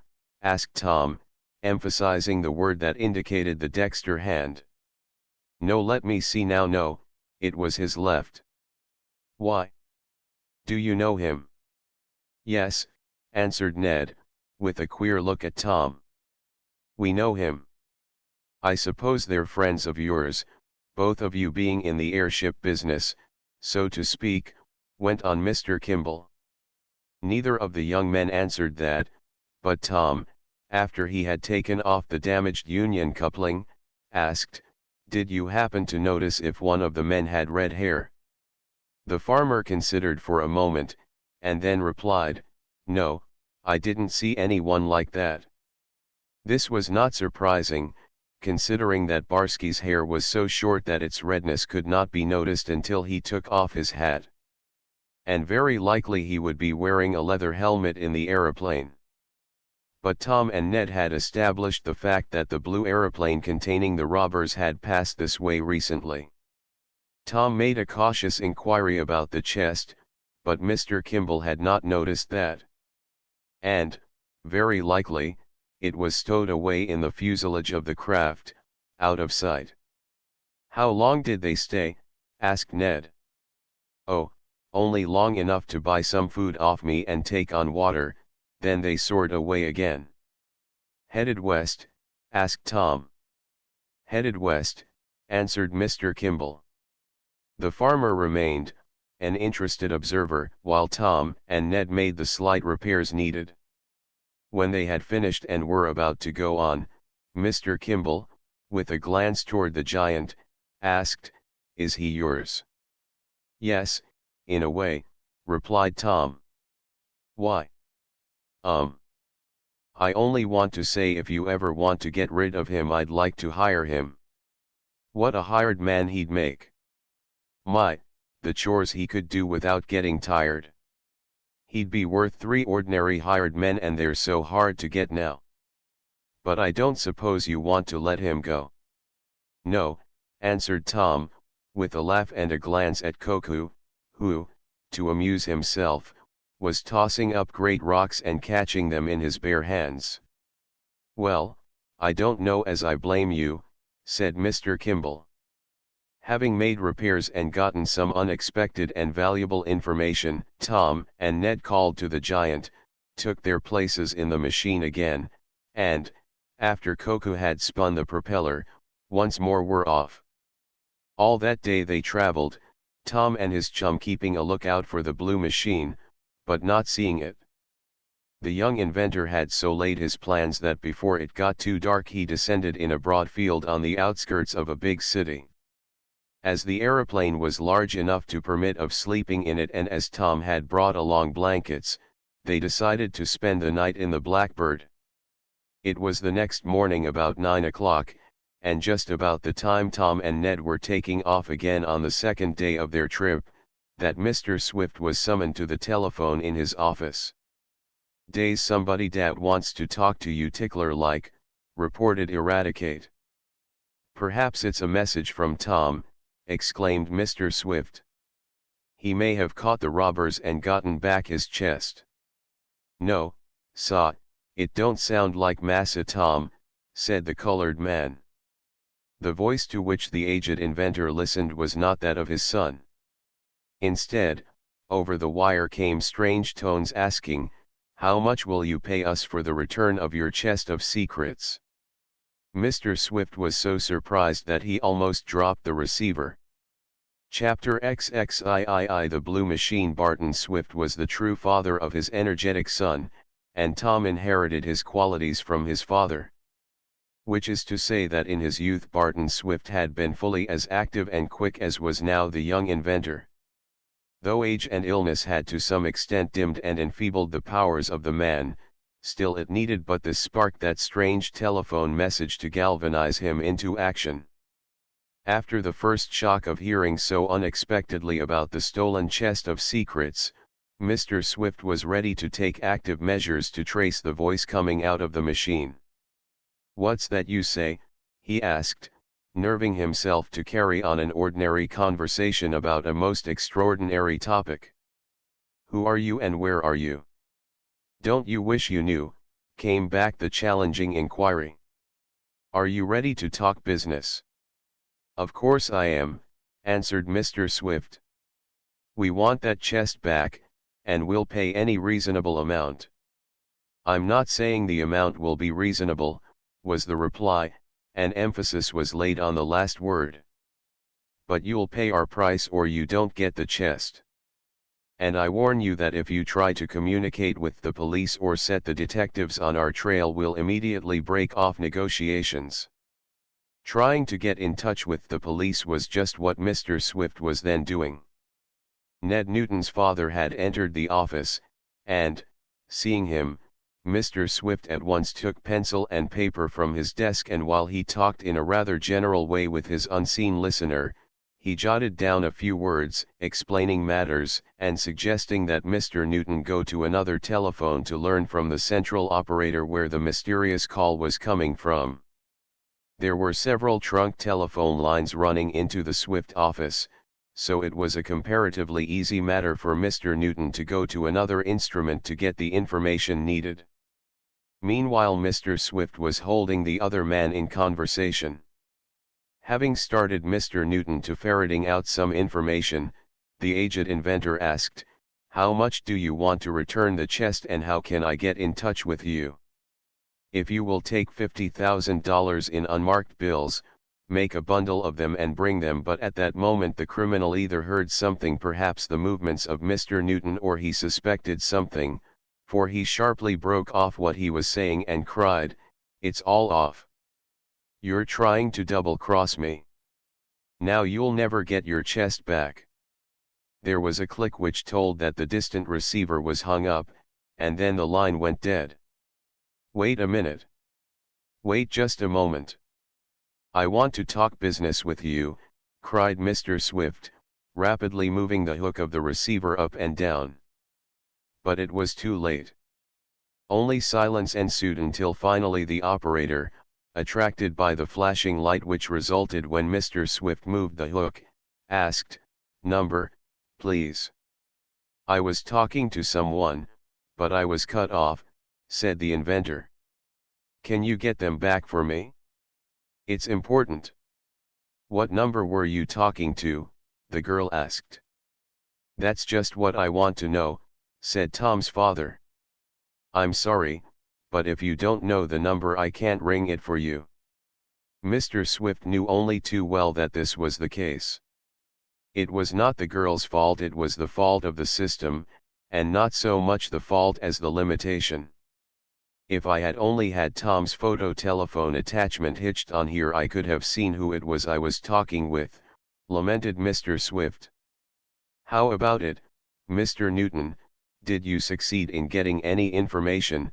he asked, as the latter came away from the second instrument. The manager said he would try to trace the call for you, was the reply. But I didn't have much time. Whoever it was got suspicious too quickly. Yes, agreed the inventor. He must have heard me giving you the paper and he jumped to the conclusion that there was a second person in the room. Well, we'll have to wait and see what they can do for us in the central telephone office. I wish Tom were here. I suppose he and Ned are on the trail of the robbers, remarked Mr. Newton. Yes, but this would be a good clue for them. However, it's too late now. It shows, though, that our chest is still safe. They probably realize that they cannot make as much use of our plans, designs, and patents as they thought at first. It's as if they stole a lot of non-negotiable securities, commented Mr. Newton. They'll have trouble in disposing of your stuff, and they probably think that they will get more out of it by giving it back to you for a consideration than by peddling the plans about the country. In fact, no reputable manufacturer would deal with the scoundrels. That's true, Mr. Newton. They are scoundrels. I hope Tom catches them. As soon as he calls up, as he will sooner or later, we must tell him what has happened. But Tom, with Ned and Koku, taking off about that same time for a further search after the mysterious blue machine, had no present intention of calling up his home, though he realized that it would be wise to get in communication with his father before very long. I want to have something to tell him first, said Tom to Ned. I want to give him news that we have at least sighted the robbers. Up and onward soared the blackbird. After the night of rest, though the machine was not the most comfortable bedroom in the world, the travelers were refreshed and ready for what the day might bring forth. They kept on the western trail, ascending at times to great heights, far above the clouds, where they had an unobstructed view of a vast expanse. This they scanned for a sight of the blue machine. But up to noon they had not sighted her. I think I'll circle a bit, decided Tom, as they ate a hasty lunch on board, Ned steering while Tom munched sandwiches and drank milk they had in a thermos bottle, for they had put food in the machine at the last stopping place. Then Tom managed the machine while Ned ate. As Koku was not capable of operating the Blackbird, he could devote his whole attention to food, and it may be said that he did so. About the middle of the afternoon, following his circling movements which resulted in nothing, Tom asked Ned to take the helm for a while. I want to get a bit of rest, the young inventor explained.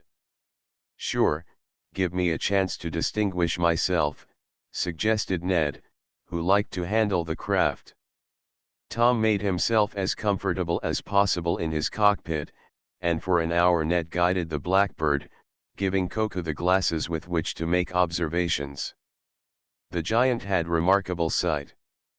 But even this did not succeed in bringing into view the blue machine.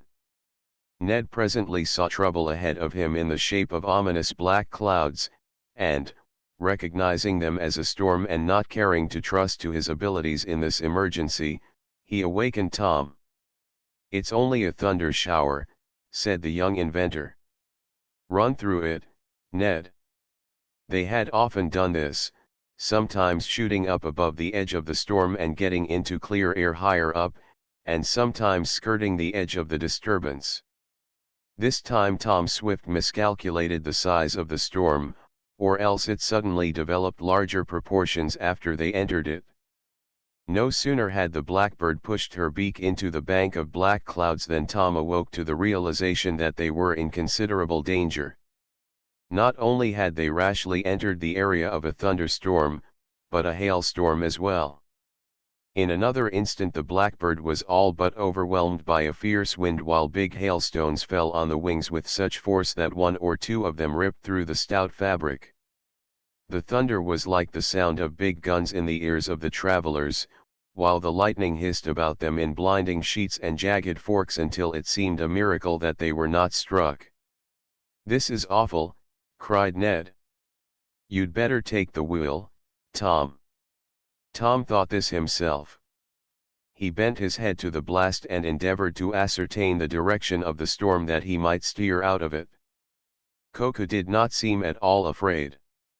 In fact, he always liked a storm, for it seemed to give him a chance to pit his strength against the elements.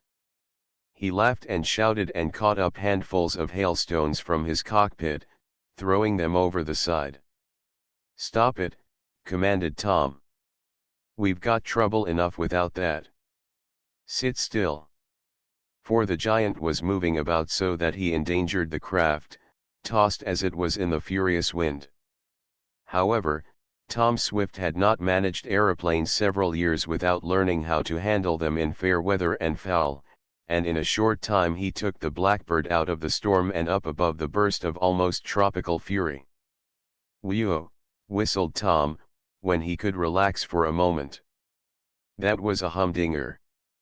"You said it," echoed Ned. "Do you think we're damaged any?" "Can't tell.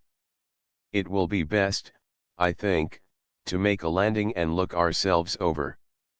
It will soon be time to tie up for the night, anyhow, and we might as well go down now." "Let's take a last look for the blue machine," suggested Ned. Carefully he scanned the heavens above them and the earth below them for a sight of the robbers, but saw nothing.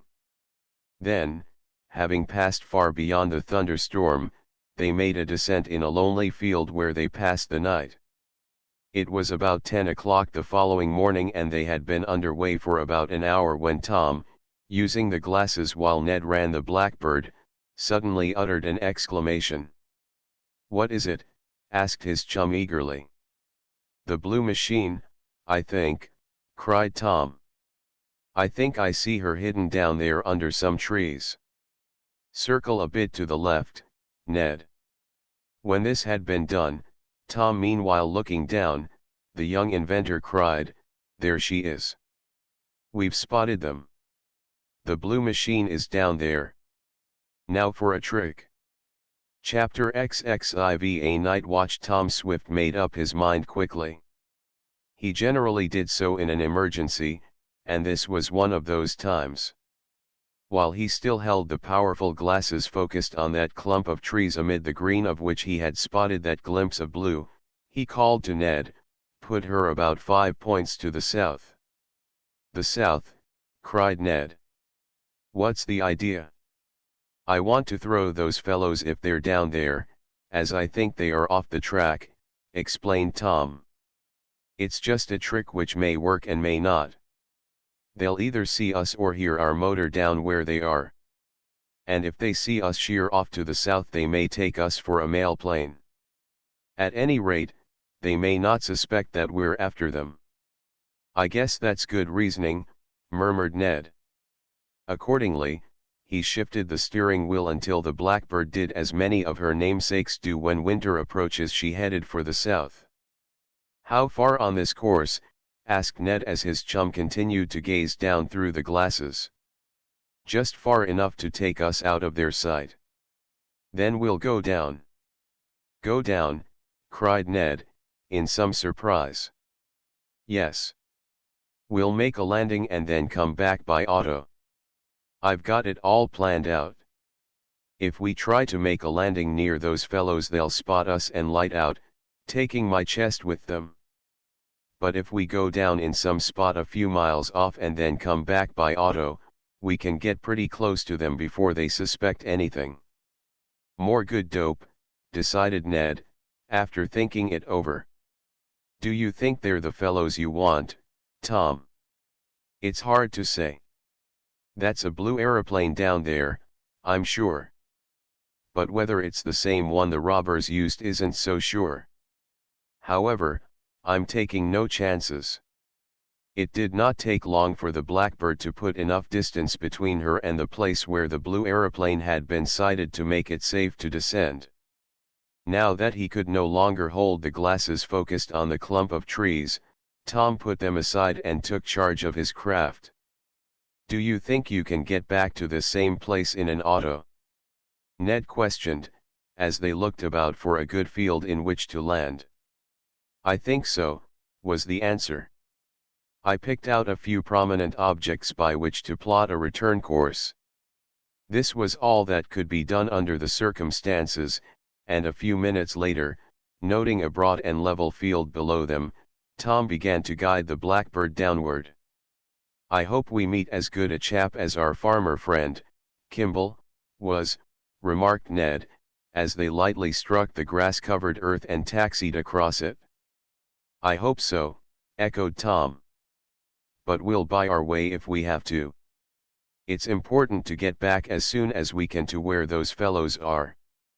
This landing of the Blackbird attracted more attention than on the occasion when the travelers landed in Mr. Kimball's field.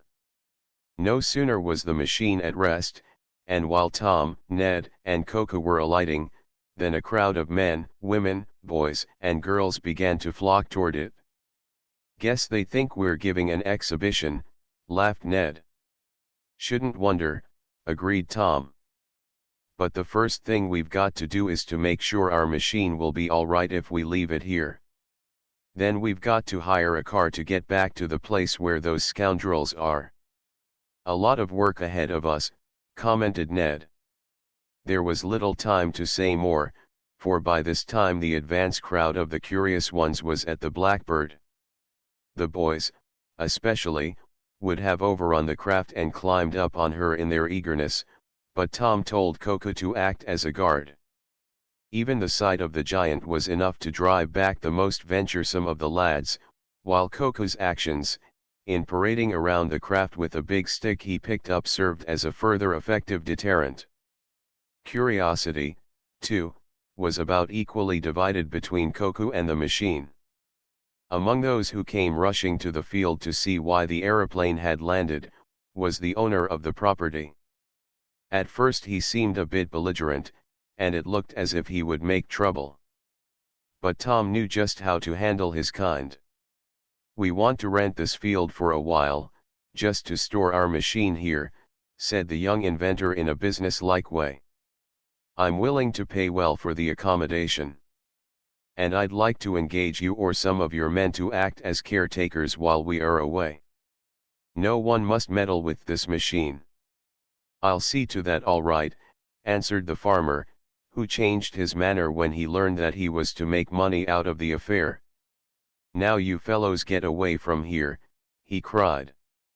"This is private property and you can't trespass on it or I'll have the law on you. Move off." "You can't order us off, Jason Stern, unless you've got signs up saying no trespass," declared one man. "I know the law as well as you do." "I'll have the signs up before you can say Jack Robinson," was the answer. He called to a tall, lanky youth, evidently one of his hired men, "You go back to the barn and get that trespass sign I put up in my orchard when apples are ripe. Then you and Ben and Jake stand guard here. Bring my shotgun and a pitchfork or two. We'll see who's boss here." The farmer was evidently no favorite with his neighbors, for there were boos and hisses at this. But on the present occasion Tom Swift was just suited with this sort of man. It ensured his craft being well looked after. And a little later, the crowd having been driven from the field, the hired men went on guard. "Now, where can I hire a good automobile?" asked Tom of the farmer, who had been called Jason Stern. "Do you mean a Tin Lizzie?" asked the man.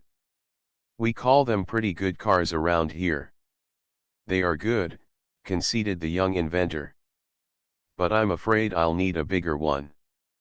I've got to take him along," and he pointed to Coco, who was indulging in his favorite pastime of tossing big rocks in the air and catching them, to the no small astonishment of the hired men. "Say, he is a big fellow," exclaimed Mr. Stern. "Well, the best thing you can do is to go to Nathan's garage. Tell him I sent you and he won't gouge you on the price.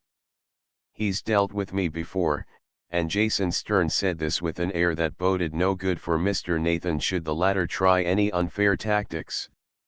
Arranging to have someone on guard over his Blackbird night and day until he should return, Tom and his friends set off to the village. They found Nathan's garage and quickly arranged to hire a big touring car, with room in it for Koku.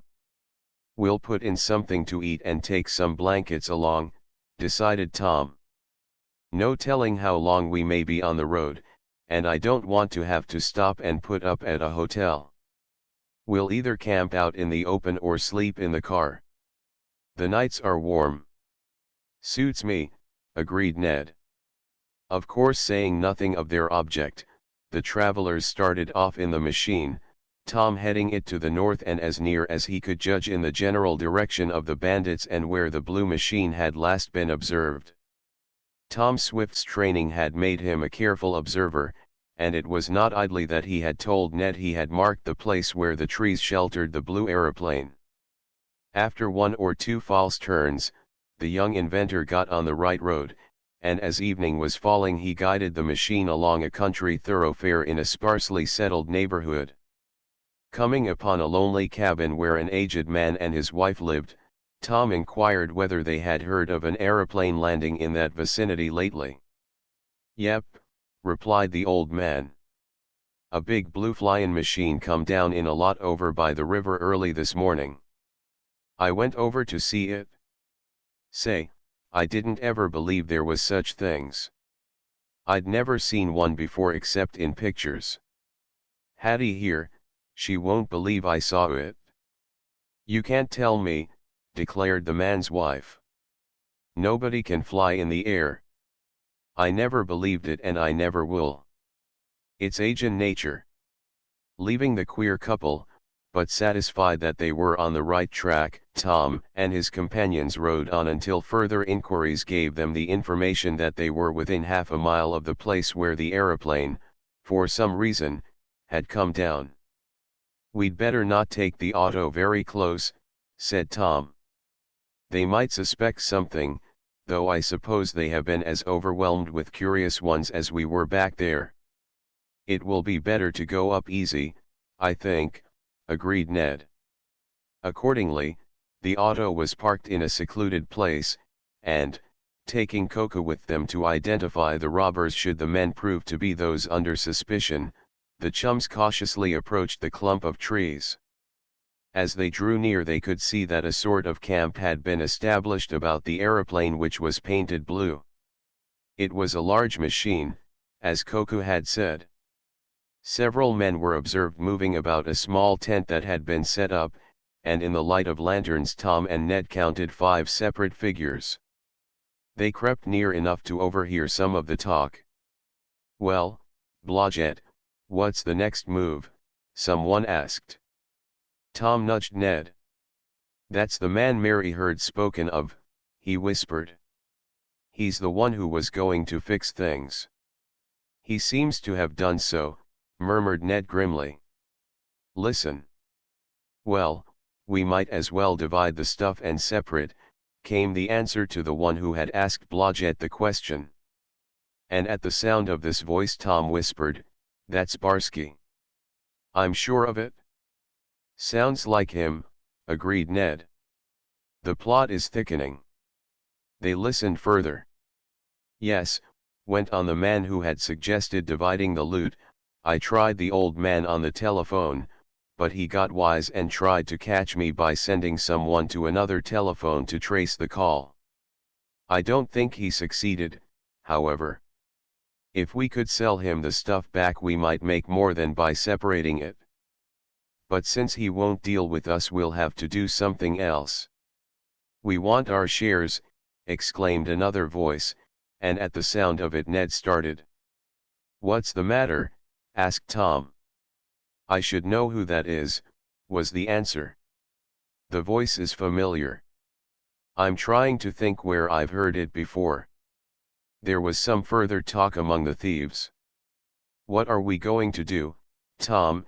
asked Ned, after a while. "Stay here on night watch for a while," was the answer.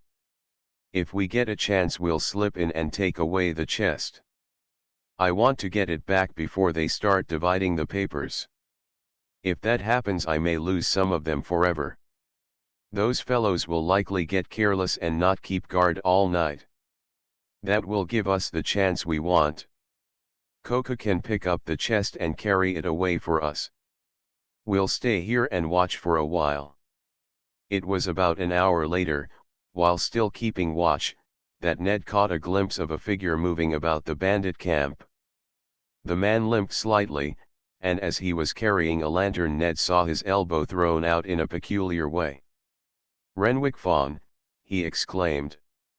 "Now I know whose voice that was. It was that of the man who unjustly accused my father of taking the Liberty bonds. Renwick Fawn is among those who robbed you, Tom." "Whew," whistled the young inventor. "I should say the plot is thickening." Chapter XXV The Roundup. Tom Swift felt that he was on the verge of several important discoveries, now that he had located the scoundrels in the blue machine. The knowledge that Renwick Fawn was among them was startling. So was the information that Blodgett and Barsky were one and the same person. "I guess this whole thing was engineered when the men who were associated with Blythe found I wouldn't do business with them," whispered Tom. "I don't believe Blythe had anything to do with the plot. He just saw a good chance to make money, and he would have dealt honestly, I'm sure. But the others aren't of that type. Of course that accusation against my father about the Liberty bonds has nothing to do with the theft of your box, Tom," put in Ned. "But it shows that Fawn is in with criminals, and that's enough to make me suspect him. I shouldn't be surprised but what he stole the bonds himself." "Maybe he did," agreed Tom. "And if they're in that machine we are going to get them back." "How?" asked Ned. "I'll show you," was the answer. "Wait until it gets a little later and they go to sleep, as I think they will." Not knowing how long they would have to remain at their vigil and feeling somewhat chilly in spite of the fact that Tom had said the nights were warm, they decided to send Coca back for the blankets left in the auto. With these wrapped about them they were in better condition to remain on guard. As the young inventor had suggested, the robbers were not particular to maintain a guard. The two friends watched the fellows cooking their evening meal and rather envied them as the odor of a savory stew came to their noses, for all Tom, Ned, and Coca had were cold victuals.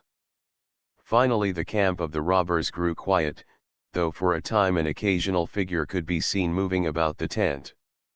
At last even this did not occur, and Tom guessed that all were asleep. "I'm going to slip over there and fix things so they can't get away," Tom whispered to Ned. "Once we make sure they can't move the aeroplane and my chest, we can go back and get the police to round them up. You and Coco stay here."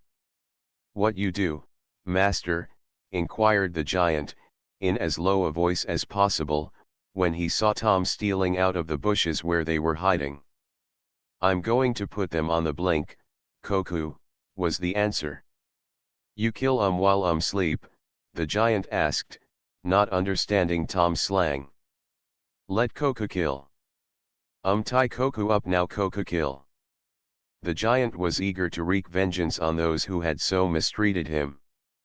But Tom said, "Hold yourself in, you bloodthirsty man mountain. There's going to be no killing.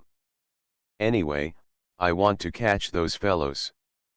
Mr. Newton's vindication may depend on getting them alive."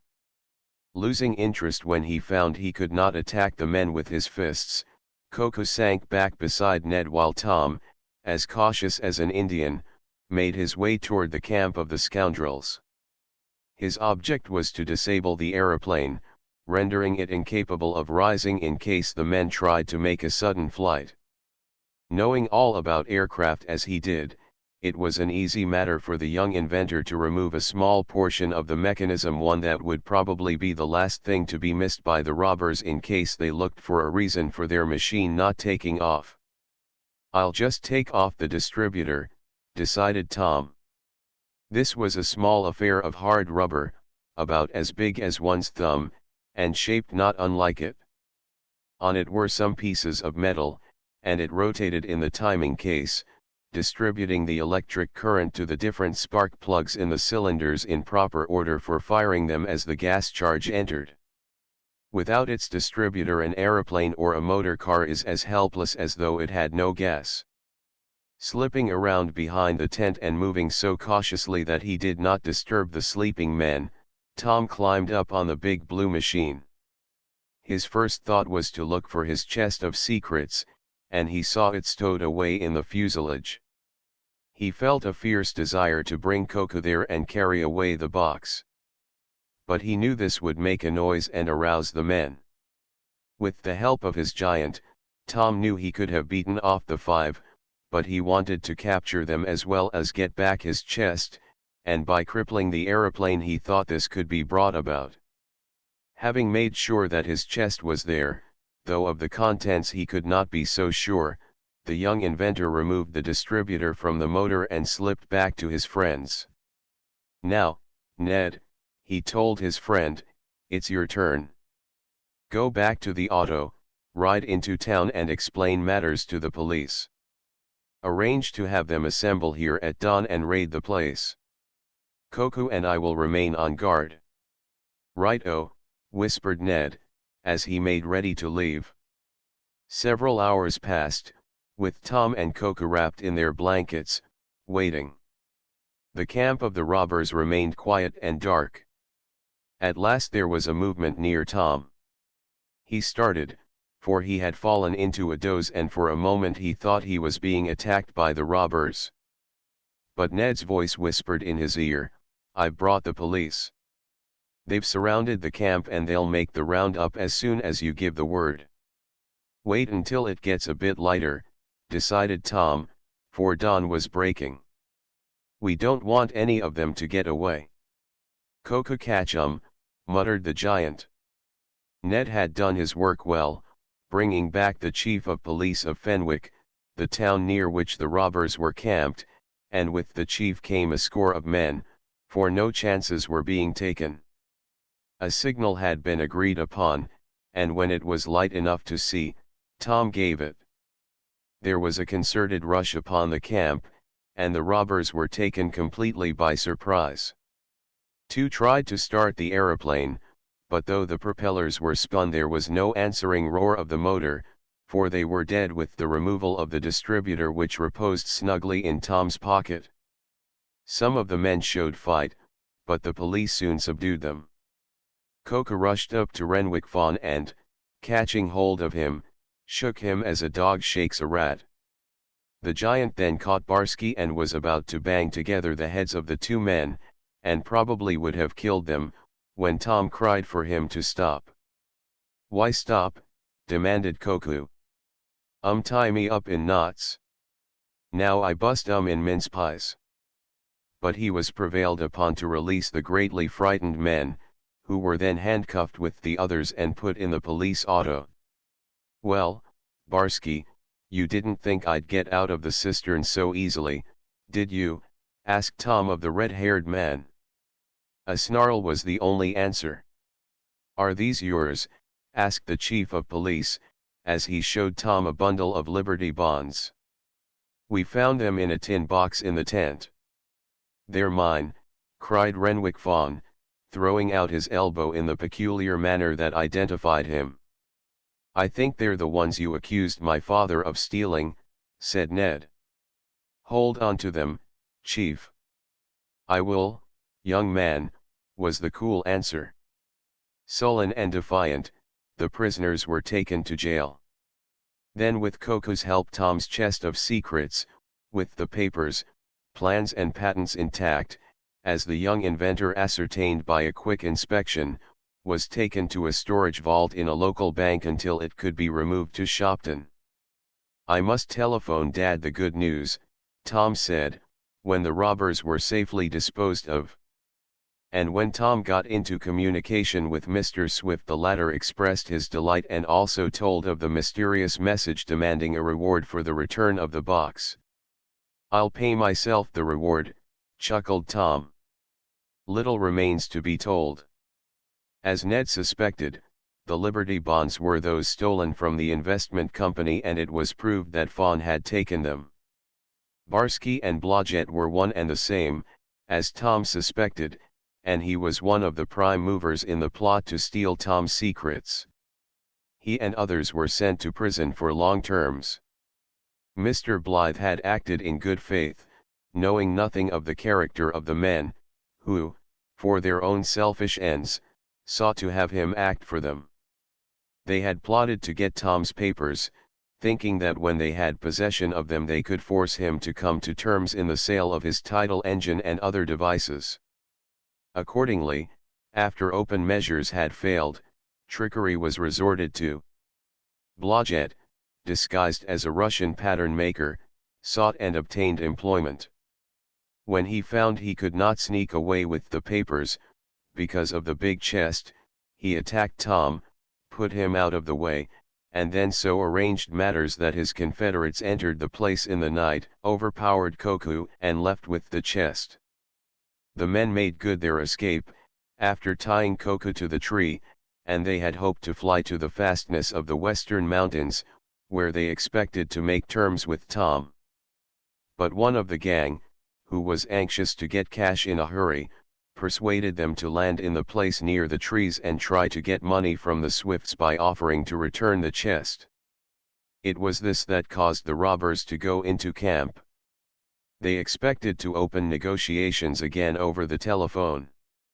However, Tom spoiled their plans. "But I'm not going to take any more chances," decided the young inventor several days later. "I'm going to have a special vault made to hold my chest of secrets. And when you don't have to worry about them, I suppose you'll start and make something new, won't you, Tom?" asked Ned. "Yes, I guess so," was the answer. "But just now I'm going to pay a visit to a friend of mine." And Ned knew without asking just where Tom Swift was going. The Tom Swift series by Victor Appleton. Uniform style of binding. Individual colored wrappers. Every volume complete in itself. Every boy possesses some form of inventive genius. Tom Swift is a bright, ingenious boy, and his inventions and adventures make the most interesting kind of reading. Tom Swift and his motorcycle, Tom Swift and his motor boat, Tom Swift and his airship, Tom Swift and his submarine boat, Tom Swift and his electric runabout, Tom Swift and his wireless message, Tom Swift among the diamond makers, Tom Swift in the caves of ice, Tom Swift and his sky racer, Tom Swift and his electric rifle, Tom Swift in the city of gold, Tom Swift and his air glider, Tom Swift in captivity, Tom Swift and his wizard camera, Tom Swift and his great searchlight, Tom Swift and his giant cannon, Tom Swift and his photo telephone, Tom Swift and his aerial warship, Tom Swift and his big tunnel, Tom Swift in the land of wonders, Tom Swift and his war tank, Tom Swift and his air scout, Tom Swift and his undersea search, Tom Swift and among the firefighters, Tom Swift and his electric locomotive, Tom Swift and his flying boat, Tom Swift and his great oil gusher, Grosset and Dunlap. Publishers, New York. The Don Sturdy series by Victor Appleton. Individual colored wrappers and text illustrations by Walter S. Rogers. Every volume complete in itself, in company with his uncles, one a mighty hunter and the other a noted scientist, Don Sturdy travels far and wide, gaining much useful knowledge and meeting many thrilling adventures. Don Sturdy on the Desert of Mystery, or, Autoing in the Land of the Caravans. An engrossing tale of the Sahara Desert, of encounters with wild animals and crafty Arabs. Don Sturdy with the Big Snake Hunters, or, Lost in the Jungles of the Amazon. Don's uncle, the hunter, took an order for some of the biggest snakes to be found in South America to be delivered alive. The filling of that order brought keen excitement to the boy. Don Sturdy in the Tombs of Gold, or, The Old Egyptians' Great Secret. A fascinating tale of exploration and adventure in the Valley of Kings in Egypt. Once the whole party became lost in the maze of cave-like tombs far underground. Don Sturdy across the North Pole, or, Cast Away in the Land of Ice. Don and his uncles joined an expedition bound by air across the North Pole. A great polar blizzard nearly wrecks the airship. Don Sturdy in the Land of Volcanoes, or, The Trail of the 10,000 Smokes.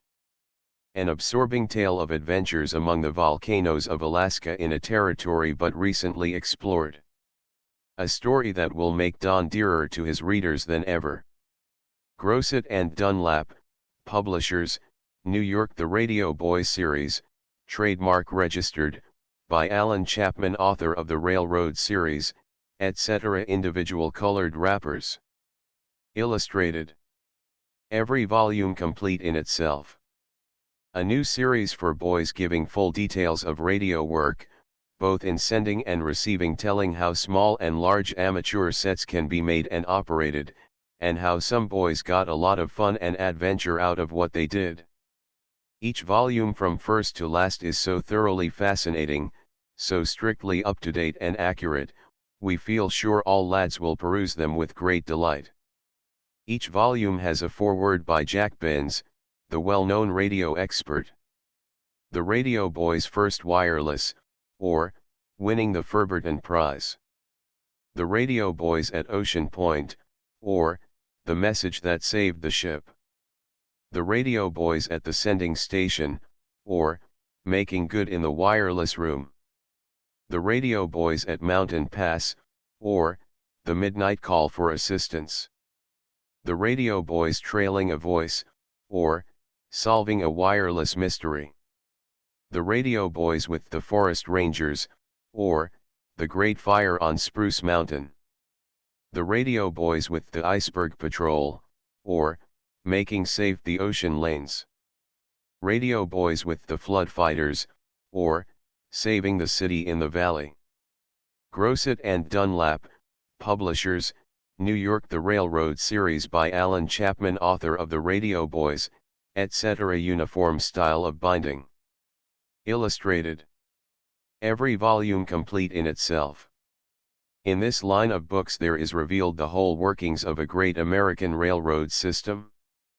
There are adventures in abundance: railroad wrecks, dashes through forest fires, the pursuit of a wildcat locomotive, the disappearance of a pay car with a large sum of money on board. But there is much more than this: the intense rivalry among railroads and railroad men, the working out of running schedules, the getting through on time in spite of all obstacles, and the manipulation of railroad securities by evil men who wish to rule or ruin.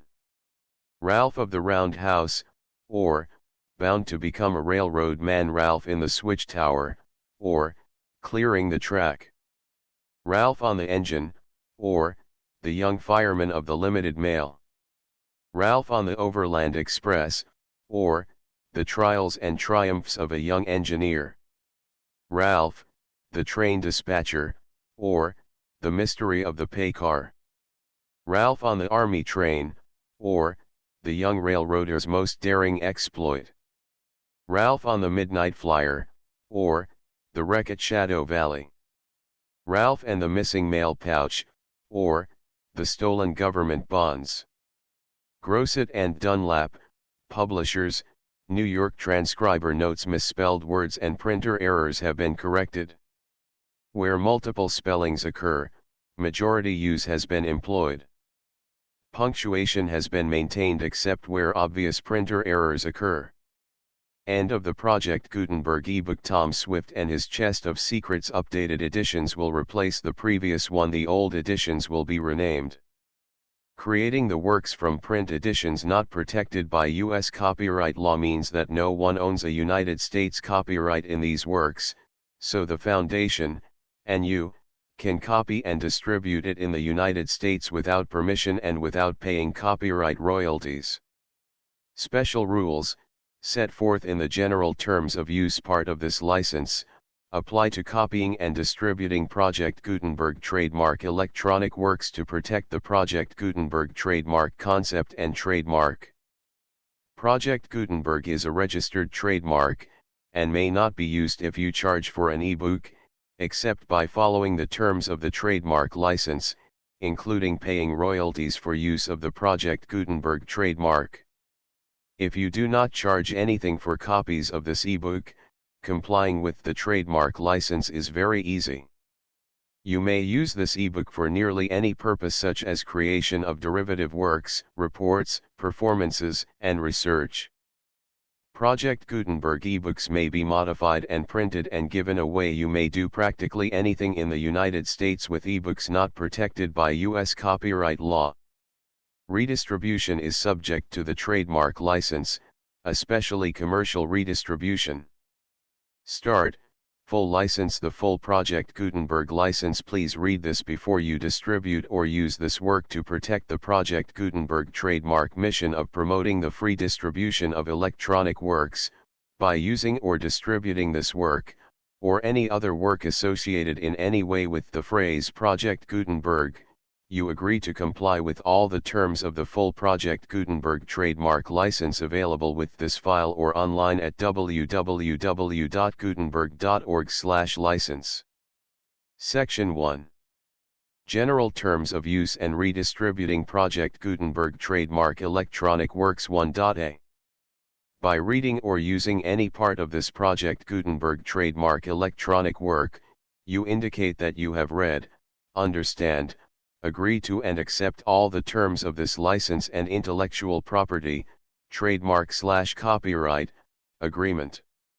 If you do not agree to abide by all the terms of this agreement, you must cease using and return or destroy all copies of Project Gutenberg trademark electronic works in your possession.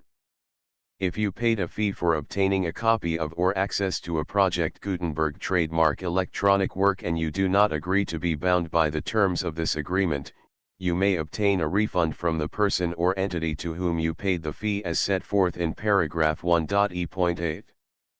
1.b. Project Gutenberg is a registered trademark. It may only be used on or associated in any way with an electronic work by people who agree to be bound by the terms of this agreement. There are a few things that you can do with most Project Gutenberg trademark electronic works even without complying with the full terms of this agreement. See paragraph 1.c below. There are a lot of things you can do with Project Gutenberg trademark electronic works if you follow the terms of this agreement and help preserve free future access to Project Gutenberg trademark electronic works. See paragraph 1.e below. 1.c. The Project Gutenberg Literary Archive Foundation, the Foundation or PGLOF, owns a compilation copyright in the collection of Project Gutenberg trademark electronic works. Nearly all the individual works in the collection are in the public domain in the United States. If an individual work is unprotected by copyright law in the United States and you are located in the United States, we do not claim a right to prevent you from copying, distributing, performing, displaying, or creating derivative works based on the work as long as all references to Project Gutenberg are removed. Of course, we hope that you will support the Project Gutenberg trademark mission of promoting free access to electronic works by freely sharing Project Gutenberg trademark works in compliance with the terms of this agreement for keeping the Project Gutenberg trademark name associated with the work. You can easily comply with the terms of this agreement by keeping this work in the same format with its attached full Project Gutenberg trademark license when you share it without charge with others. 1.d. The copyright laws of the place where you are located also govern what you can do with this work. Copyright laws in most countries are in a constant state of change. If you are outside the United States, check the laws of your country in addition to the terms of this agreement before downloading, copying, displaying, performing, distributing or creating derivative works based on this work or any other Project Gutenberg trademark work. The Foundation makes no representations concerning the copyright status of any work in any country other than the United States. 1.e. Unless you have removed all references to Project Gutenberg, 1.e.1. The following sentence, with active links to, or other immediate access to, the full Project Gutenberg trademark license must appear prominently whenever any copy of a Project Gutenberg trademark work, any work on which the phrase Project Gutenberg appears, or with which the phrase Project Gutenberg is associated, is accessed, displayed, performed, viewed, copied or distributed, This ebook is for the use of anyone anywhere in the United States and most other parts of the world at no cost and with almost no restrictions whatsoever. You may copy it, give it away or reuse it under the terms of the Project Gutenberg license included with this ebook or online at www.gutenberg.org. If you are not located in the United States, you will have to check the laws of the country where you are located before using this ebook. 1.e.2. If an individual Project Gutenberg trademark electronic work is derived from texts not protected by U.S. copyright law, does not contain a notice indicating that it is posted with permission of the copyright holder, the work can be copied and distributed to anyone in the United States without paying any fees or charges.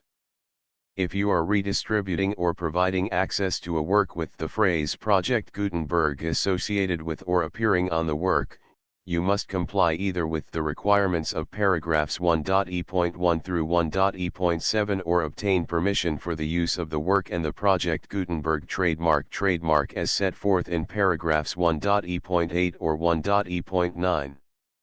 1.e.3. If an individual Project Gutenberg trademark electronic work is posted with the permission of the copyright holder, your use and distribution must comply with both paragraphs 1.e.1 through 1.e.7 and any additional terms imposed by the copyright holder. Additional terms will be linked to the Project Gutenberg trademark license for all works posted with the permission of the copyright holder found at the beginning of this work. 1.e.4. Do not unlink or detach or remove the full Project Gutenberg trademark license terms from this work, or any files containing a part of this work or any other work associated with Project Gutenberg trademark. 1.e.5. Do not copy, display, perform, distribute or redistribute this electronic work, or any part of this electronic work, without prominently displaying the sentence set forth in paragraph 1.e.1 with active links or immediate access to the full terms of the Project Gutenberg trademark license. 1.e.6. You may convert to and distribute this work in any binary, compressed, marked up, non-proprietary or proprietary form, including any word processing or hypertext form. However, if you provide access to or distribute copies of a Project Gutenberg trademark work in a format other than plain vanilla ASCII or other format used in the official version posted on the official Project Gutenberg trademark website, www.gutenberg.org, you must, at no additional cost, fee, or expense to the user, provide a copy, a means of exporting a copy, or a means of obtaining a copy upon request, of the work in its original plain vanilla ASCII or other form. Any alternate format must include the full Project Gutenberg trademark license as specified in paragraph 1.e.1. 1.e.7. Do not charge a fee for access to, viewing, displaying, performing, copying or distributing any Project Gutenberg trademark works unless you comply with paragraph 1.e.8 or 1.e.9. 1.e.8. You may charge a reasonable fee for copies of or providing access to or distributing Project Gutenberg trademark electronic works provided that, you pay a royalty fee of 20% of the gross profits you derive from the use of Project Gutenberg trademark works calculated using the method you already use to calculate your applicable taxes. The fee is owed to the owner of the Project Gutenberg trademark, but he has agreed to donate royalties under this paragraph to the Project Gutenberg Literary Archive Foundation. Royalty payments must be paid within 60 days following each date on which you prepare, or are legally required to prepare, your periodic tax returns. Royalty payments should be clearly marked as such and sent to the Project Gutenberg Literary Archive Foundation at the address specified in Section 4, Information about donations to the Project Gutenberg Literary Archive Foundation. You provide a full refund of any money paid by a user who notifies you in writing, or by email, within 30 days of receipt that he does not agree to the terms of the full Project Gutenberg trademark license. You must require such a user to return or destroy all copies of the works possessed in a physical medium and discontinue all use of and all access to other copies of Project Gutenberg trademark works. You provide, in accordance with paragraph 1.f.3, a full refund of any money paid for a work or a replacement copy, if a defect in the electronic work is discovered and reported to you within 90 days of receipt of the work. You comply with all other terms of this agreement for free distribution of Project Gutenberg trademark works. 1.e.9. If you wish to charge a fee or distribute a Project Gutenberg trademark electronic work or group of works on different terms than are set forth in this agreement, you must obtain permission in writing from the Project Gutenberg Literary Archive Foundation, the manager of the Project Gutenberg trademark. Contact the Foundation as set forth in Section 3 below. 1.f1.f.1. Project Gutenberg volunteers and employees expend considerable effort to identify, do copyright research on, transcribe and proofread works not protected by U.S. copyright law in creating the Project Gutenberg trademark collection. Despite these efforts, Project Gutenberg trademark electronic works, and the medium on which they may be stored, may contain defects, such as, but not limited to, incomplete, inaccurate or corrupt data, transcription errors, a copyright or other intellectual property infringement, a defective or damaged disk or other medium, a computer virus, or computer codes that damage or cannot be read by your equipment. 1.f.2. Limited warranty, disclaimer of damages, except for the right of replacement or refund described in paragraph 1.f.3, the Project Gutenberg Literary Archive Foundation, the owner of the Project Gutenberg trademark, and any other party distributing a Project Gutenberg trademark electronic work under this agreement, disclaim all liability to you for damages, costs, and expenses, including legal fees. You agree that you have no remedies for negligence, strict liability, breach of warranty or breach of contract except those provided in paragraph 1.f.3. You agree that the Foundation, the trademark owner, and any distributor under this agreement will not be liable to you for actual, direct, indirect, consequential, punitive, or incidental damages even if you give notice of the possibility of such damage. 1.f.3. Limited right of replacement or refund. If you discover a defect in this electronic work within 90 days of receiving it, you can receive a refund of the money, if any, you paid for it by sending a written explanation to the person you received the work from. If you received the work on a physical medium, you must return the medium with your written explanation. The person or entity that provided you with the defective work may elect to provide a replacement copy in lieu of a refund. If you received the work electronically, the person or entity providing it to you may choose to give you a second opportunity to receive the work electronically in lieu of a refund. If the second copy is also defective, you may demand a refund in writing without further opportunities to fix the problem. 1.f.4. Except for the limited right of replacement or refund set forth in paragraph 1.f.3, this work is provided to you as is, with no other warranties of any kind, express or implied, including but not limited to warranties of merchantability or fitness for any purpose.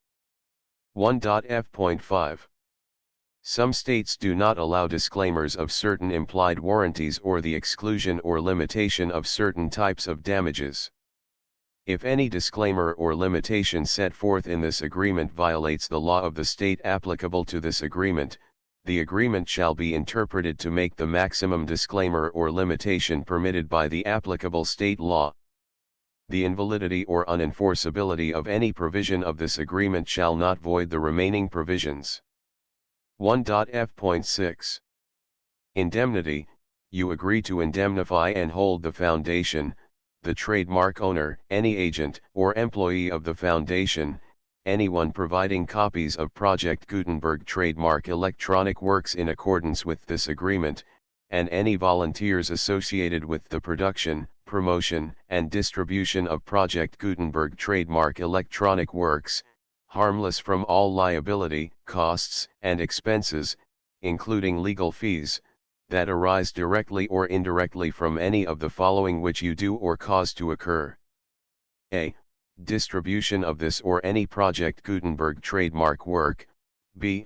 Alteration, modification, or additions or deletions to any Project Gutenberg trademark work, and C. Any defect you cause. Section 2. Information about the mission of Project Gutenberg trademark. Project Gutenberg trademark is synonymous with the free distribution of electronic works in formats readable by the widest variety of computers, including obsolete, old, middle-aged, and new computers. It exists because of the efforts of hundreds of volunteers and donations from people in all walks of life. Volunteers and financial support to provide volunteers with the assistance they need are critical to reaching Project Gutenberg trademark's goals and ensuring that the Project Gutenberg trademark collection will remain freely available for generations to come. In 2001, the Project Gutenberg Literary Archive Foundation was created to provide a secure and permanent future for Project Gutenberg trademark and future generations. To learn more about the Project Gutenberg Literary Archive Foundation and how your efforts and donations can help, see sections 3 and 4 and the Foundation information page at www.gutenberg.org. Section 3. Information about the Project Gutenberg Literary Archive Foundation. The Project Gutenberg Literary Archive Foundation is a non-profit 501(c)(3) educational corporation organized under the laws of the state of Mississippi and granted tax-exempt status by the Internal Revenue Service. The Foundation's IN or Federal Tax Identification Number is 64-6221541. Contributions to the Project Gutenberg Literary Archive Foundation are tax-deductible to the full extent permitted by U.S. federal laws and your state's laws. The Foundation's business office is located at 809 North 1500 West, Salt Lake City, Utah 841-16808-596-1887. Email contact links and up-to-date contact information can be found at the Foundation's website and official page at www.gutenberg.org/contact. Section 4. Information about donations to the Project Gutenberg Literary Archive Foundation. Project Gutenberg trademark depends upon and cannot survive without widespread public support and donations to carry out its mission of increasing the number of public domain and licensed works that can be freely distributed in machine-readable form accessible by the widest array of equipment, including outdated equipment. Many small donations, $1 to $5,000, are particularly important to maintaining tax-exempt status with the IRS. The Foundation is committed to complying with the laws regulating charities and charitable donations in all 50 states of the United States. Compliance requirements are not uniform and it takes a considerable effort, much paperwork, and many fees to meet and keep up with these requirements. We do not solicit donations in locations where we have not received written confirmation of compliance. To send donations or determine the status of compliance for any particular state, visit www.gutenberg.org/donate. While we cannot and do not solicit contributions from states where we have not met the solicitation requirements, we know of no prohibition against accepting unsolicited donations from donors in such states who approach us with offers to donate. International donations are gratefully accepted, but we cannot make any statements concerning tax treatment of donations received from outside the United States. U.S. laws alone swamp our small staff. Please check the Project Gutenberg web pages for current donation methods and addresses. Donations are accepted in a number of other ways, including checks, online payments, and credit card donations. To donate, please visit www.gutenberg.org/donate. Section 5. General information about Project Gutenberg Trademark Electronic Works. Professor Michael S. Hart was the originator of the Project Gutenberg trademark concept of a library of electronic works that could be freely shared with anyone. For 40 years, he produced and distributed Project Gutenberg trademark ebooks with only a loose network of volunteer support. Project Gutenberg trademark ebooks are often created from several printed editions, all of which are confirmed as not protected by copyright in the US unless a copyright notice is included. Thus, we do not necessarily keep ebooks in compliance with any particular paper edition. Most people start at our website, which has the main PG search facility, www.gutenberg.org.